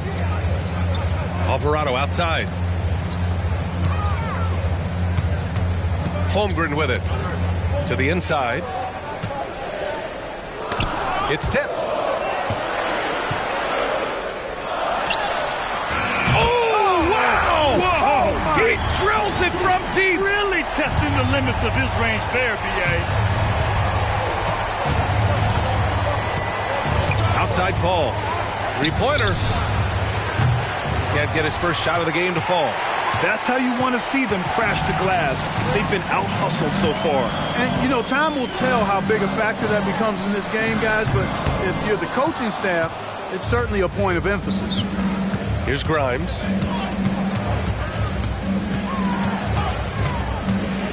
Pass to Paul. Here's Grimes. Alvarado defending. And out of bounds. Minnesota will have it. So both teams changing it up here.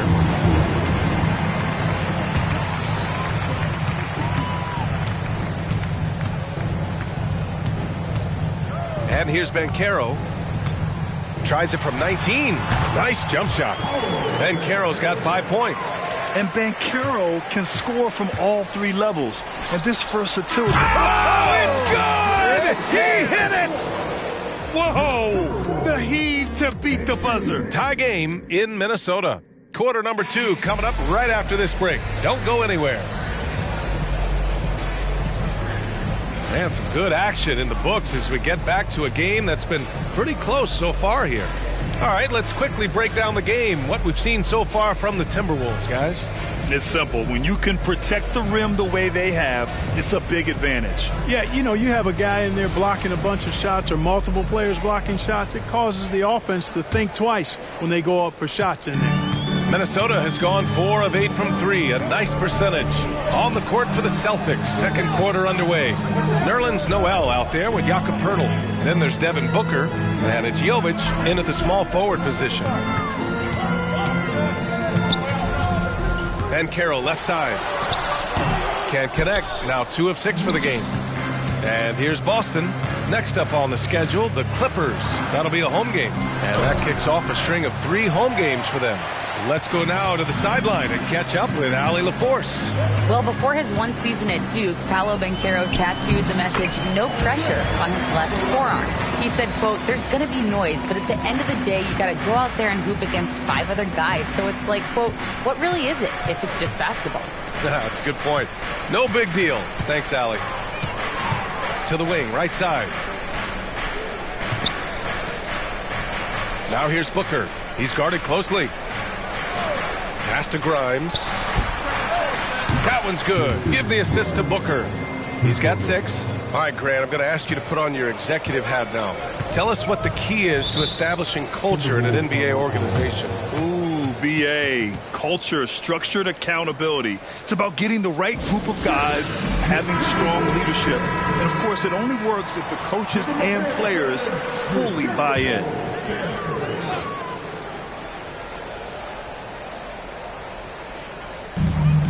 Neesmith passes to Walker. Here's Neesmith. No made baskets yet. At the arc, Banchero finds his mark. Trading the lead back and forth, neither side is willing to back down. Yeah, and the lead has changed hands, and it just hasn't stayed in those hands very long when it's changed. Back and forth we go. Plenty of daylight on that shot. Booker's got 12. You see the level of confidence Booker possesses. Outstanding off the catch. Alvarado, pass to Banchero. Back to Alvarado. Pass to Walker. Shot clock at 5. The Timberwolves need to get off a shot here. The 3 from Banchero. Tipped. Here's Jovic, guarded by Banchero.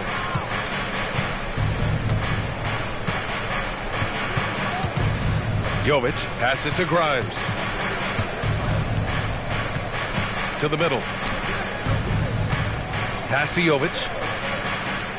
Lets it fly. Rebound Minnesota. Outplayed in the previous game on their schedule. They lost to the Rockets. And the win was there for them, but they just let it get away. Just couldn't make enough plays late. And, you know, those are the kind of games that sting and that bad taste lingers. Knowing you were in it, but not coming through down the stretch, those are hard to get over sometimes. One of the things you've got to admire and respect about him is his aggressiveness at the offensive end, always in attack mode. And talk about a star from day one, Clark. Paolo Banchero. You know, B.A., I love this kid's game. He's got great confidence, terrific body. He's relentless, plays with a lot of energy, and offensively, There's not much he can't do. I mean, he rebounds, he competes on defense. Boy, I like a lot about this young man's game. Banchero outside.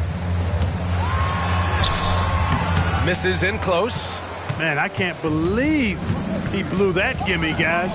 Well, I know he's frustrated about that. Booker, the pass to Grimes.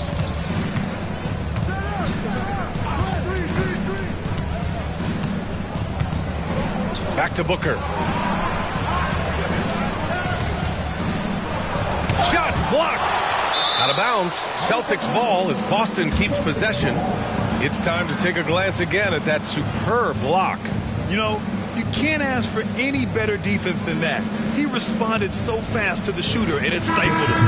And some changes here for the Timberwolves. Jang, he's checked in for Reed, and Malcolm Brogdon is subbed in for Alvarado. Eason's checked in for Boston. Kispert comes in for Grimes.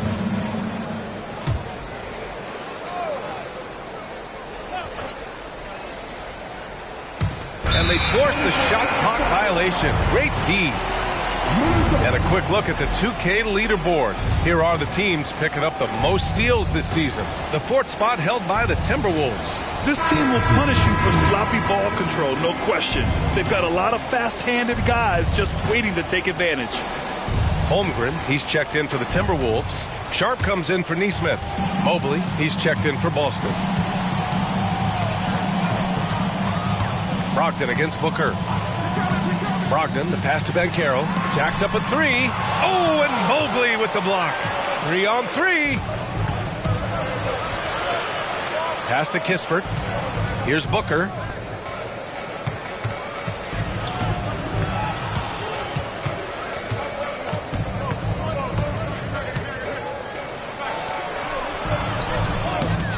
And that misses. That would have put him up.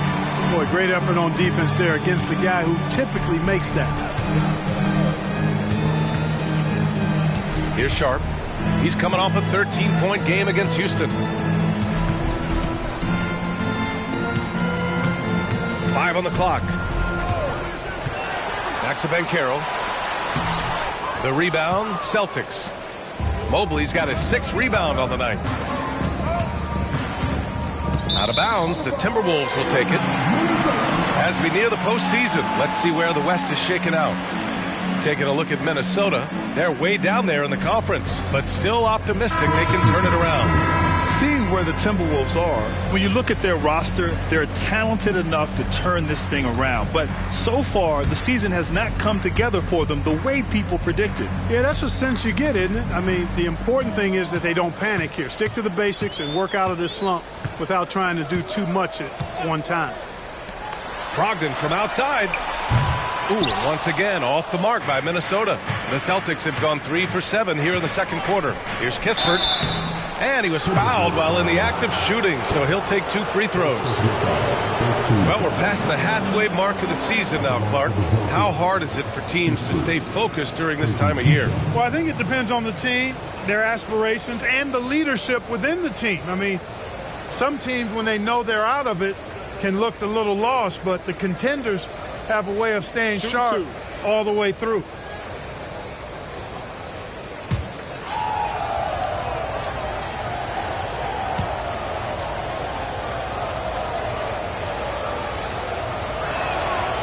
No good on that one.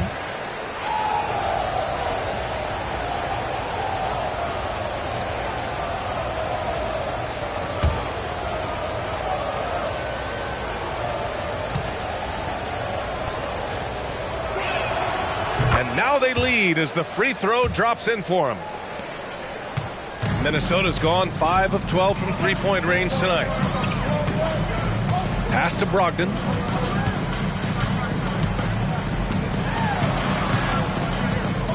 Down low to snap the cold streak. Yeah, you know what? He's a skilled passer, so if you leave people open around Brogdon, he'll make you wish you didn't. Brogdon against Paul. And out of bounds, Minnesota will have it. And the upcoming schedule for the Minnesota Timberwolves. On Thursday, they'll go up against C.J. McCollum and the Utah Jazz. Then on Monday, They'll be facing Al Horford and the Brooklyn Nets. Checking out their schedule, they've got a tough run of games coming up, but quality opponents are a great chance for you to see how well your team can truly perform. Holmgren finds Brogdon. Here's Sharp. 6 on the shot clock. Pass to Jang. Off target at the rim. Yeah, still close, but with their tough play on the boards, we're certainly seeing the effort. Kispert, the pass to Paul. Mobley on a screen. To the paint. And Mobley throws it down. And, you know, this is where Paul likes to work his magic. Very effective at making the right pass in the pick and roll. Outside Brogdon. Pass to Holmgren. Goes up at the stripe. And he hits the jumper for 2. Holmgren's got 5. One team gains momentum, then the other storms back. Hey, if this is any indication of how the game is going to go, we're in for a treat. And Boston calls time here. The Celtics making a switch here. Booker's checked in. And they're in the top 10 for field goal percentage.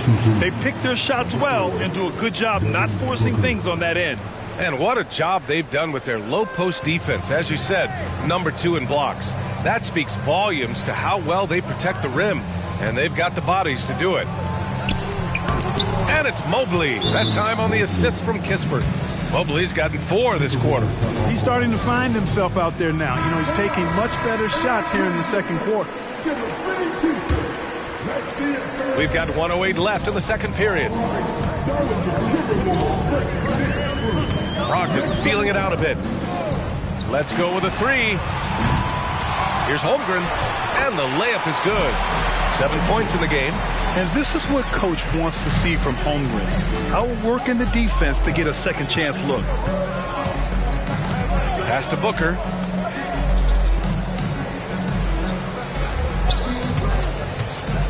From outside the arc.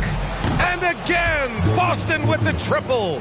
His shooting has been fantastic, and this team has leaned on him. We've got 33 seconds left to play in the first half. Sharp passes to Sajang. Brogdon with the ball. Shoots over Booker. The rebound by Turner. Turner's got his 4th rebound in this one. Outside Booker.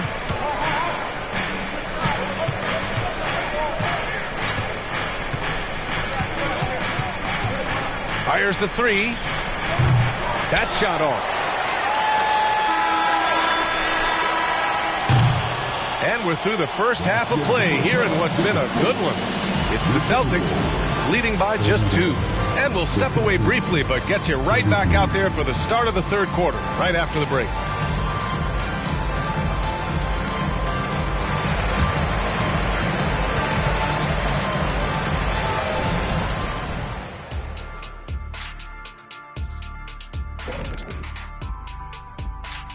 Halftime is here. And what better way to tip it off than to analyze the latest news on the trade front? Well, Cat obviously adds a lot to this team with his size and skill, versatile scorer. There aren't many big men who can do what he does defensively. Now moving on to the Boston Celtics and the close first half they played. Their activity on the backboard has been excellent, hustling to create opportunities for themselves and preventing second chance points at the other end. Yeah, that's a clear advantage for them for sure. And that is going to do it for us. Let's get back to some second half action with Brian Anderson and company.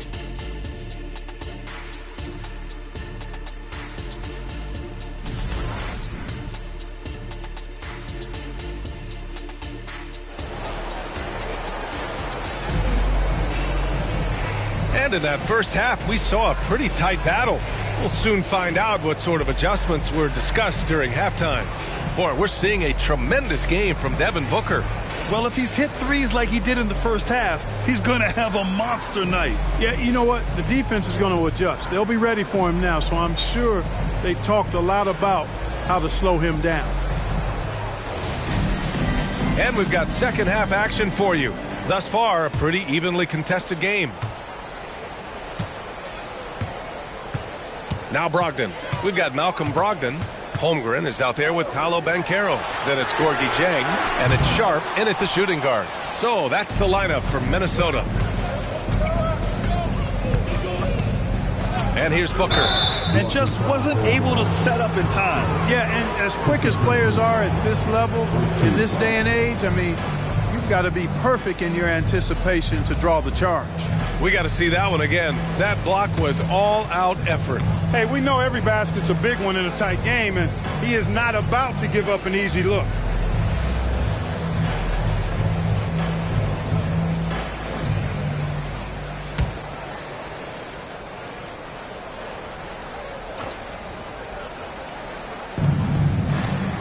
Outside Eason. Pass to Mobley from downtown. You know, as the game has started to slow down for Jang, the awareness has increased. Sometimes you got to pump the brakes to be able to see what all is going on. Smart defensive play there. Banchero outside. From deep, Holmgren gets the three to fall. Holmgren's got 10 points. It's important that you have big men who can shoot in this day and age, and this guy can really stretch the floor. And able to impact the game at both ends is Miles Turner-Clark. You know, I like the fact that he's dangerous on offense, but more importantly, he's led the league multiple seasons in blocked shots. And he does not take time off at the defensive end of the floor. Pass to Banchero. Outside Brogdon. Lets the three fly. And the Timberwolves hit again from deep. Brogdon extremely confident because he knows he has the green light to fire off the catch. Mobley, left side. And it's going to be out of bounds. Boston will have another go. Okay, a chance to look at some numbers for Evan Mobley. And his three-point shot has been off lately. He's had a hard time getting it dialed in this month compared to earlier on in the season. He just needs to ease up and let those shots come to him instead of trying to force it.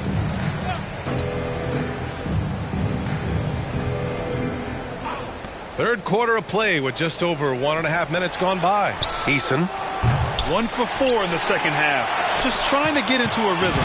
Tried to come right back with a three of his own, but it's no good. Now here's Brogdon. He's got 9. Banchero outside. Brogdon with a screen on Eason. Shot clock at 6. Pass to Holmgren. Over Turner. And he'll draw the foul. He'll head to the line for 2. Yeah, many believe Holmgren must add muscle over time to his wiry frame. We'll see if he focuses on doing just that.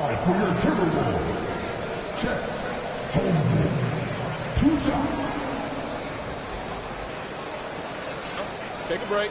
Take a break. 2 shots.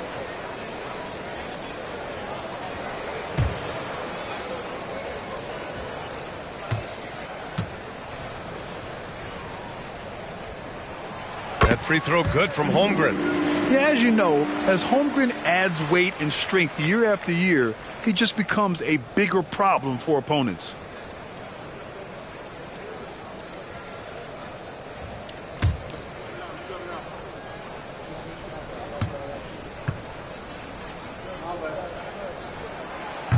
So hits one and misses one at the line. And so it's Mobley with it. He brings it up for Boston. They trail by 3 and stolen by Holmgren. Here's Sharp. Booker defending. Sharp passes to Brogdon. That three's off the mark. Boston's got nothing to fall from outside in this third quarter. Pass to Kispert. Outside Booker. There's a screen by Turner. Booker against Holmgren. Now here's Turner. Outside Eason. Shot to stop the run. Sends it home from three-point land. Good intelligent basketball on the part of Turner there. Assists like that will make the defense think twice about how they're going to defend him. Brogdon, the pass to Holmgren.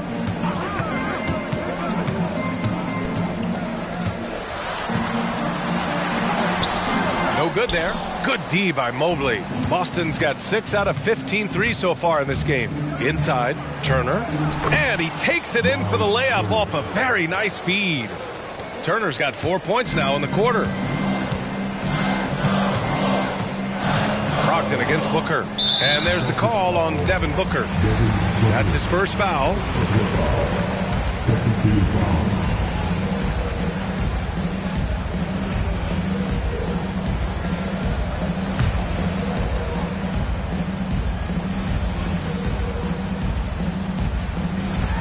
Third quarter of basketball here. A little under 3.5 minutes gone by. I think he's gone completely dry. Nothing is hitting. And, you know, you can sense his frustration. This is going to be a test of his resolve here. Oh, the shot no good by Kispert. And the shooter had very little space on that attempt. And, guys, that's exactly the kind of high-impact defense they want to see out of him. Pass to Sharp. Fires the three. Sinks it from distance. Sharp's got 5. Nice drop-off by Banchero. I mean, good unselfish play there. Kispert, the pass to Booker. There's a screen by Turner. On the take, Booker. Beyond the arc. Sharp grabs the miss. Sharp's got 4 rebounds now. Pass to Brogdon. Banchero outside. Here's Sharp. Jang passes to Holmgren. And here's Banchero. Three-pointer Sharp. And the Timberwolves hit again from deep. Their strategy has been pretty simple here in the second half. Attack from three-point range. Certainly. I mean, they saw a weakness in the perimeter defense and took advantage of it. Boston calls timeout.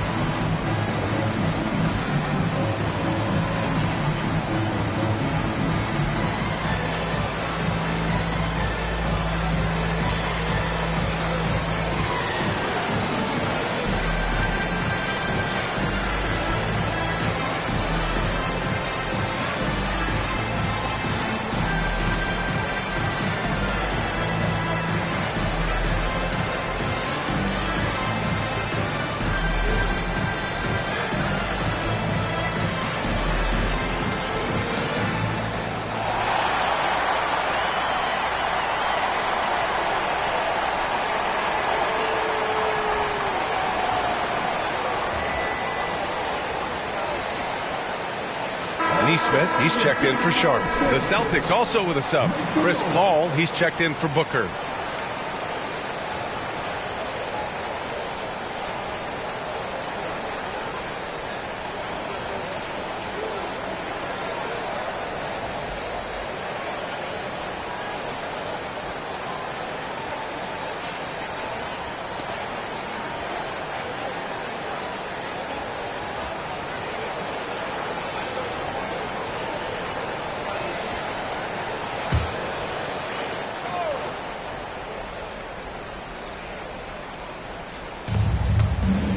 Outside Paul. Mobley, a screen on Brogdon. Left side Paul. And out of bounds. Minnesota will have it. As we approach the playoffs, let's see how the East is looking. Taking a look at the Celtics. And so far, they own the 9th best record in the conference. Not where they'd like to be. You know, for the Celtics, their slow start has revealed some of this team's problems. Problems that we didn't really know they had. Neither did I, but clearly they're not the dominant force we thought they'd be. They've got some kinks to work out for sure. Pass to Holmgren. Brogdon with the ball. And it's Paul picking him up. Here's Banchero. Oh, what a play. Just palms the block. Paul against Brogdon. Paul looking it over. And stolen by Holmgren. Paul against Brogdon. And Neesmith gets it to go. And now it's a 6-point Minnesota lead. Malcolm Brogdon doing a nice job serving his guys. Passes like this help make his team better. Pass to Turner. Oh, they can't stop the run with that one. Brogdon with the ball. He's guarded by Paul. And Carroll passes to Holmgren. And another three from Minnesota. Their ball movement on this run has been tremendous. It's led to a lot of good, clean, open looks. And Boston calls time here. Yeah, they're hoping to turn things around with this timeout. Yeah, you know, they had to do something, anything to stop this run. You can't just let it go on any longer. Some changes for Minnesota. Reed's checked in for Jang. Williams comes in for Banchero. And Alvarado's subbed in for Malcolm Brogdon.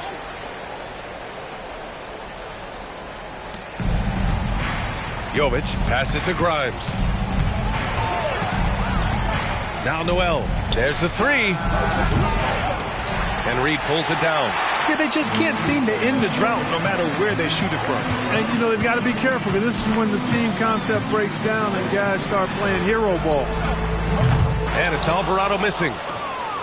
Boston's gone just 1 of 6 from long distance here in the third. The shots just aren't falling. Pass to Grimes. Takes it inside and is blocked. Fast break, Minnesota. Here's Alvarado. Finished off the break. Alvarado's got his second basket. And a moment here to take a look at some hustle stats for Minnesota. They've been so aggressive getting out on shooters all game long. Nothing's getting past this defense, and that, to me, has been impressive. And they've also been so active defensively, getting deflections, forcing turnovers, and scoring off of them. Down to 5 on the shot clock. With the fadeaway. And Reed pulls it down. At some point, you need to know when to stop shooting. Just too many misses piling up for him. Oh, and Turner with a block. Miles Turner denying another one of the league's best shot blockers year in and year out. Some changes for Boston. Pirtle's checked in for Turner, and it's Devin Booker in for Paul.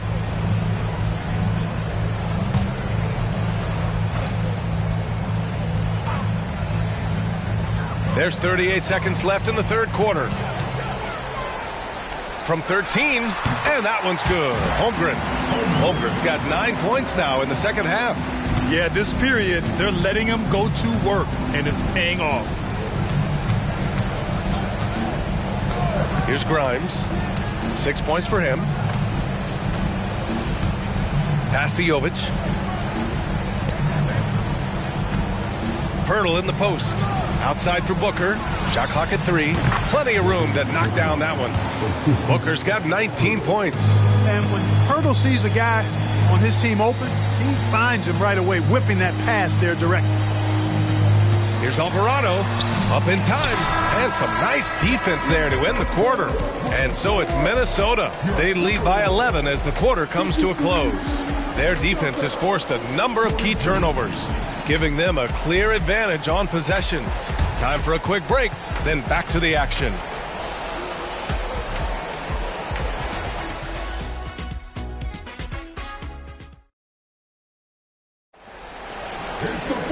And as we head into the fourth, we'll see if there's a comeback in the works, or if it's more of the same for the first 3 quarters.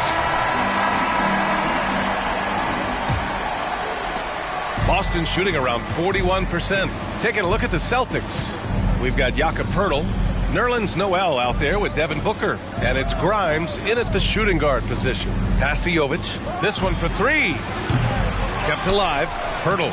Soft touch off the glass.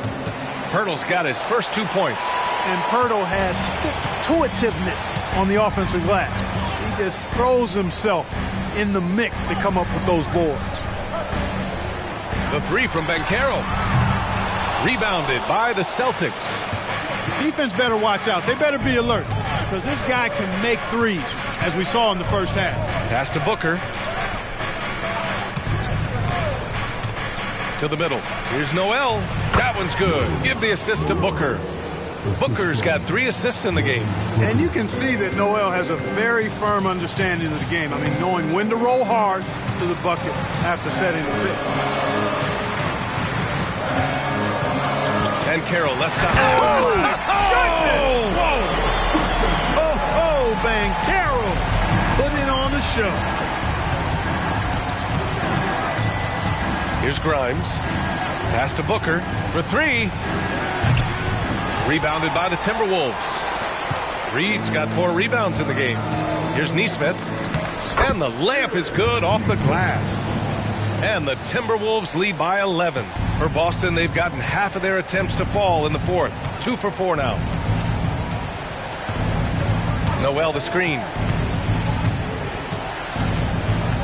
Here's Booker. Book knocks it down. Incredible balance to convert the tough basket. Booker doesn't play scared around the rim. Outside Walker. Pass to Ben Carroll. Picked by Reed. Just 5 on the clock. Lets it go from deep. Can't get it to drop. Well, I don't think he's performing up to his own expectations, but they still find themselves out in front. To the inside. Here's Booker. Oh, Booker in close. They just look so overwhelmed inside. Yeah, that's why they continue to get attacked. Yeah, I think they've got to ramp up the aggressiveness. If they don't, things are just going to get worse from here. There's a screen. Here's Nesmith. Booker defending. Nesmith passes to Alvarado. And Carroll in the post. Pirtle grabs a miss. Pirtle's got 5 rebounds in the game. One thing they've done well tonight, and that's rebounding. Yeah, you know, they're hustling and giving a good effort, that's for sure, but unfortunately, the execution has been lacking. Booker with it. Guarded now by Alvarado. Grimes. Yes! And it's Booker with the setup. Now just a 4-point Minnesota lead. Yeah, great awareness there from Booker. A selfless team-first player. Pass to Nesmith.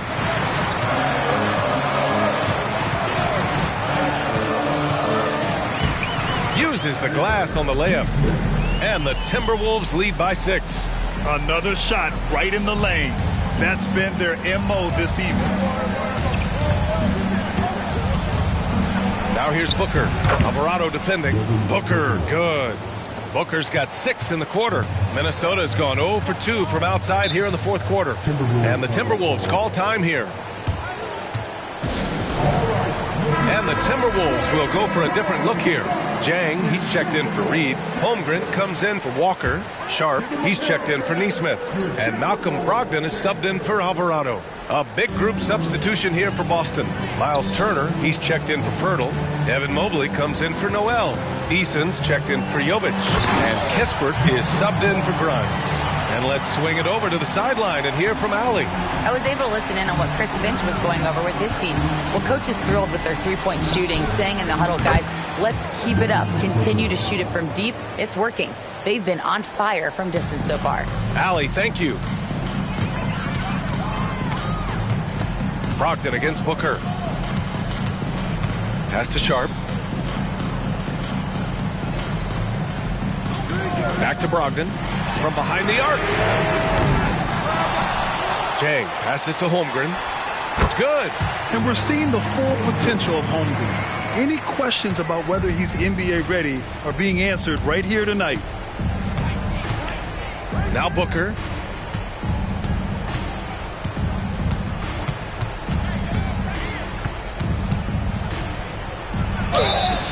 So it'll be 2 free throws. He was fouled in the act of shooting. An active shooter. Booker is clever at finding ways to attract fouls on the way up. The first free throw is good.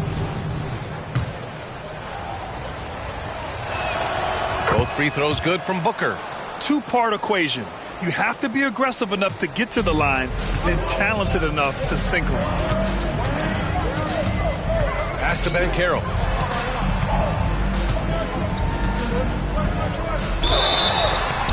And he was fouled while in the act of shooting, so he'll take 2 free throws. It's going to be on Tari Eason. Got to be smarter and tougher than this defensively. You can't give Banchero deep positioning like there.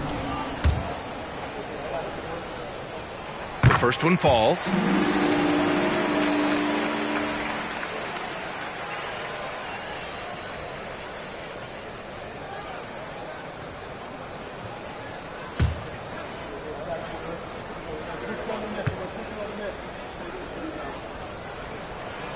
It's both from the stripe. When you're the #1 pick like Banchero, the expectations are through the roof. But Paolo is well grounded. Got his feet on the ground, head squarely focused. He's embracing the challenge and meeting it so far. Eason, good. That's exactly the kind of shooting you need down the stretch to win games. Pass to Holmgren.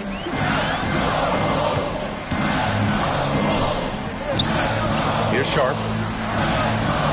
Brogdon from outside. Eason pulls it in.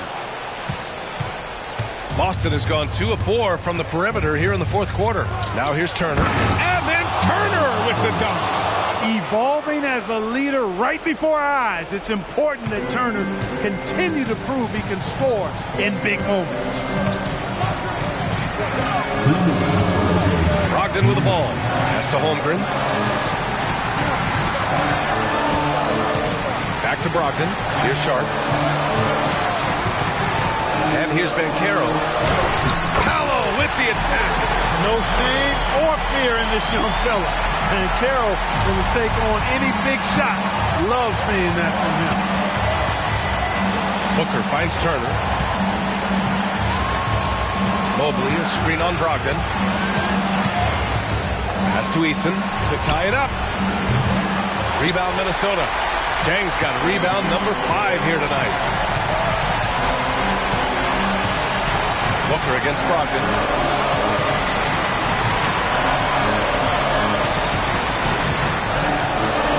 Now here's Holmgren. And Carroll right side. 1:06 left to play in the fourth quarter of this one. Eason with some nice D. Here's Booker. And it's Holmgren with a rebound. That's a shot he'd like back. He's usually going to make those. Sharp passes to Sajay. Outside Brogdon.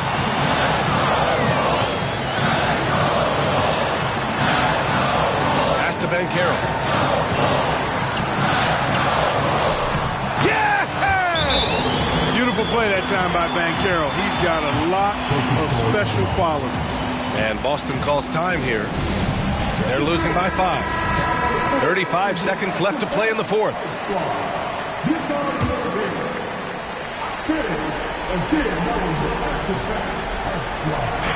35 seconds left in the final quarter. Here's Booker. And you can't forget about Holmgren's reach, especially when he's nearby on defense. Great activity level on the boards. Impressive. Wow. Here's Sharp. And so they choose to intentionally foul.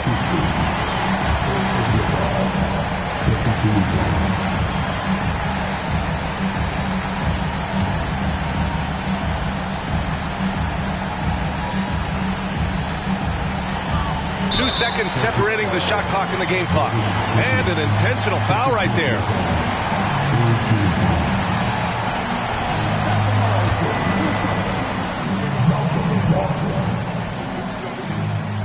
Ooh, he doesn't hit the first. That was the one they really wanted. He's got one more, though.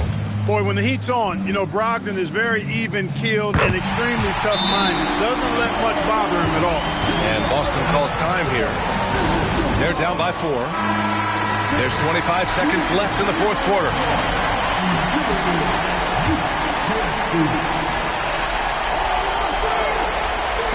There's 25 seconds left in the fourth quarter.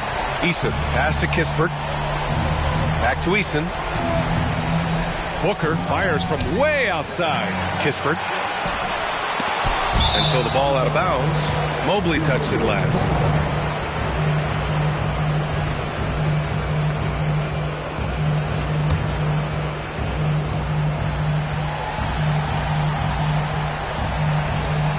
And they need to stop the clock, so there's the foul. Yeah, no, you had to do that. I mean, you can't allow them to dribble out the time. Exactly. I mean, you got to stop the clock any way possible and hope they alligator arm a few of those free throws.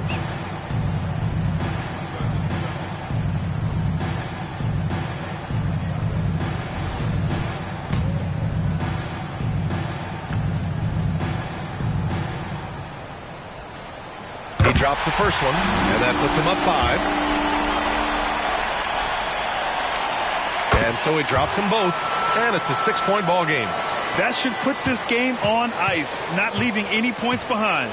Booker finds Turner, fires from deep. Eason can't get it to go. So we see the Timberwolves get the win here. I'm sure they would have preferred a blowout victory, but a win's a win. Thanks, Allie. Great interview once again. Well, folks, that's going to do it.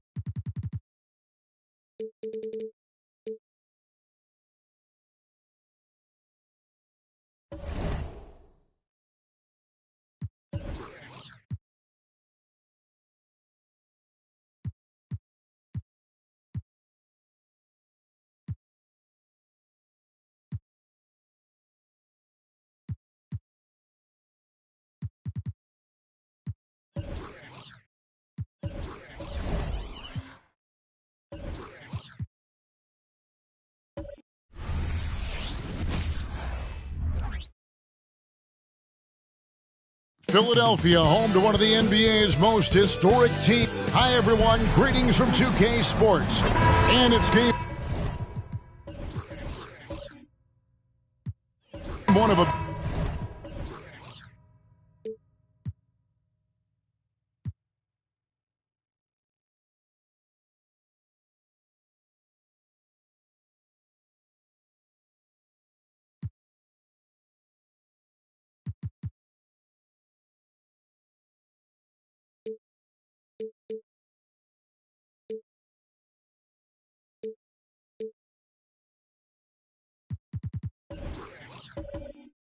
Back.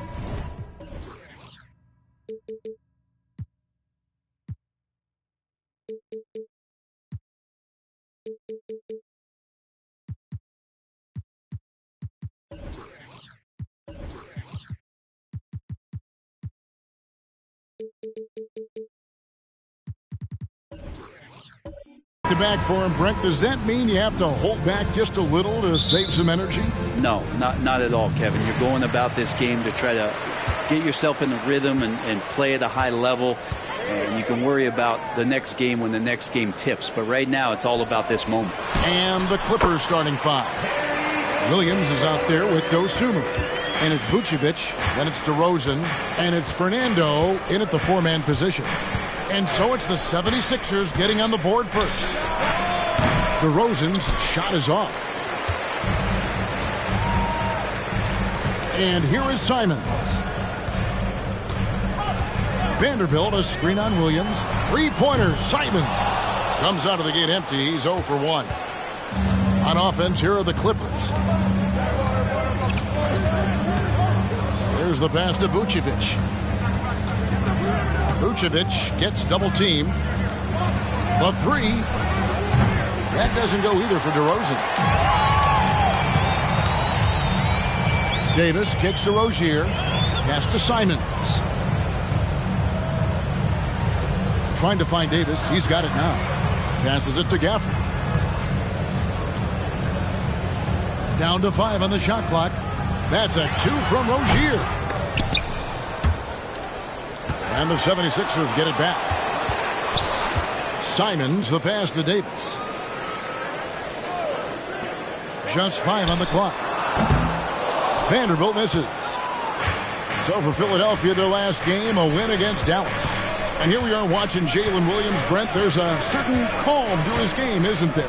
Yeah, he's comfortable because he really can do a lot of things on the floor, so there's nothing that's going to really shut him down. It's very hard to speed this guy up. He gets an opportunity to play at his pace. That's a gift. Now, here's Gafford. And good work on the boards that pick up the second chance points. And that's a lesson for the D. Fight harder on the glass. Yeah, you just can't afford to give up second chance opportunities again and again. Inside, Vucevic. Good. And it's DeRozan picking up the assist. Oh, savvy move by DeRozan, using the pick and roll to draw off the D and create for an open shooter. Rozier finds Simons. Back to Rozier. Can't cash in from close range. This is a rough stretch right here for him offensively. Seems to be rushing shots. Pass to DeRozan. The three. Bangs home the trifecta.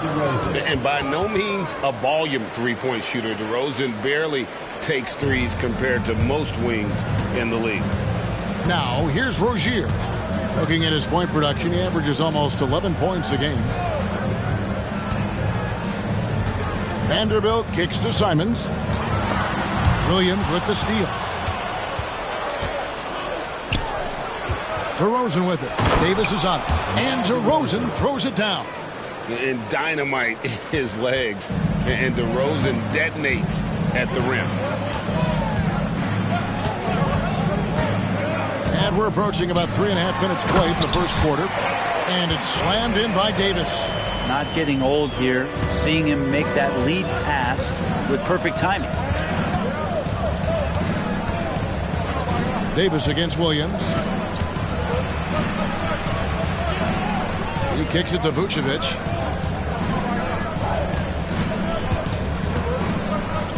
Shoots over Gafford. And it's the Clippers scoring again.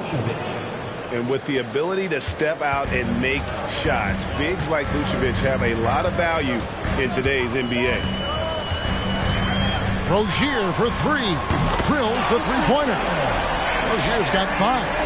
And that's exactly what he's looking for, draining the triple.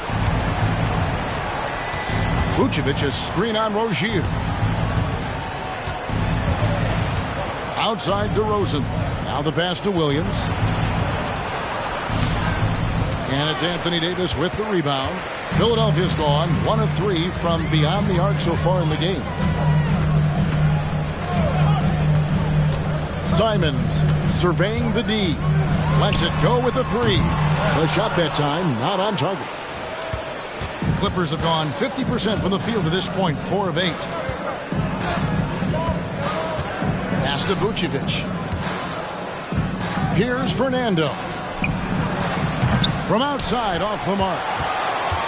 Davis with it. Now guarded by Vucevic. Tries it from the top of the key. That one misses. And I was sure that was money on that one, but everyone is afforded an easy miss or two. Yeah, that happens. Important thing is for players, just don't beat yourself up and make a miss like that cost you another play. And the basket is good. Got it to go through on the contact, so a free throw coming up. A great opportunity for a three-point play.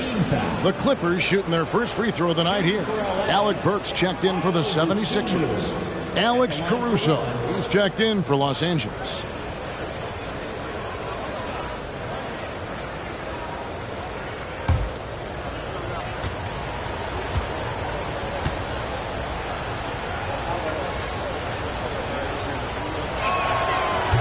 And, Greg, while the Sixers have been effective, time and again, they've been unable to get past the conference semifinal. Where they bowed out in 5 of the last 6 years, but you go back, they haven't made it any further since Allen Iverson led them to the finals back in 01. And the foul called on Ayo Dosunmu. That is his first foul of the game. Julius Randle's checked in for the 76ers. Ball comes in for Terry Rozier, and then for Los Angeles, Mo Wagner's checked in for Vucevic. Daniel Tice comes in for Bruno Fernando. And D'Angelo Russell subbed in for Dosunmu. Now here's Wall. His last outing, he had 8 points. Randle left side. 4 on the clock. Hands the shot with nobody near him. Nice play by Julius. Good decision maker in the pick and roll. And so it's Russell with it. He brings it up for Los Angeles. This game coming after a loss against the Bucks. Yeah, tough game on the road. The guys you're defending, obviously comfortable shooting in their own building. You've got to find a way to break their rhythm. Yeah, they couldn't do it in that one. Always a step slow in closing out the shooters and maybe even recognition of who was on the floor. Just not enough energy, and that's a tough way to win on the road. Here's Randle. After D'Angelo Russell's bucket, took the opportunity when he saw it. Randle's got his second bucket of the night. Well, improving his three-point range and confidence and rhythm from the three-point line, that's opening up some things for Julius Randle. Now, here's Tice. It's stolen by Wall. 1:31 left to play in the first quarter. And contact on the shot, so he'll be shooting free throws here. That's on D'Angelo Russell. The competitive firewall plays with is admirable. Fantastic at just figuring out ways to attract contact. Shoot 2.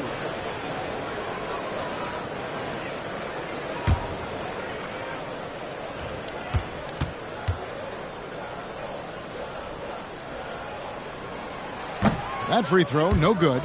And there's a lot of nuance to Wall's game. People talk about his speed and things like that, but his instinct and skill are equally as important, if not more so.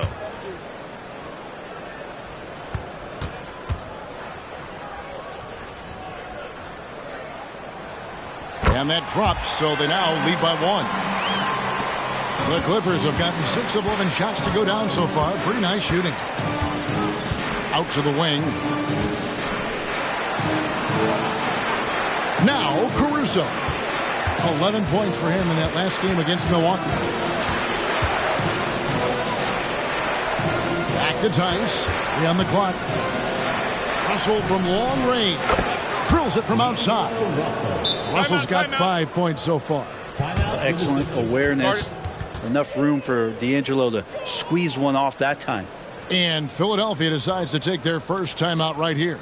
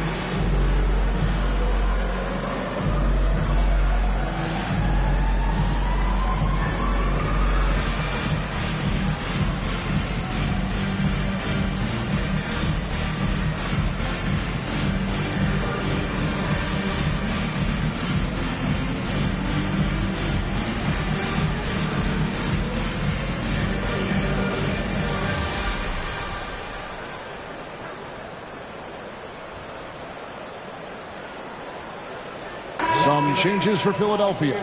McGee comes in for Daniel Gafford. And it's Anthony Davis in for Anthony Simons. And the Clippers making a change here as well. DeRozan's checked in.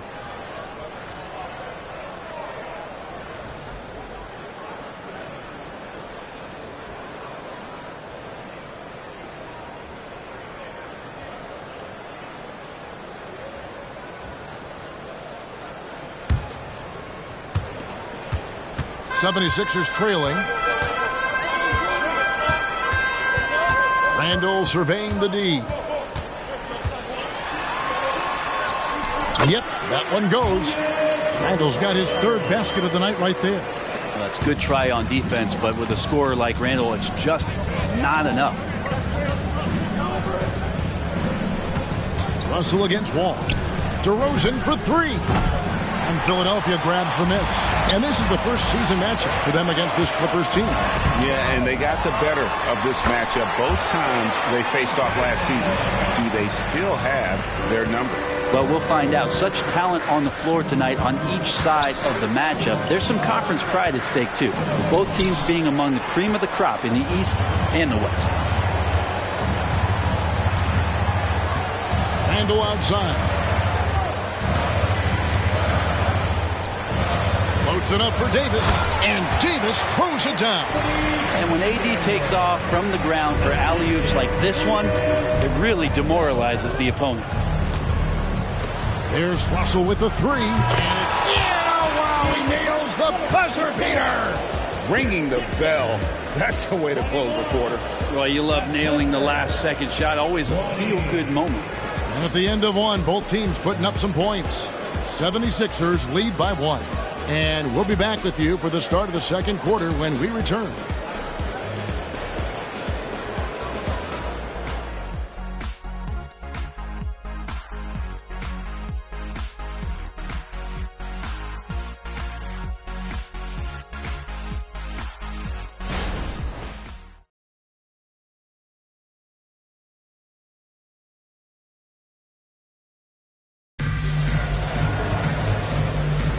And getting going again here in the second quarter. Fairly close game so far.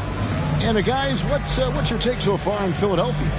Well, pounding the boards is one way to gain an advantage. They simply owned the glass in that first. Well, if you get physical out there, you can control the glass, and that helps you to control the pace of the game.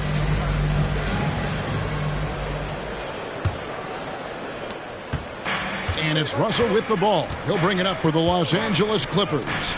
They trail by one.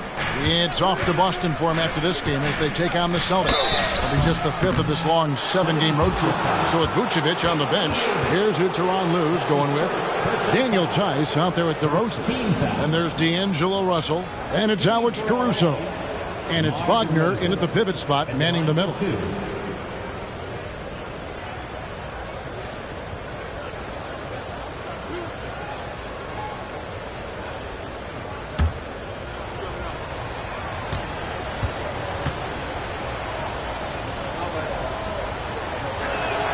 First one falls for him. You know, Brent, I heard you talking the other day about the advantage left-handed players have in drawing fouls. Why do you feel that's the case? I've just always felt, Kevin, that you don't really prepare for lefties. You don't see many of them in the league. So think about it. On a Monday and a Wednesday, you're playing a squad, and all of a sudden, Thursday's back-to-back game has a guy like James Harden. It's just hard to adjust physically what you need to do in terms of defending a left-handed player. You can tell he's feeling confident right now at the line, and when he's on, he can be lights out. Burks looking around. Randall down low, defended by Tice. And Randall throws it down. Well, they're trying to take command of this game, but it's been competitive so far. Yeah, everybody trying to get away from one another, and the threads are keeping them close. This has been highly competitive. It's the three-point bomb. Tice has got his first bucket of the game, and he's on the board for three. Oh, that's a terrific dime from DeRozan, and this is why guys enjoy playing with him. Wall's shot is good. That play never gets old. The pick and roll will still be an offensive staple 100 years from now. Trust me. Tice passes to DeRozan over Davis, and Davis sends it back. The game has been very close in a lot of areas, but rebounding has been the one differentiator thus far. Outside for Randall. Another three for Philadelphia. And it feels like Randall is taking ownership on the offensive end right now, playing intense and fighting for buckets. Tice passes to Caruso. And here's Russell over Wall. Almost, but it rolls out. Here's Randall. He's got 12. Over Russell. Again, Philadelphia. D has been just completely helpless and turned around. He's so dangerous when he's in this kind of rhythm. Russell finds Tice. Outside DeRozan. Wagner with a screen for DeRozan. Tice passes to Russell. 6 to shoot. Over Wall. That's good, and the 76ers lead is cut to just 3 points on the basket from Russell. Well, that's nice coordination, as Russell seemed to know that he was going to get around the defense. Los Angeles has gotten a success rate of just over 50% from three-point tonight. 4 of 7 shooting. Burks against Caruso. And again, Los Angeles with the triple. And they're getting their points now almost exclusively from the triple. 4 of their last 5 makes are from beyond the arc. Now, here's Wall. Taking a look at his numbers, he averages about 7 points a game. Passes to DeRozan. And Davis sends it back.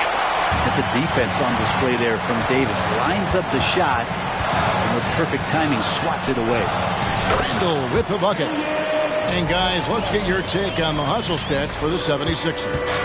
How about the ferocity we have seen from them on defense? I mean, they're looking to contest every shot that goes up. When you make the most of second chance opportunities and you're in there and active, well, that can really put a lot of pressure on the defense. So timeout called here, the first for Los Angeles.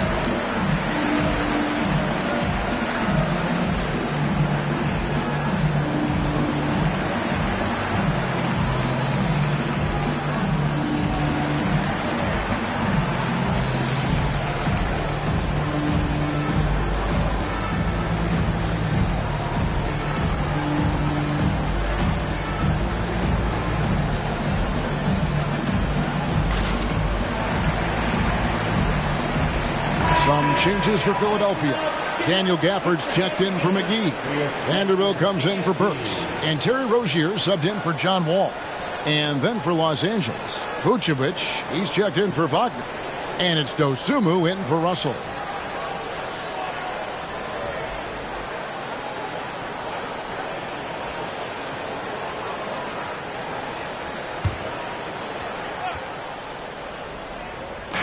Just under 3.5 minutes played here in the second quarter. Dosunmu's shot is off. Those are chances almost always you can rely on him to get you 2 points, but the D just enough to keep him out of rhythm.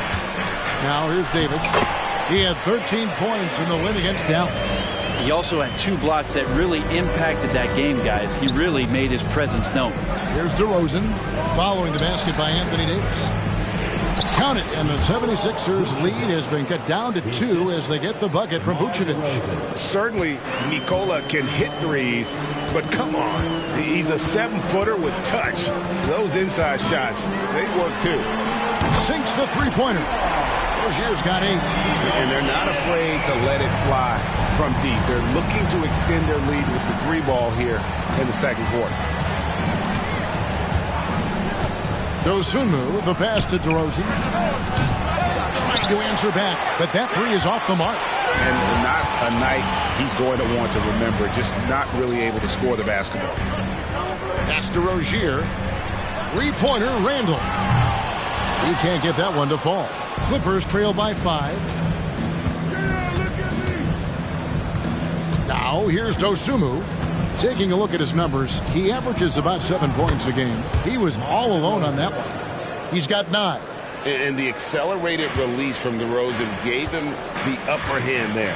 Here's Rozier following the score by DeMar DeRozan. Outside, Davis. There's the pass to Randall. And he slams it down right on top of Daniel Tice. Oh, that's nuts. Randall getting up there, turning a little bit, putting on a bit of a show here. And the rejection by Gafford. It's going to be out of bounds. Los Angeles will retain possession. Simons, he's checked in for Anthony Davis. And then for Los Angeles, Bruno Fernando comes in for Daniel Tice. And it's Williams in for Alex Caruso.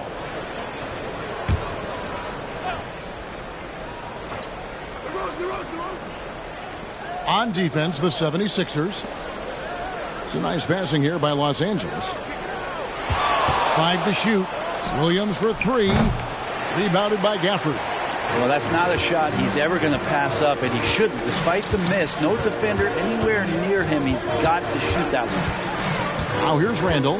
5-point lead, the biggest of the game. Randall with massive improvement over last year and to beat you in so many ways that he has confidence in now. What a flush. Here is Williams. Still scoreless.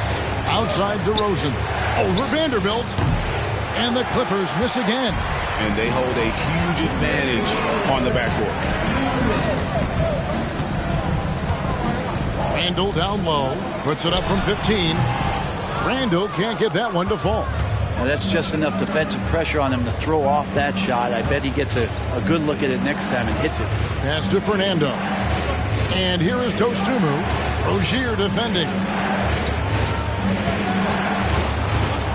Williams against Rozier. Pass to Dosunmu. For 3. It's hauled in by the 76ers. They want to keep it rolling here following the win against Dallas.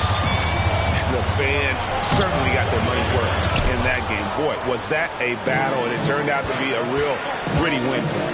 And they had to scrape and claw just to get themselves back into the game and into overtime, but they really kept their composure in the extra 5 minutes, and it paid off for the win.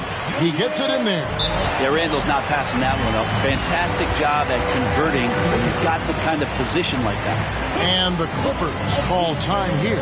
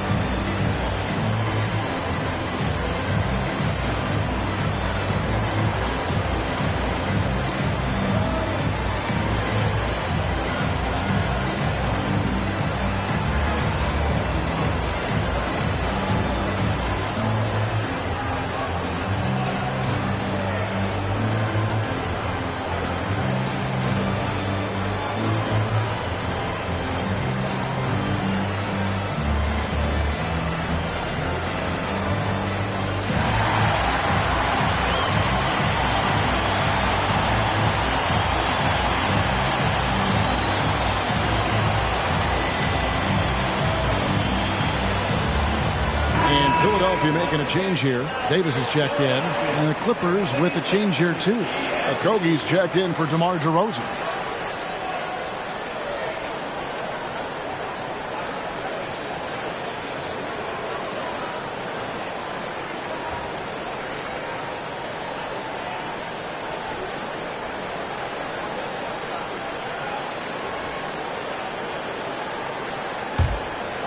Here's Dosunmu.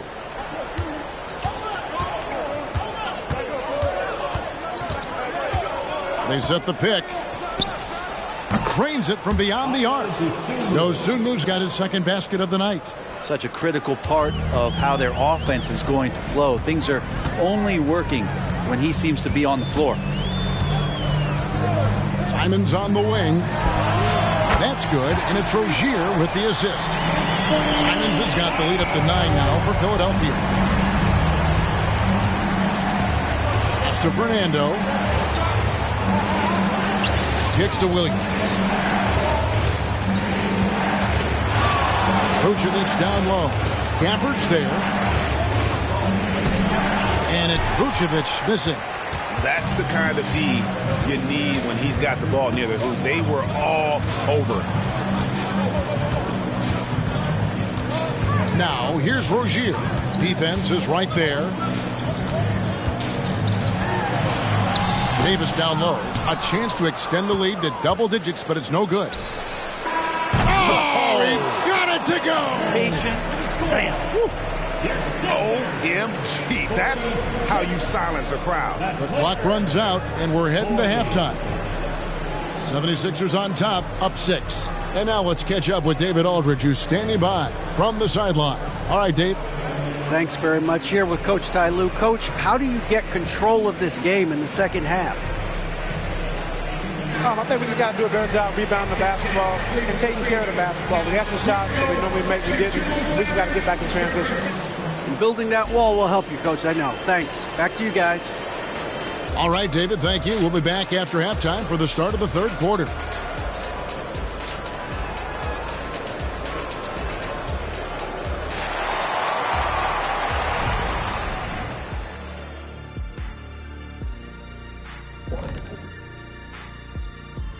Pleased to have you tune in. What better way to start than by checking out the contenders for the dunk contest on All-Star Weekend?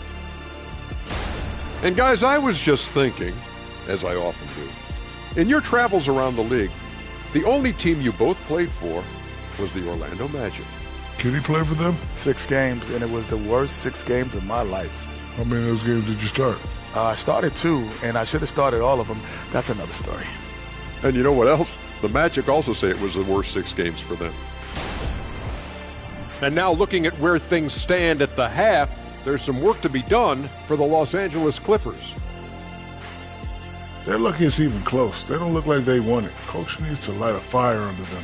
Hard to keep up when you're being beaten on the boards this badly.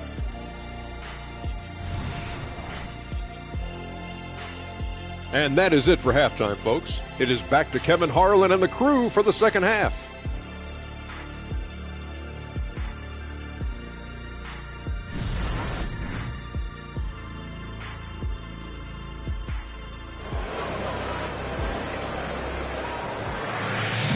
And after a fairly even first couple of quarters, the second half could turn out to be a great one as both teams try to gain an edge.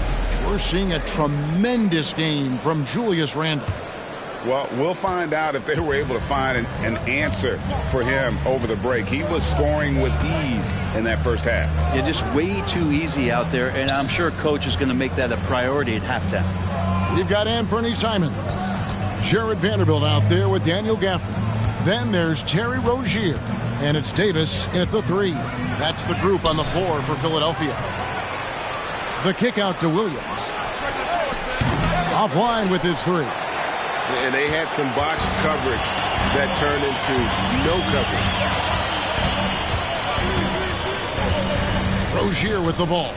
Down low, Davis. And it's Davis finishing it off. And once Rozier spots that hole in the defense, he just doesn't hesitate. Just sends the ball to an open shooter. Now, here's DeRozan. 9 points in the game so far. Rebounded by Gafford. Gafford's got rebound number 8 now on the night. This feels like it's snowballed a little bit on them. The more he tries to shoot his way out of this slump, the worse it seems to get. They need him to get it together. And it's Davis with the jam. Superb pick and roll action capped off with a perfect pass to the slashing AD. Leads to the easy deuce. And there's the pass to DeRozan. Offensive rebound. And the rejection by Gafford. Shot clock at 6. Here's Dosunmu. Drains the three-pointer. Dosunmu's got his third basket of the night. How can you forget about him? I mean, he's not going to miss that open of a look.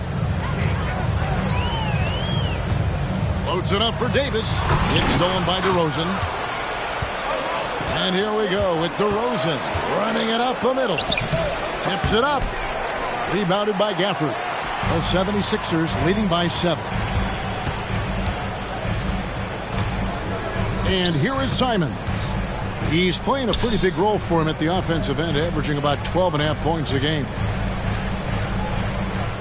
There's the feed to Davis. It's hauled in by Los Angeles. Fernando's got his 5th rebound right now in the game. Here's Williams. Good. And it's DeRozan picking up the assist. DeRozan's got assist number 5 here tonight. Well, we're into the third quarter, just over 2.5 minutes played. And Philadelphia calls time here. Start it.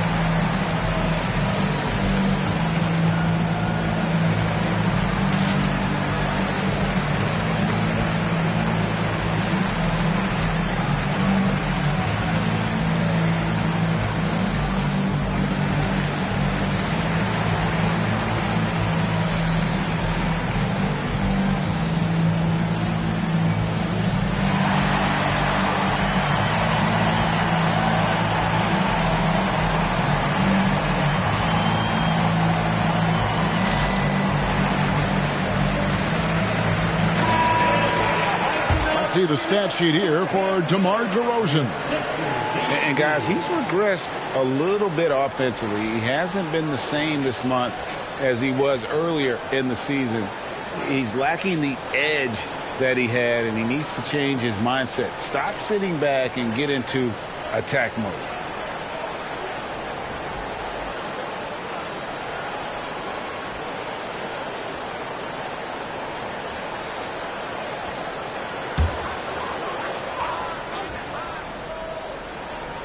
A little over 2.5 minutes off the clock in this final half of play.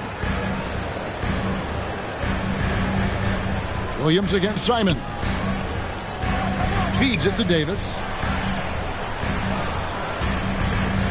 Shoots over DeRozan. And that one's good by Davis. Davis has got 14 points for the game. Perfect approach for what the D was showing on that possession. Williams passes to Vucevic. Shoots over Gafford. Count it. And the 76ers lead has been cut down now to just 5 on the basket from Vucevic.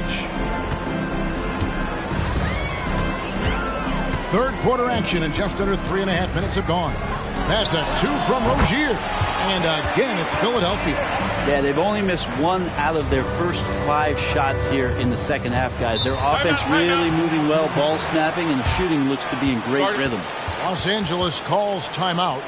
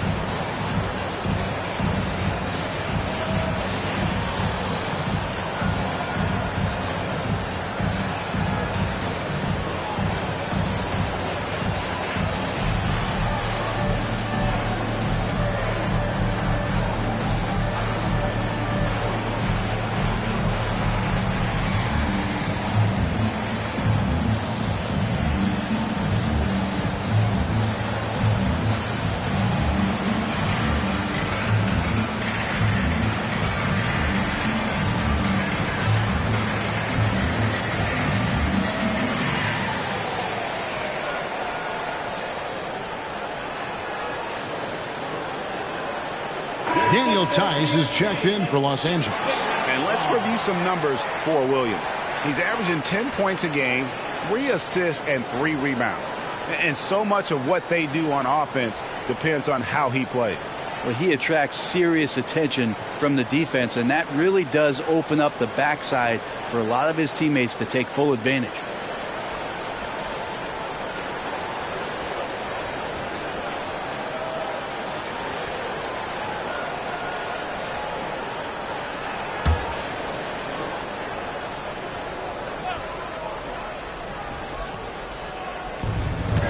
On the wing, Williams.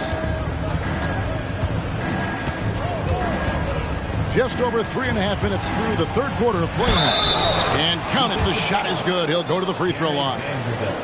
And with his hard-charging style, DeRozan gets himself to the line quite a bit, and it helps that he can finish through contact. The Clippers shooting their 4th attempt at the free throw line right here. Find the lanes. Find the lanes. One shot.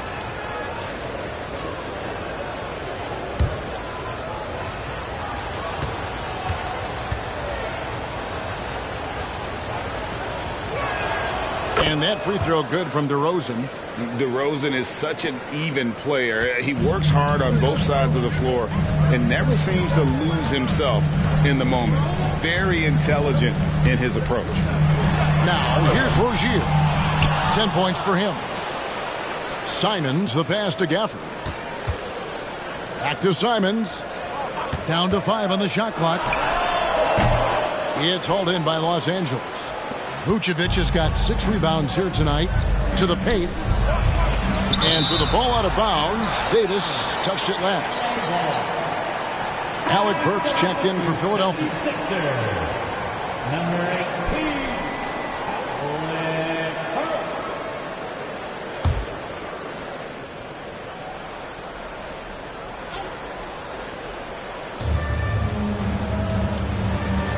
18. Tice passes to Dosunmu.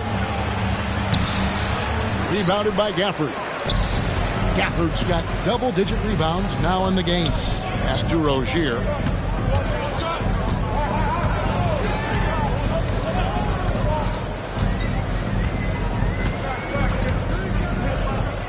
Six on the shot clock. Here's Vanderbilt. No good from outside. Clippers trail by 4. Dosunmu, the pass to DeRozan. Over Vanderbilt. DeRozan gets the bucket. 14 points for DeMar DeRozan. And it just seems that every pass they make is leading to a score. Just great ball movement. Simons finds Gafford. Passes to Rozier. Good as the jump shot falls. Rozier's got 4 points this quarter. A good decision maker. Rozier takes and makes the shot he's comfortable with. Outside DeRozan. All sorts of time. Good. And a nice assist for Williams. Williams has got 5 assists tonight. The 76ers have gone 5 of 9 on field goal attempts since halftime. Now, here's Simon. Over Williams. And it's Simon's missing. And that was almost a block. Still did enough to alter the shot. Yeah, altering the shot just as long as there's a miss, that kind of energy not wasted. Burks against DeRozan with a tie. And boy, that looked like goaltending. Yes, it is. And so they will award the basket there. Man, that's a tough call for the refs to make there. I'm not sure it was on the way down, but that's how they saw it. And that rejection had some mustard on it. Huge, huge play. And in a close game, blocks like that are so clutch, and that could be a real difference maker here tonight. Randall's checked in for the 76ers. And the Clippers making a change here as well. Wagner's checked in for Vucevic. Find the lanes. One shot.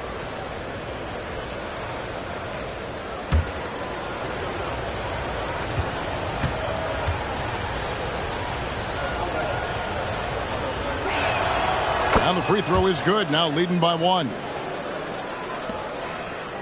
Philadelphia's gone to the three-pointer 11 times tonight, nailed 5 of them. And the 76ers call time here. Who wants the 3-piece shirt? Our Sixers DNC looking for the loudest fans to let us hear ya.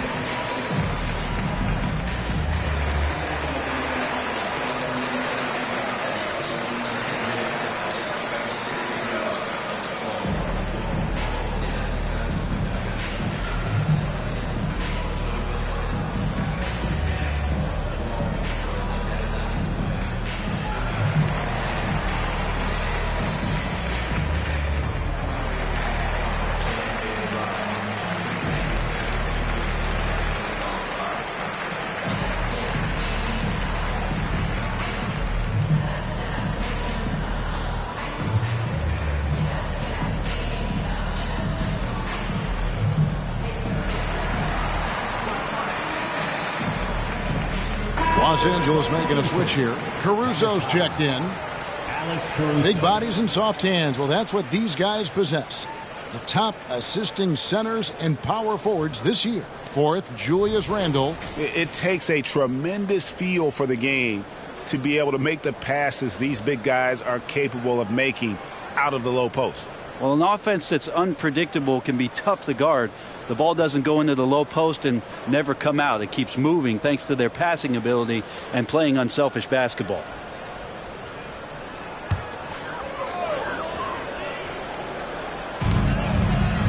Simons finds Vanderbilt. Unloads from 9. Another miss by Philadelphia.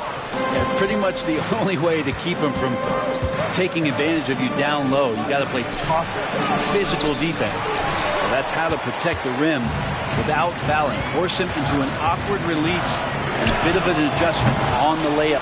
And the basket by Rozier. Hey, you would think a coach might have talked to his defense about making the adjustment on him, but right now, he's just lighting him up. Dosunmu, the pass to Williams, and they pick up 2. Williams has got the game tied up here for the Clippers. Can't talk enough about the subtleties in that setup right there. The assist, really the key to that entire sequence. Randle against Wagner. 3-pointers, Simon. It's rebounded by Tice. LA's gone 1 of 3 from downtown since halftime. 59 seconds left to play in the third. Dosunmu's shot is off. And Simons has got the ball here for Philadelphia. They've led by as much as 10. Clippers foul. No problem.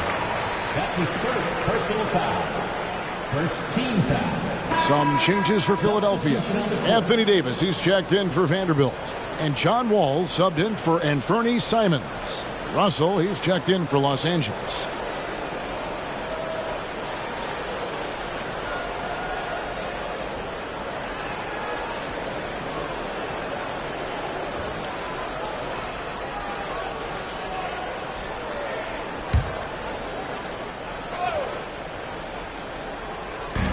Los Angeles on D.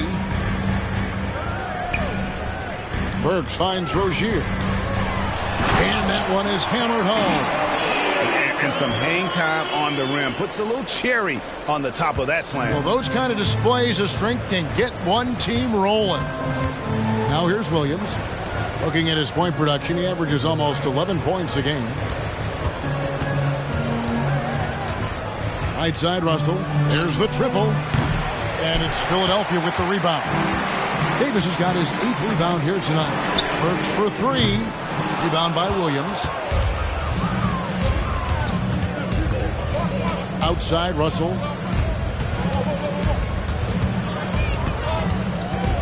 Over Davis. Los Angeles with another miss. 3 quarters of play in a close game here. 76ers lead by 2. Live from Philadelphia, you're watching 2K Sports.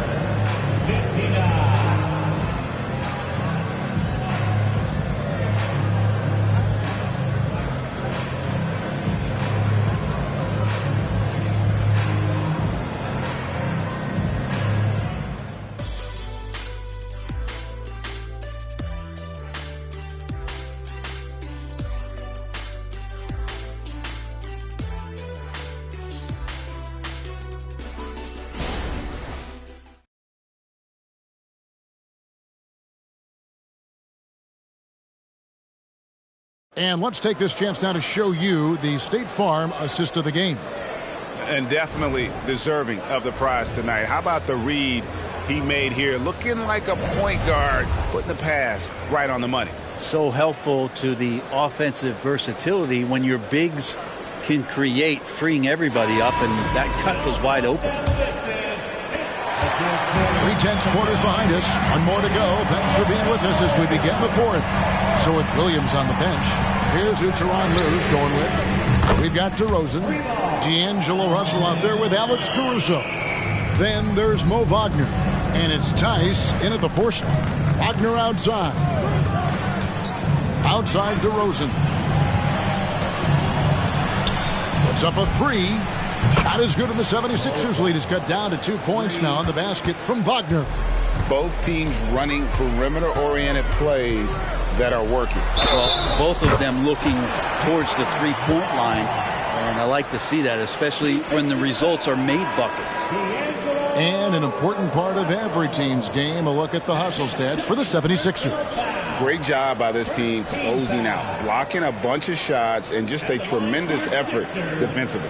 And I feel like another part of tonight's game has been the hustle points, getting up and down, getting second chances, getting transition opportunities. They've been fantastic in that area. Clippers trail by 5. Pass to Caruso.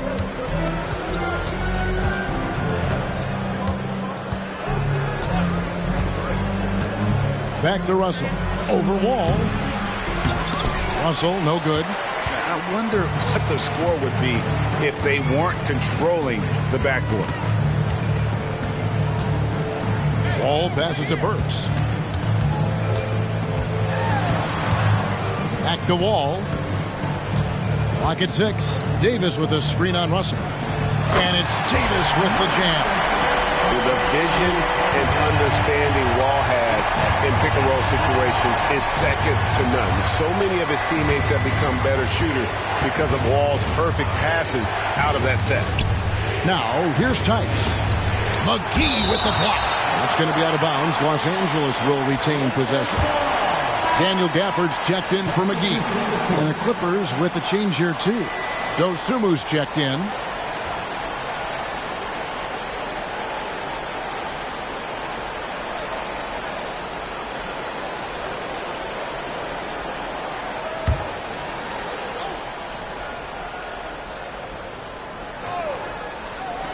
Just over a minute and a half played here in the 4th.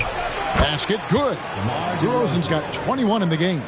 And boy, he's really in a groove. Dominant performance last game. Same thing this time out. Seems to be nobody standing in his way. No roadblocks for him to get to his spot, capitalize, and continue to be aggressive. Randall with the bucket. Such a key for Julius to continue to stay assertive on the offensive end. Out left of the wing.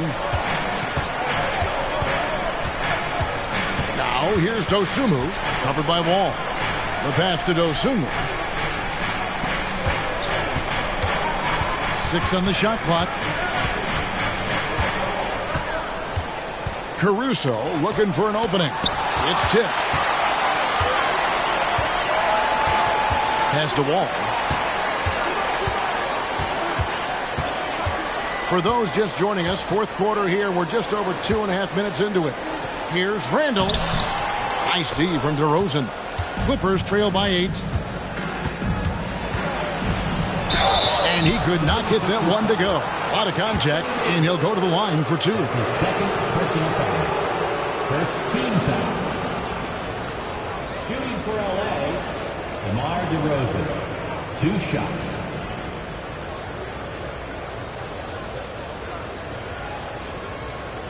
Take a break. Take a break. 2 shots.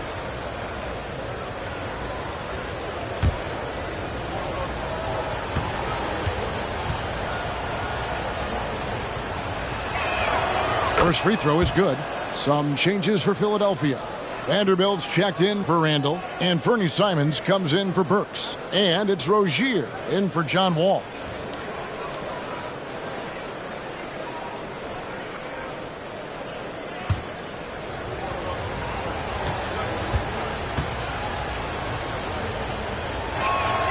DeMar DeRozan hits them both.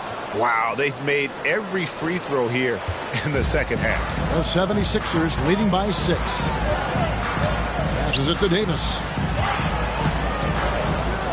Philadelphia moving the ball around. A nice shot by Simons. They're getting a lot of their points outside the paint. 3 of their last 5 baskets are from three-point range. Wagner outside. Outside DeRozan.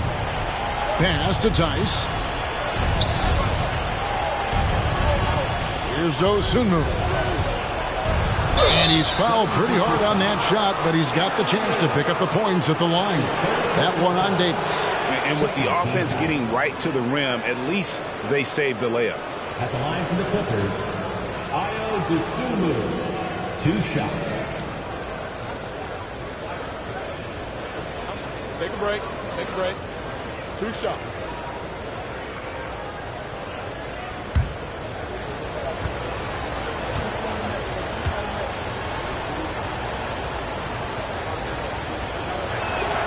The first one falls.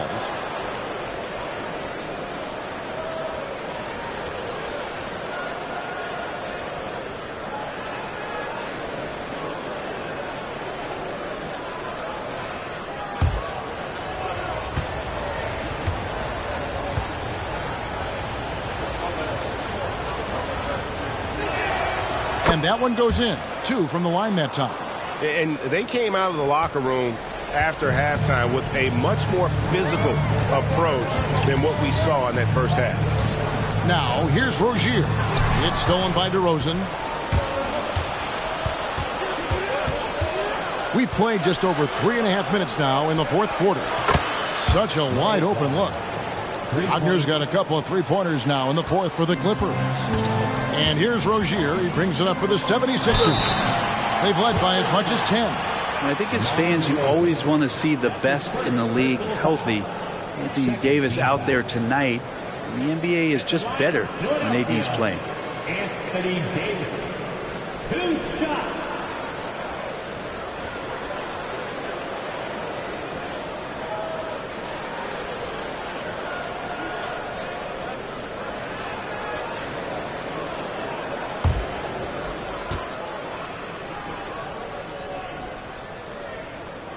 And that one falls for Anthony Davis. So, for the Clippers, Vucevic checked in for Mo Wagner. Bruno Fernando comes in for Daniel Tice. And it's Williams in for Alex Caruso.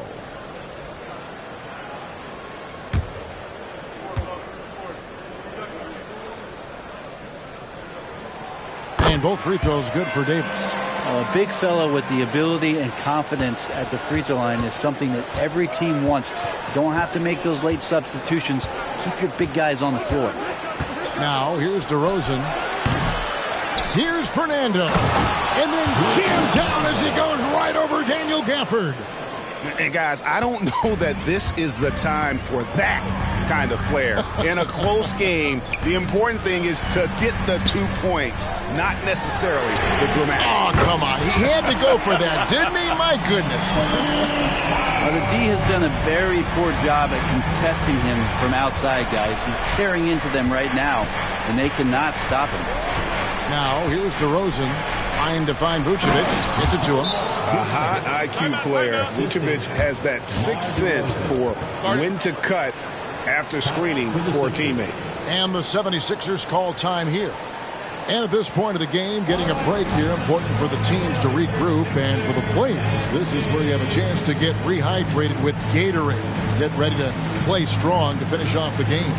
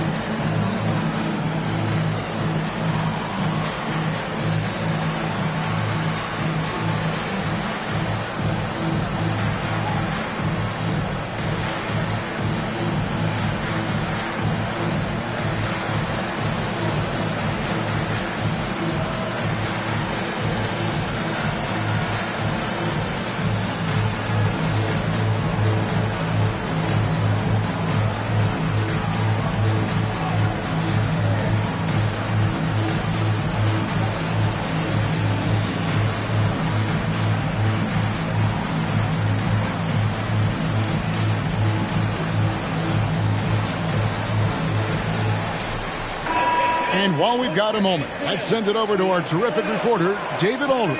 David? Kevin, I was able to listen in on what Nick Nurse told his team, and he was real calm during the timeout. He was smiling when he told the team, we're up. Game plan is working. Go out there and have fun. It's always fun when you're up late. Guys? Okay, David, much appreciated.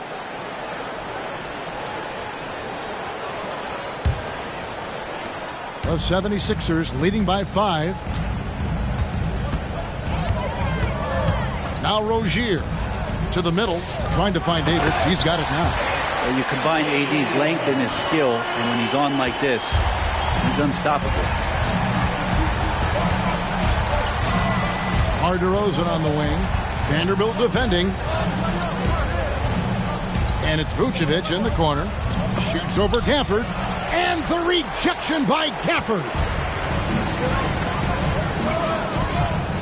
Now here's Simons. Rozier kicks to Simons. Back to Rozier. From deep three-point territory. Rebounded by Vucevic. Vucevic has got rebound number 7 for him tonight. Dosunmu, the pass to DeRozan.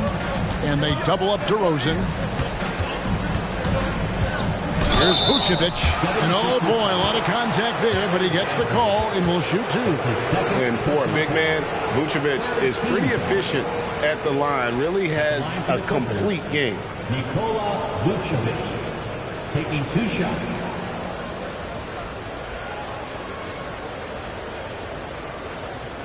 Take a break. Take a break. 2 shots.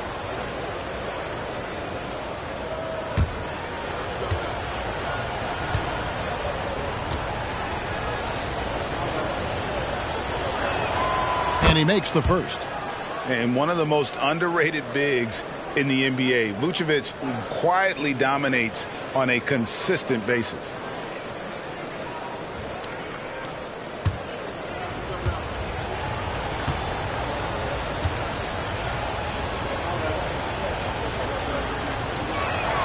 And both free throws good for Vucevic. And here's Rozier. He brings it up for the Philadelphia 76ers. The pass to Gafford to the inside. Here's Davis. Traps in the short one. Davis has got 14 points here in the second half. Well, at that range, Davis is pretty much automatic. He's going to score it. Outside DeRozan.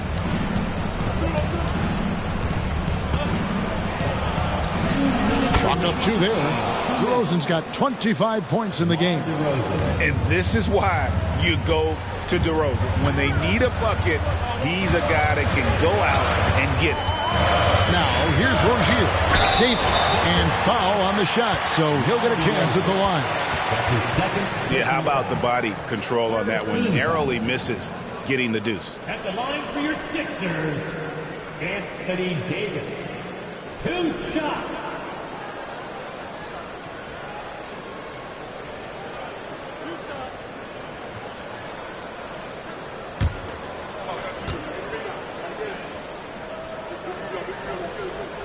First free throw is good, and that increases their lead to 6.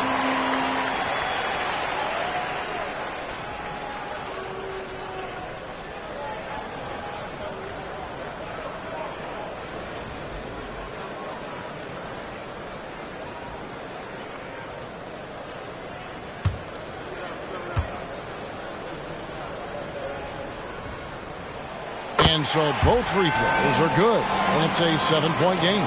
Yeah, the lead getting safer and safer as these free throws from the stripe go in. Here's Dosunmu, and again, it's the Clippers from deep. And great intensity here down the stretch. He's not one to shrink in the moment. Take a look at him, locked in right now in this moment, wants the ball in his hands and feels real comfortable with the shot he's taking. Clippers trail by 4.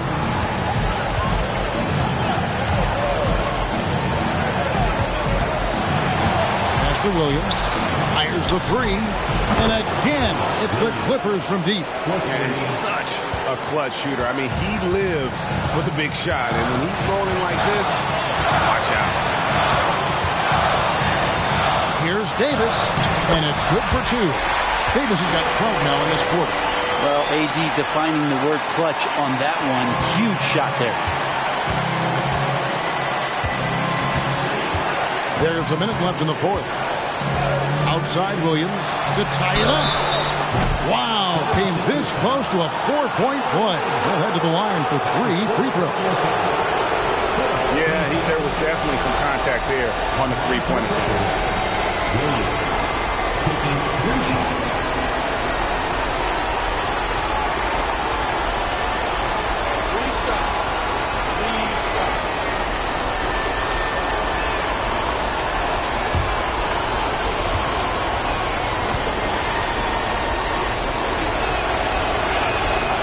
So the first of 3 is good, and that brings them within 2 here.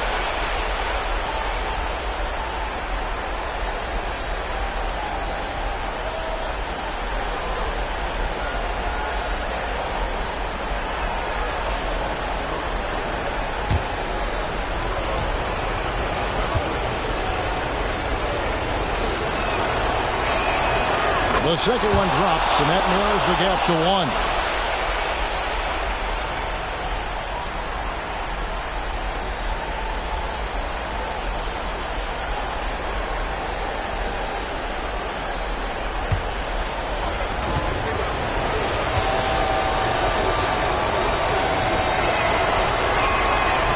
So he's good on all 3 free throws, and that ties the game up. You might want to think twice before sending him to the line again. He gets locked in when the game gets close. On the wing, Rozier cans the 3. Oh, the nerves on this guy. Not backing down from this moment here. When the game is close, he kicks it up a notch. Los Angeles calls timeout. They're trailing by 3. 43 seconds left to play here in the fourth.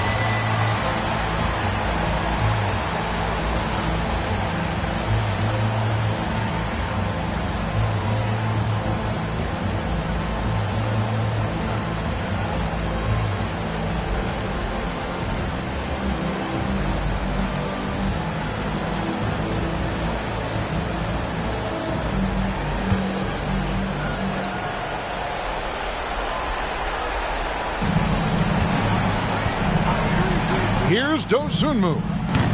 They get the rebound. DeRozan. Whistle blows. Bucket is good. He'll have a chance at the line to make it a three-point play. How about the heart DeRozan plays with? In the clutch, he's fully committed to getting his team whatever they need.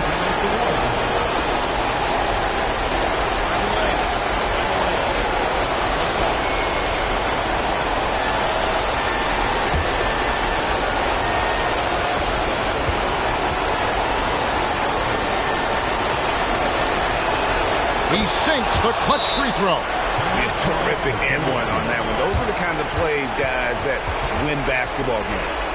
And timeout called by Nick Nurse.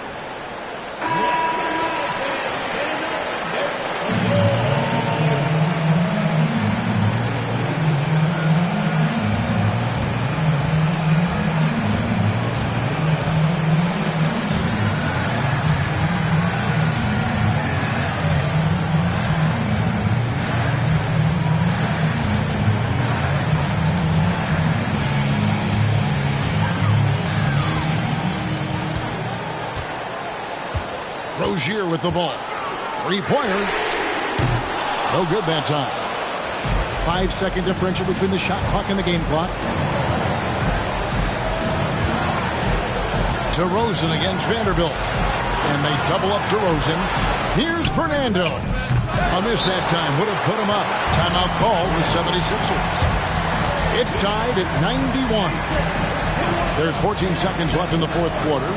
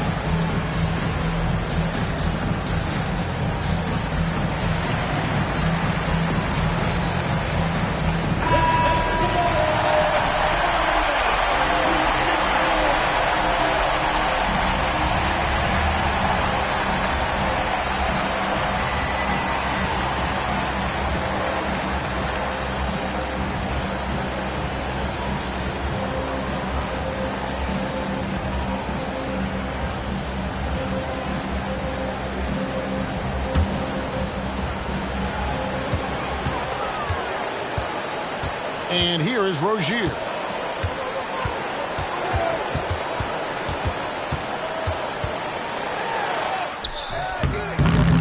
Missed. And the Clippers call time here.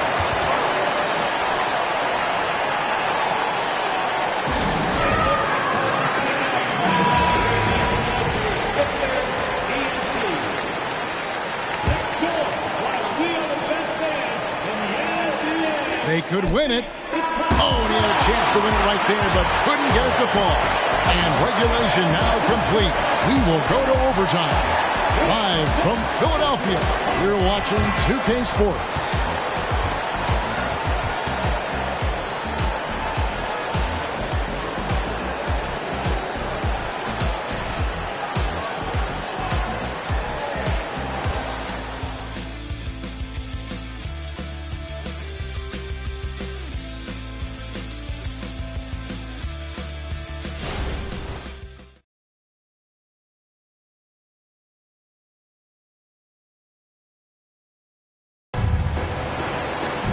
Well, 4 quarters weren't enough to decide this ballgame. Sit back and enjoy as we move on to overtime.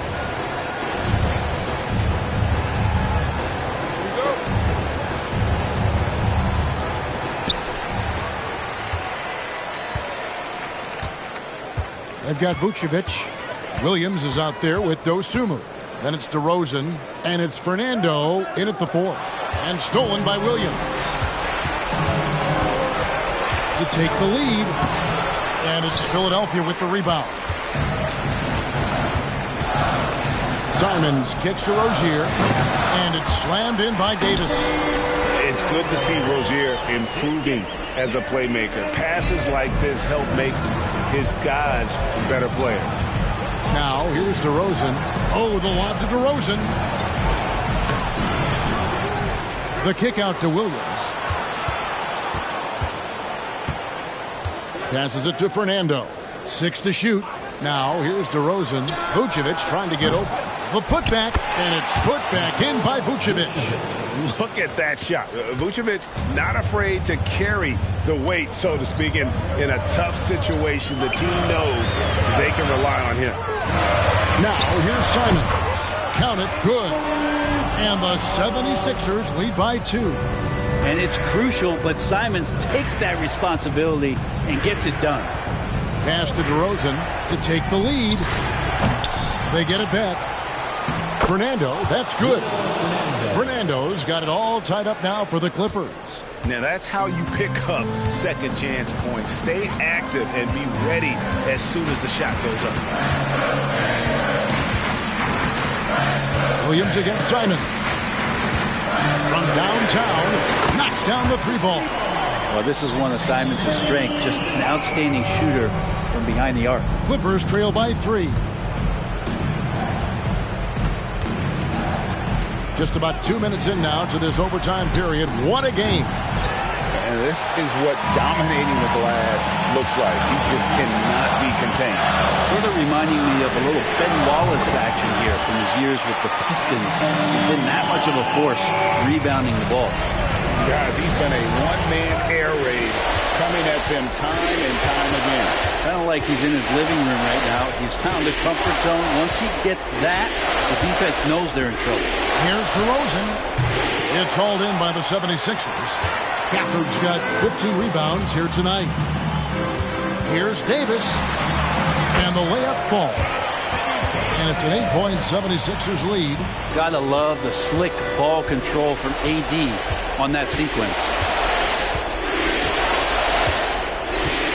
DeRozan scanning the floor to stop the run.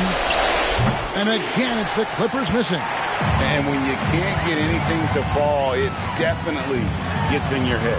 Especially if you're a player that doesn't get a lot of shot attempts. But otherwise, the mindset is, I just got to get the next one to go. And you don't want to put that much pressure on yourself. At the line for your Sixers, Terry Rozier III.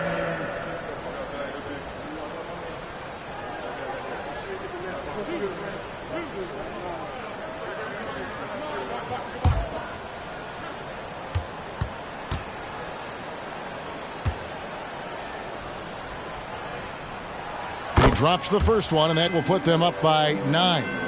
You know, and every year, it just seems like Rozier gets better. You see his drive, the hunger, the desire to keep improving.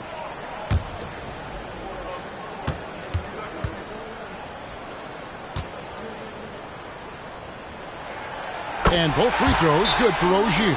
Los Angeles calls timeout. They're trailing by 10. 1:06 left in overtime.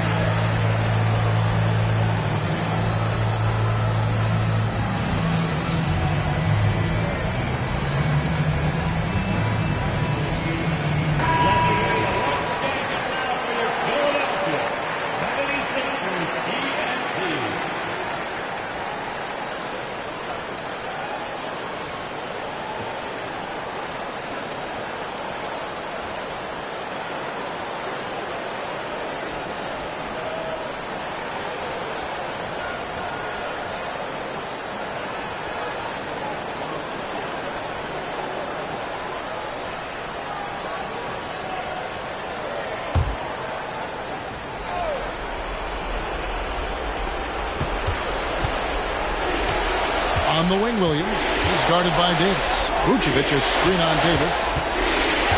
And there's the feed to DeRozan. And the pass to Dosunmu.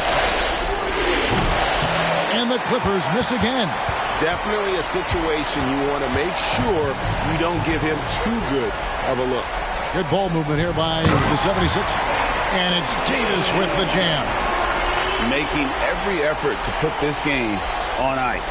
You love that the guys are staying aggressive late in this ball game, just not wanting to let go of the rope. Now here's DeRozan. Vucevic setting the pick for Williams. And Davis sends it back.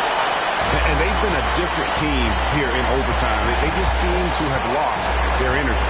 5 seconds separating the shot and game clocks. Rozier the pass to Davis. And guys, overtime not nearly as competitive as regulation. They've used up all their energy just getting it to overtime.